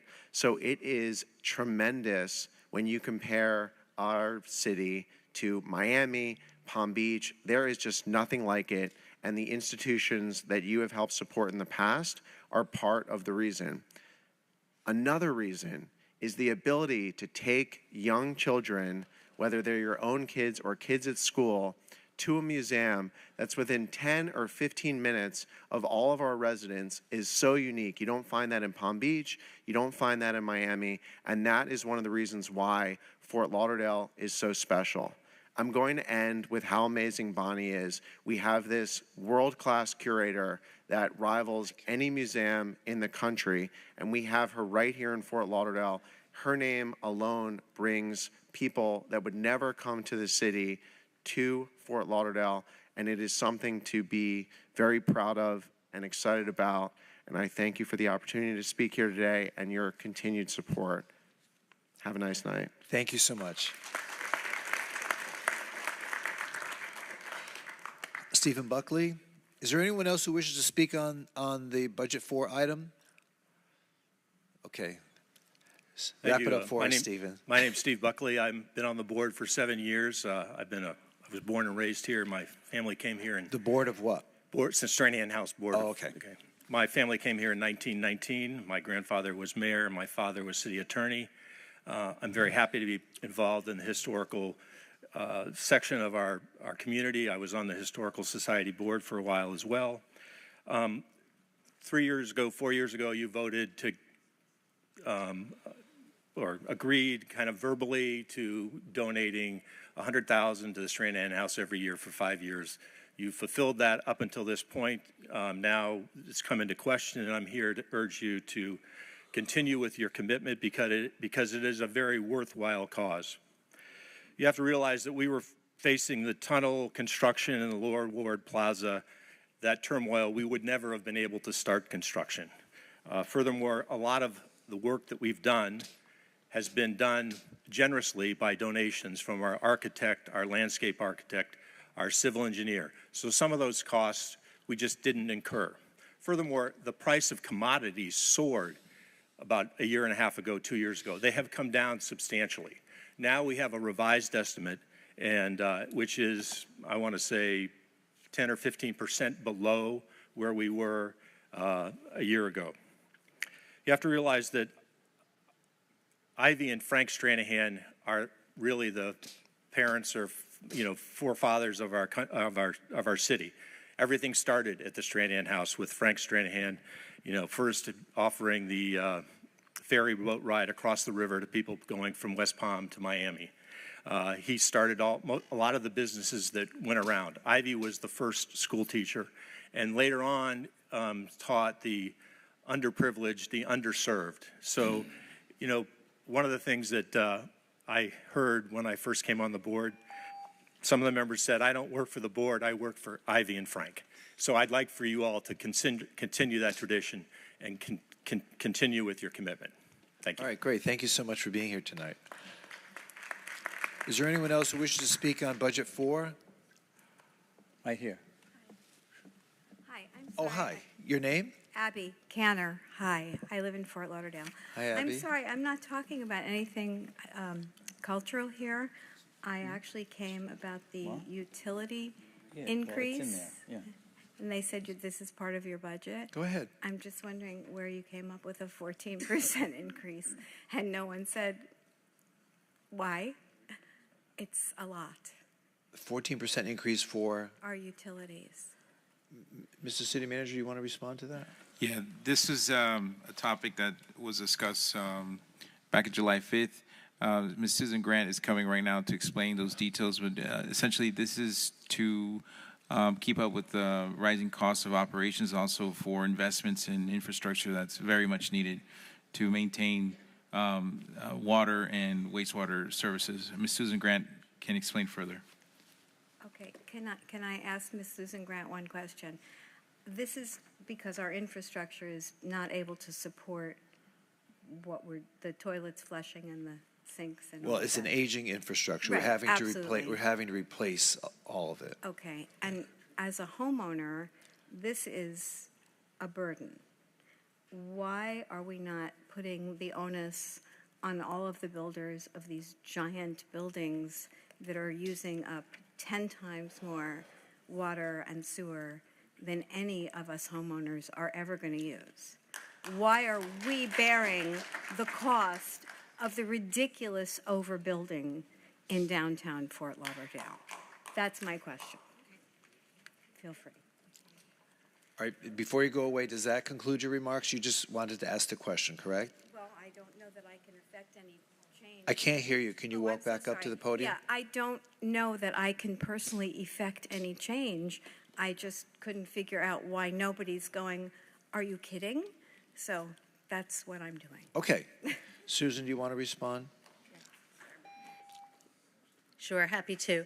As you are aware, we are building a brand new water plant to replace 5 Ash. So the cost of the water plant is $485 million, along with $181 million of enabling works. In order to finance that, city is putting in 75% of the plant, plus paying for all of those enabling works. We are issuing debt in October to finance the brand new water plant. And as you're aware, the increase in the rates is directly related to the construction of the new water plant. So the question as far as why the developers aren't picking up, obviously they pay a part of it because the new developments pay that increased water rate as well.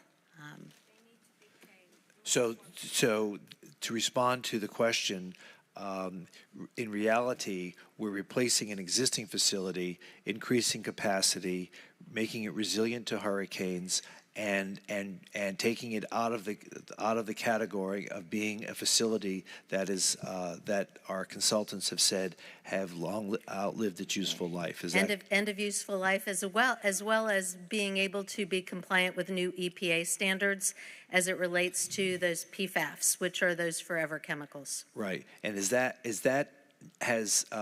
the decision to build a new water treatment plant impacted by the amount of additional housing that's been built in Fort Lauderdale in the last few years? That would have been needed anyway because the plant is at the end of the useful life. Okay, thank you, Susan.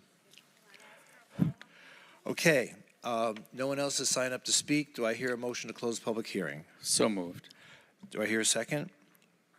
It's been moved and seconded. Please call the roll. Commissioner Glassman? Yes. Vice Mayor Beasley Pittman? Yes. Commissioner Sturman? Yes. Commissioner Herbst? Yes. Mayor Trentalis? Yes, and public hearing is now closed. Okay, so the tentative total of all funds budget for the city of Fort Lauderdale is $1,071,928,055, which will fund the various operations of the city of Fort Lauderdale for the fiscal period beginning October 1st, 2023 and ending September 30th, 2024. Does someone want to make any comments with regard to the budget that's been presented? I would, Mayor, if I may. Go ahead. Did you need a resolution first before discussion or after? It would be after. Okay. First of all, I want to thank all of the folks that came here and spoke today. Steve, I also wanted to make sure that you knew that we did add the $100,000 in from the last proposed budget that is now in the current budget that we'll be voting on. That is actually there for Stranahan House. Just briefly, and I mentioned this earlier today when we had our joint meeting with the Budget Advisory Board, and I want to focus on the NSU Art Museum. As a former teacher of almost 2 decades in a visual and performing arts magnet school, I did see firsthand what the arts do for children. Not only that, but I saw firsthand how many children remained in school because of those arts programs. If they did not have those arts programs, they most likely would have been dropouts. They most likely would have not been on a path to success. I've looked at our other major cultural institutions in our city, such as the Broward Center for the Performing Arts, such as the Museum of Discovery and Science. Also, I would say, in terms of major cultural institutions, I don't think any of them are looking at a 50% cut, 50% cut from what they have been experiencing over the last few years. So what I said earlier today, this morning, to the Budget Advisory Board was, I will vote for this budget as presented, because if I didn't, then, as we heard earlier, we would have to re-advertise and start this process all over again. But I would ask my colleagues to consider, before our second budget vote, to really consider finding that $250,000 to fully restore the NSU Art Museum. That is an institution that has brought worldwide attention to the city of Fort Lauderdale. I have picked up a New York Times, and I've read about Fort Lauderdale, and I've read about the museum. Worldwide attention. So it's not even just that, or the economic impact that has been discussed earlier, but it's really the fabric of our city. The arts and cultural fabric of our city is really the soul of our city.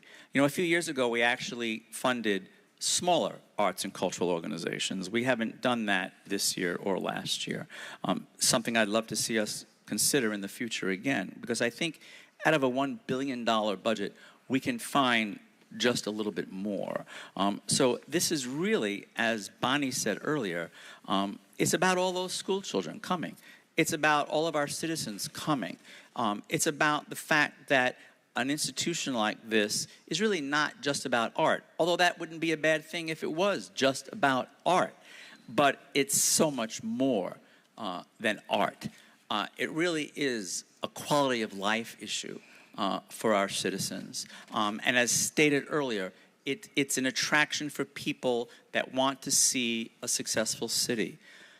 Cities that explode with vibrancy, and cities that are seeing downtown grow like ours has. Our downtown Fort Lauderdale is now has the economic impact of the airport and the seaport. And part of that is the economic impact of arts and culture. So I think it's short-sighted if we just say 50% cut to the museum. I would ask my colleagues to really think about this before our next meeting.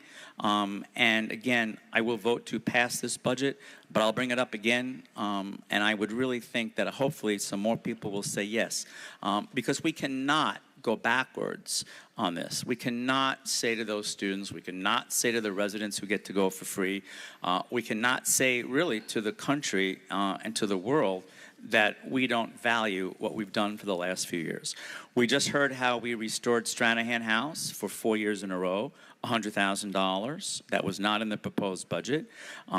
We have heard the reasons why they haven't spent any of that in the last 3 years, and yet we still continue to fund it because we know that once they are in a position to spend those funds, it will be fantastic. It will be incredible to see that visitor information center by Tunnel Top Park. We are doing exceptional things downtown, and I really want to see us continue. So I would ask my colleagues to think about this hard. I would thank all of the speakers that were here tonight, not just for the NSU Museum of Art, but for all of the other incredible institutions that we are considering funding. Because what our not-for-profits do, what what our arts and cultural institutions do, it's vital. It's vital to us as a city, and I just want to say thank you. Thank you, Mayor. Thank you, Commissioner. Anyone else have any comments? Yes. Yes, this is in your district. Of course. Is Bonnie still here? Yes, she's here. Yes, she's still here. Come hither. I won't bite. Come on up.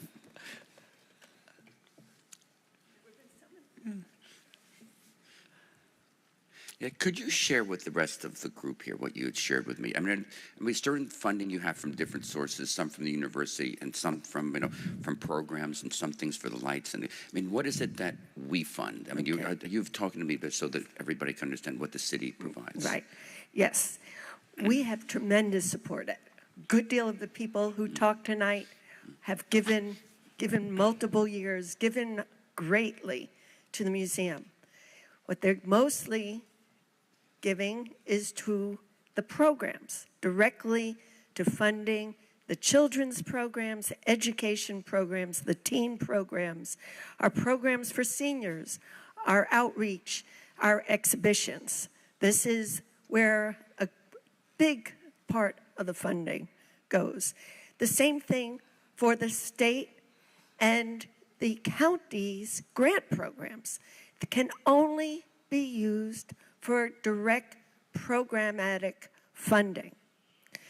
So that is our non-operating budget. Our operating budget, where we have all these fixed costs and suffering the same as everyone with enormous increases in utilities and insurance, maintenance, repairs, all of this just to keep the doors open and the lights on in order for us to present everything else that makes the museum great. That has very small resources that we can tap into because almost everything else is restricted directly, whether they're private foundations, government grants, they all have to be restricted to direct programmatic expenses. So, okay, we have board dues. Our board is tremendous. That goes to the operating. We have our membership. Our members, we're talking about people giving $80 to $5,000. We do very well on that. But it's still not going to isn't a dedicated source that will keep the doors open and the lights on. And we have our earned revenues, all of which have suffered the last few years because of COVID. It's just coming back that we could have groups, that we could have events, that we could have member receptions, which was the big driver of our membership. That is only our cafe and store. All of that is just coming back now. So we're very limited in what we can use for financing our operations, and that is where your support the last few years has been instrumental.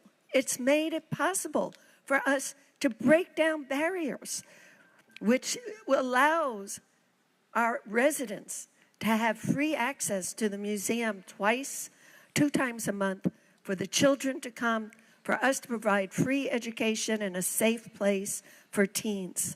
That's where your support is going. And without it, frankly, I haven't slept since you announced your budget. And Dr. Moon knows that. So, Okay. and of course, the university has been extremely supportive as well. Okay. Laura, can I have you come back just for a second too?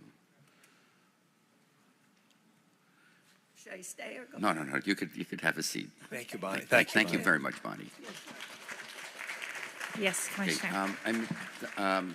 So, I mean, for the public could understand also the process. If passing now and then the second reading, what would be if we did increase? What would be the process if we were so inclined as a board? How would we?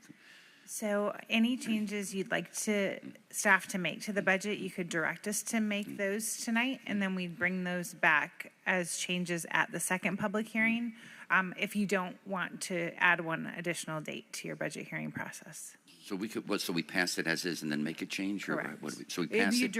You would pass it and direct staff to make the change for the second public hearing.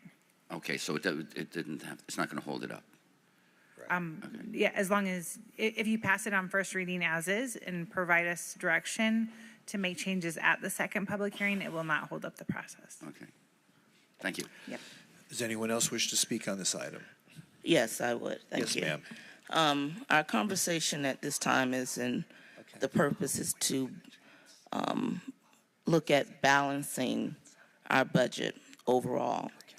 And I hear the conversation about the balance for the nonprofits, but there is no conversation that I'm hearing about balancing the budget over the city overall.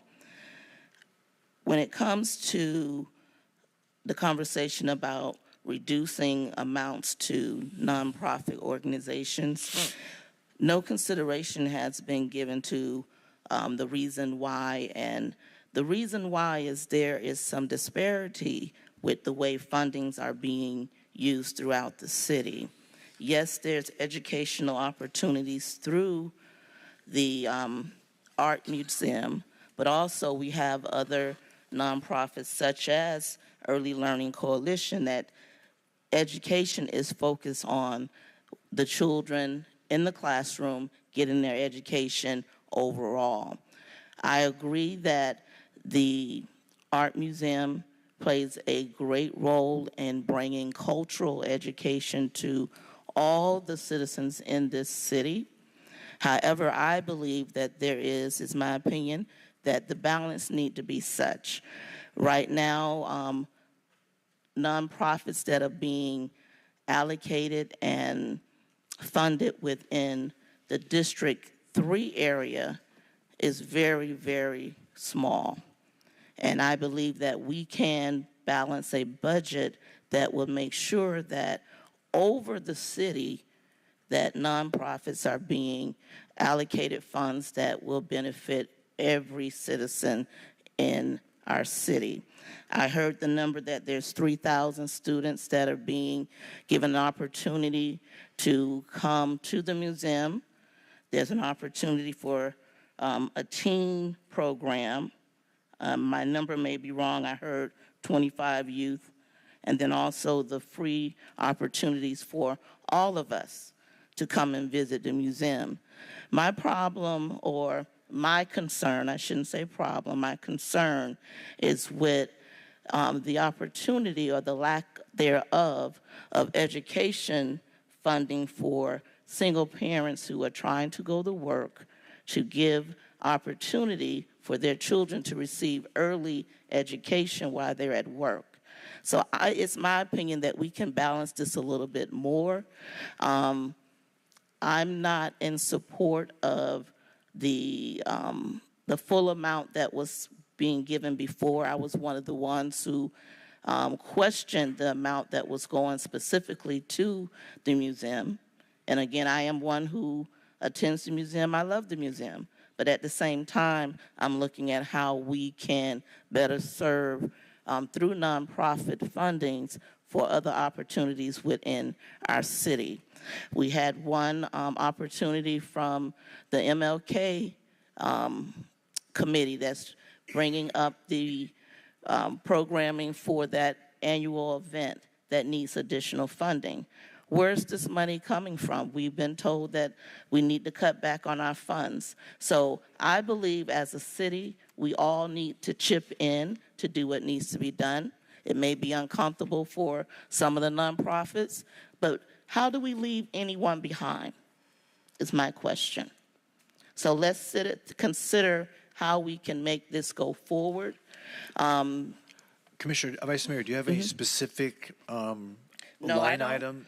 Say that again? Do you have a specific line item or organization or program that you want us to consider going to second reading? Well, going to second reading, I'm excited to hear how the Nova Southeastern University in Miami, the museum, came out and asking for more support. And my point is, I would like to see that funding that's been reduced, in a sense, shared with other nonprofits in the city as well. And I think your point is well taken, but is there something specific that we might be able to direct staff's attention to as we come to the second reading? We have already on the table, we're talking about, we have already approved for the early learning. Right. In regards to the MLK. Right. Also, the Carlton Moore Foundation. Right. We put that on the agenda, but with an amount of $3,000. Well, what is exactly, I don't even know what that's for. But again, the Budget Advisory Board must have had a presentation. This is the first time we've ever done anything like this for Carlton Moore. But honestly, you know, that's small potatoes for what we ultimately need to do for Carlton Moore. And I think that perhaps the group that's behind it should come to the commission and speak to us about something like a permanent recognition of and a prominent recognition of Carlton Moore, not just I don't know what the $3,000 is for, to be honest with you. I think they came to us asking for that. And well, they did not ask for a specific amount that night. They asked for help.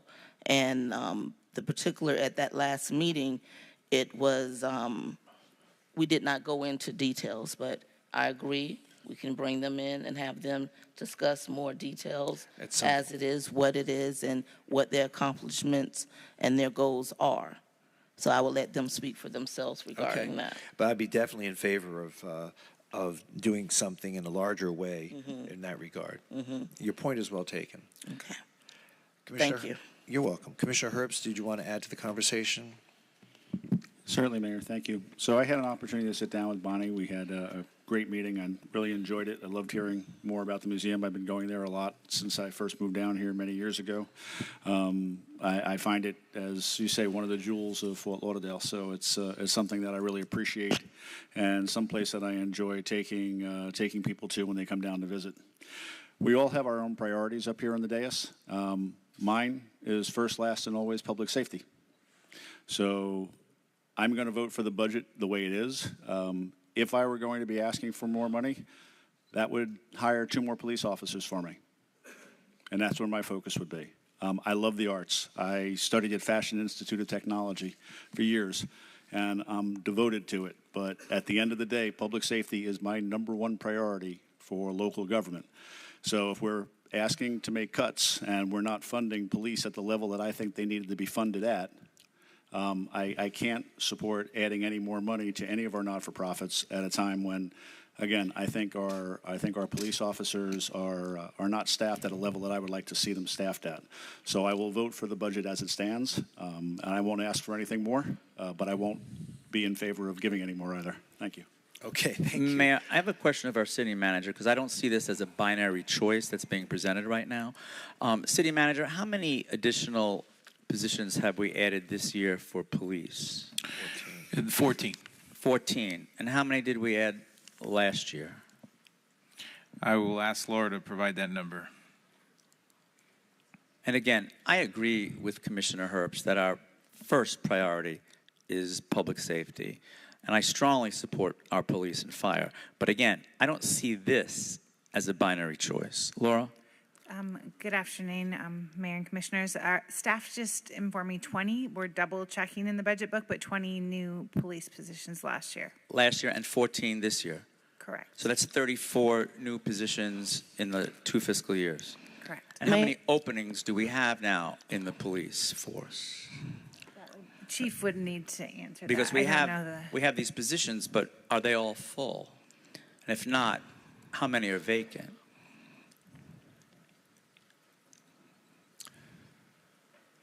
While he's coming, again, I just don't see these as mutually exclusive, the request for the NSU Art Museum versus public safety. I just don't.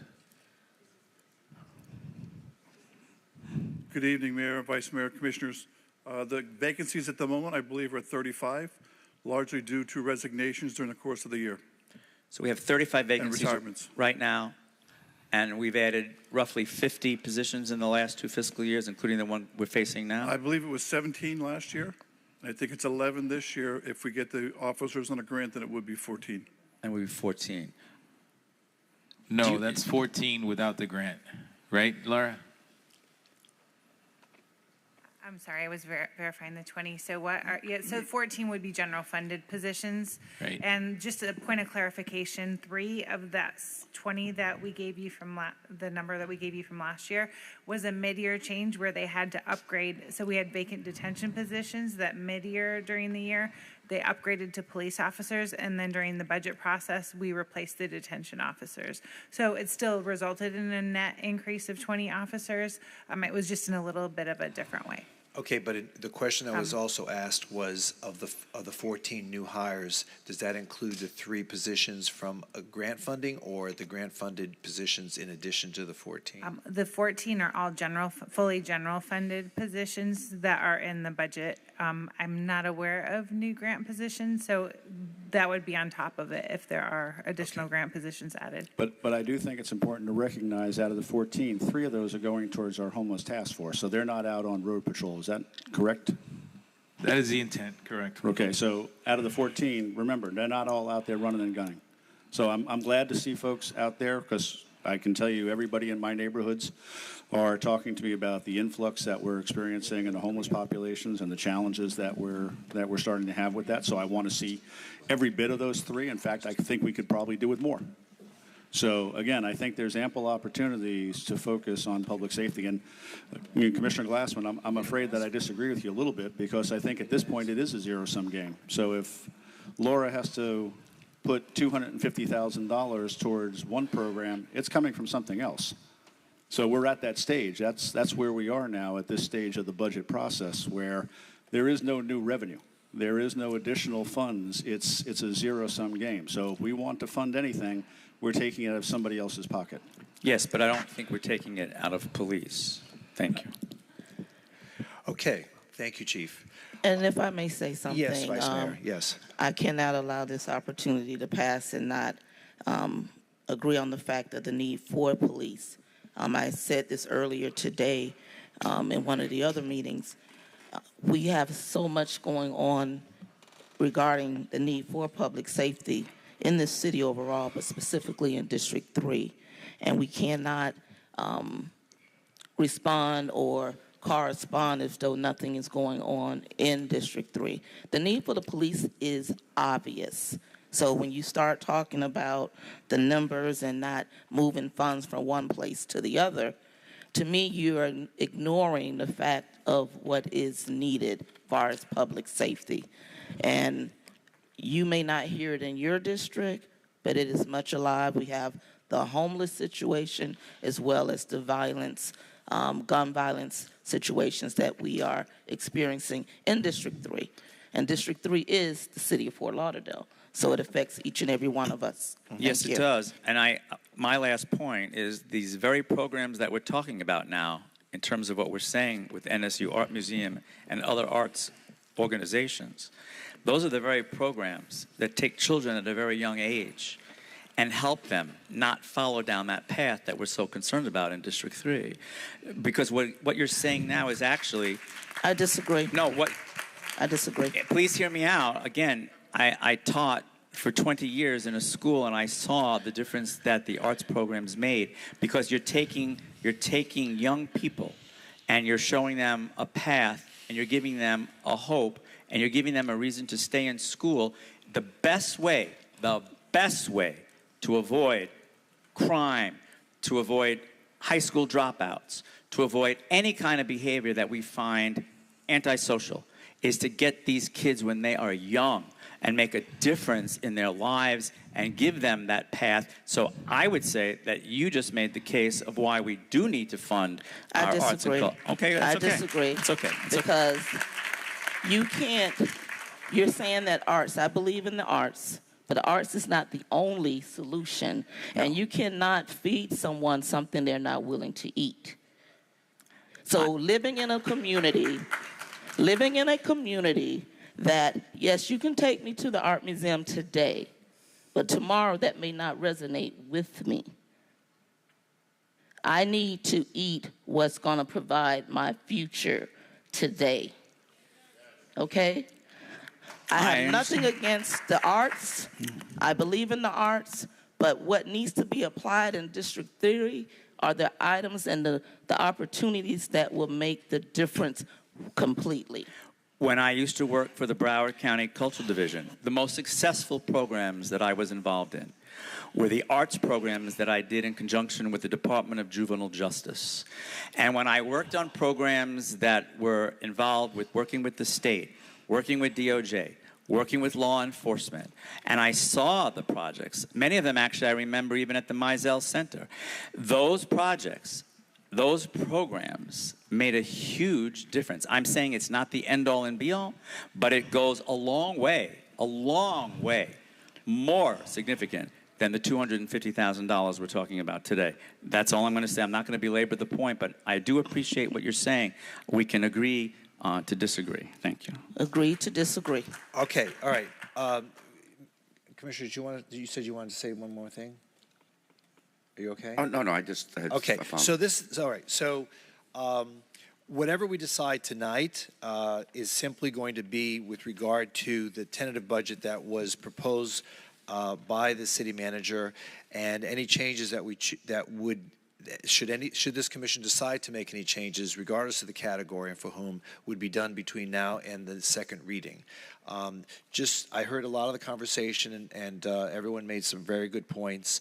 And I think that Fort Lauderdale is very well protected, and I thank our police and fire departments for the amount of work that they do for our community in terms of protecting us and keeping us safe.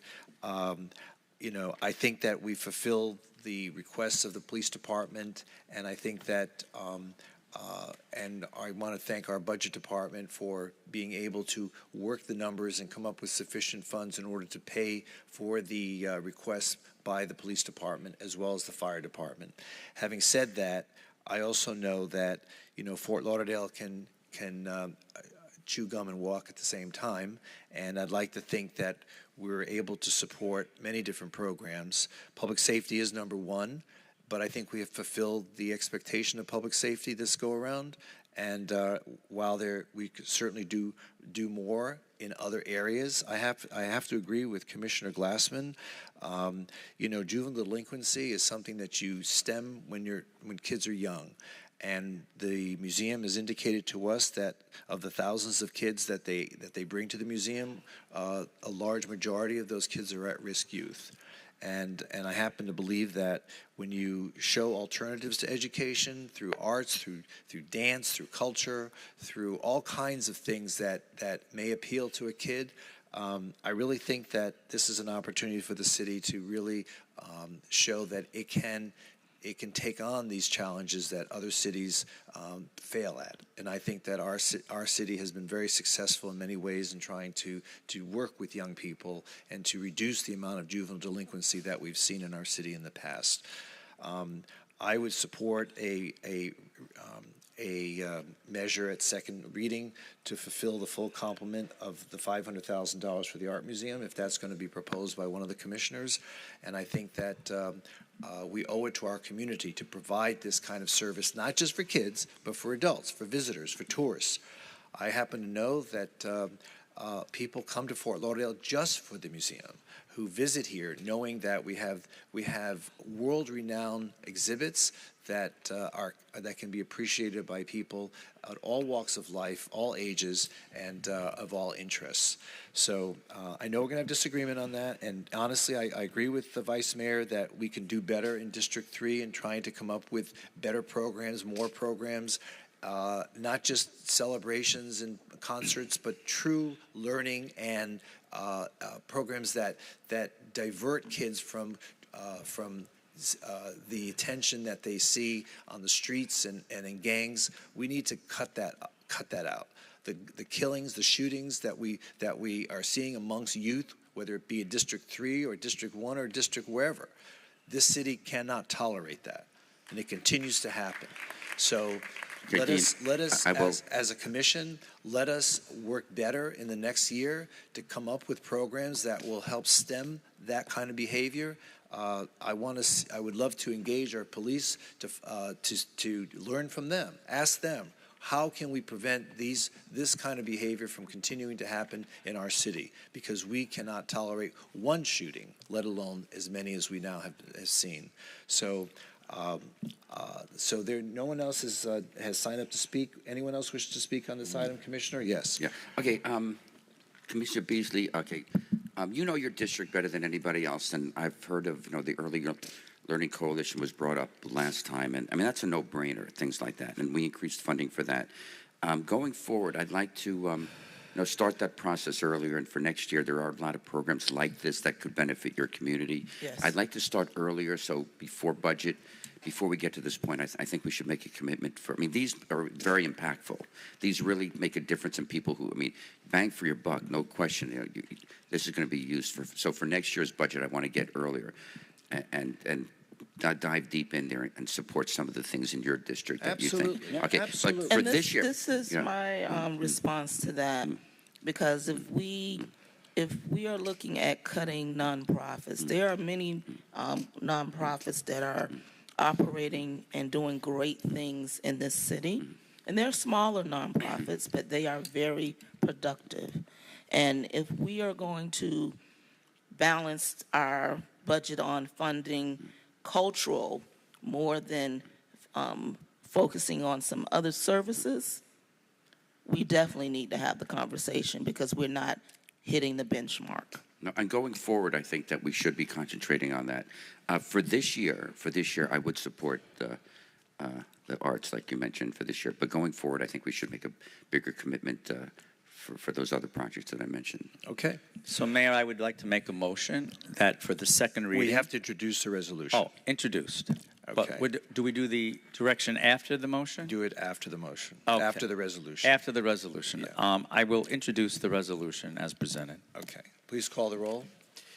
A resolution of the City Commission of the City of Fort Lauderdale, Broward County, Florida, adopting and approving the tentative budget of the City of Fort Lauderdale, Florida for the fiscal year beginning October 1, 2023 and ending September 30th, 2024, which includes the budget for the General Fund, Water and Sewer Central Regional Wastewater Funds, Debt Service Fund, Self-Insured Health Benefits Fund, Community Redevelopment Agency Fund, Sanitation Fund, Stormwater Fund, Parking Fund, Building Fund, Central Services, Unified Customer Service Fund, Vehicle Rental Fund, City Property and Casualty Insurance Fund, Airport Fund, Grants and Bond Fund, Cemetery System Fund, Project Management Funds, Art and Science District Garage Funds, Cemetery Perpetual Care Fund, Beach Business Improvement District Fund, School Crossing Guard Fund, Nuisance Abatement Fund, Sunrise Key Neighborhood Improvement District Fund, and Police Confiscation Funds, and tentatively adopting and approving the City of Fort Lauderdale Personnel Complement for the fiscal year beginning October 1, 2023, and ending September 30th, 2024, and providing for an effective date. Commissioner Glassman? Yes. Vice Mayor Beasley Pittman? Yes. Commissioner Sturman? Yes. Commissioner Herbst? Yeah. Oh, sorry. Mayor Trenthouse? Yes. So the resolution is now approved. Commissioner Glassman? Yes, I would like to make a motion that we have consideration and we give staff direction to come back to us on the second budget hearing. Is that September 13th? I don't think it's done in the nature of a motion, but What do you need? Well, there seems to be 3 people on this commission who agreed to have an appetite. So for it is you don't need a motion? Okay, because I do believe that the return on investment for that $250 will be incredible. So Thank you. Okay. That's my my ask. All right, very good. All right, that concludes the budget meeting. Mr. City Manager, is there any further business of the commission on the budget? Sorry, Mayor, did you announce the public hearing for the final budget? No, I haven't, but I'm just saying that concludes the discussion on it. Now, the public hearing. So we just voted on the budget, and the public hearing to adopt the final budget will be held at 5:01 p.m. on September 13, 2023, before the City Commission at the Parker, 707 Northeast 8th Street, Fort Lauderdale, Florida. City Attorney, I just want to make sure, because I don't want any issues at the next budget hearing. Do we need a motion, or was the direction that was just given as a consensus okay? I just want to make sure. I want to make sure. Do you need a motion for that, City Attorney, or is what we just had as a discussion enough? So it's not without an official action, there's not an official direction. So what's going to happen is staff is using your conversation as direction to modify the budget, and then your actual vote on that item would indicate whether or not you approve of the modifications or not at the next hearing.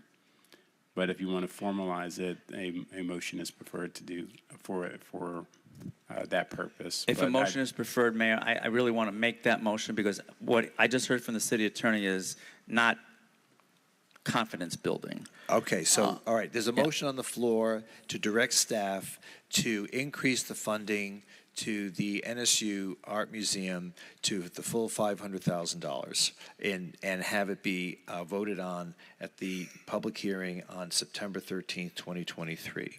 Is there a second to that motion? Okay, so Steve, you made the motion. Yes, I did. Okay, I'll make the second. Okay. Is there any further discussion? There being none, please call the roll, Mr. Clerk. Commissioner Glassman? Yes. Vice Mayor Beasley Pittman? No. Commissioner Sturman? Yes. Commissioner Herbst? Before I vote, I'm just going to read something I think is interesting. So a couple of years ago, we were involved with the Fort Lauderdale Police Crime Gun Reduction Campaign. And it was pointed out that 42% of all the homicides involving a firearm and non-fatal shootings take place in Fort Lauderdale. So I will vote yes for this motion to fund the museum with an understanding that we come back next year and we put adequate funds into the kind of gun and violence prevention programs that have been effective in District 3. I think it's critical. I understand what you're saying, Commissioner Glassman, and again, I worked for the Children's Services Council up in Jacksonville, so I understand the impact of longitudinal change on students over a long period of time. But I also know that if we don't get guns out of the hands of teenagers, they're not going to live long enough to make a difference with the arts. So as long as we commit to doing this next year, I will support the increase for the museum this year. Thank you. And that's great.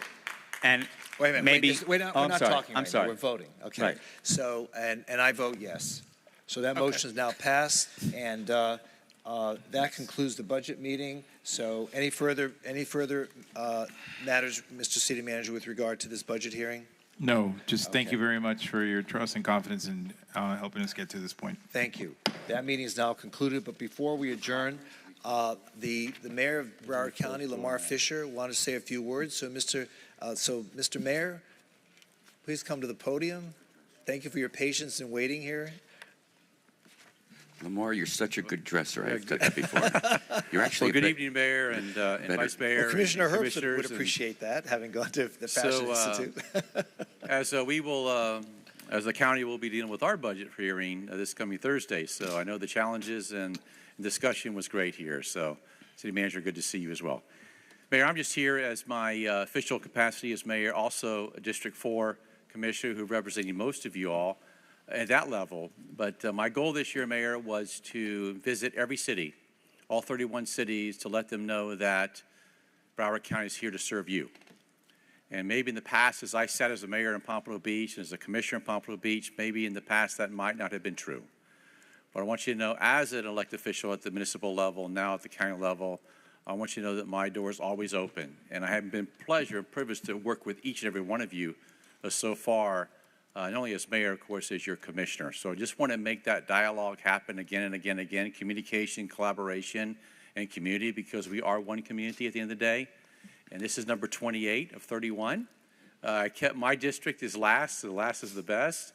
So just wanted to come by and say hello. And Mayor, it's been a pleasure working with you this year as the mayor of the county as we work diligently on LPAs and other matters and homelessness.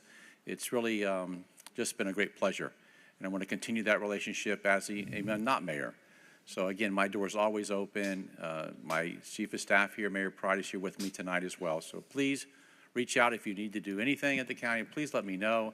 If I can be helpful, I want you to know, Mayor, that at our recent workshop, the budget, we talked about the community bus issues, and we deal with that component. So I've asked our staff to work collectively to make sure we can make that pilot program work for us, and we can divert those dollars from community bus, obviously, to those circuit or similar types of businesses that are operating. So that's on my radar too. So continue to feed me that information. We'll work with you. God bless. Have a great night. Okay. And Mr. Mayor, on behalf of apparently, we need some money for the museum. So if there's any left over in the county budget, healthy discussion. Talk to those folks right over there. Healthy discussion. Thank you so much. We can get all of them to show up at your meeting. And Lamar, thank you for everything you do for my district too. Thank you. Thank you. Thank you for your year of service as mayor. Thank you. Mayor Look Fisher. forward to continuing together. Great. Thank you, Mayor. No. Okay. 1 year. I get your year. So at this time, the city commission shall meet privately. Mayor, if I may, as a so if we could reopen the conference meeting, and then I need, as a formality, to make the request, and then you'll read. Is that the you want me to reopen the conference meeting? Okay. So the City Commission conference meeting for September 5th, 2023 is now reopened. At this time, the City Commission shall meet privately to conduct discussion. Mayor, one second. I apologize. I have to make the request first, and then you can read that part. So pursuant to Florida Statute Section 286.0118A, I am seeking advice on the following matters. Alan J. Mayers versus the City of Fort Lauderdale. Case number CACE 20-013481, and City of Fort Lauderdale versus Terminal Ventures, case number CACE 22-011787, during the City Commission regular meeting of September 5th, 2023, at approximately 4:30 p.m. or soon thereafter, as may be heard. Present at the attorney-client session will be Mayor Dean J. Trentalis, Vice Mayor Pamela Beasley Pittman, Commissioner John C. Herbst, Commissioner Stephen Glassman, Commissioner Warren Sturman, City Manager Greg Chevrier, Interim City Attorney Dwayne M. Spence, Assistant City Attorney Shari C. Wallen, Outside Counsel Christopher J. Stearns, Outside Counsel Edward A. Dion, a certified court reporter from Bailey Etienne Court Reporting. The estimated length of the session will be approximately 1 hour and 15 minutes. You think it'll be that long? We can, possibly. All right. So at this time, the City Commission shall meet privately to conduct discussions between the City Manager, the City Attorney, and the City Commission relative to the two pending litigation cases that were just recited regarding Section 2.86011(8) of the Florida statutes, and present are the individuals that were just recited, and so we shall now begin the closed door session. We're going to retire to the back room here, and we'll come back. And before Mr. Mayor. Wait a minute. Let me finish. Okay. And we'll retire to the back room here. You're welcome to stay here in the auditorium, and then when we resume our meeting, we'll continue in this room. Yes. Okay. Just before, so they know. Yeah. So when we come back, we finish conference. Is what we do when we come back. Well, we can decide what we want to do. Okay. What's left at the conference is just the commission reports. Correct. So we could either do that, or we can begin the evening meeting. And then come back to that. Okay. Okay. Thank you.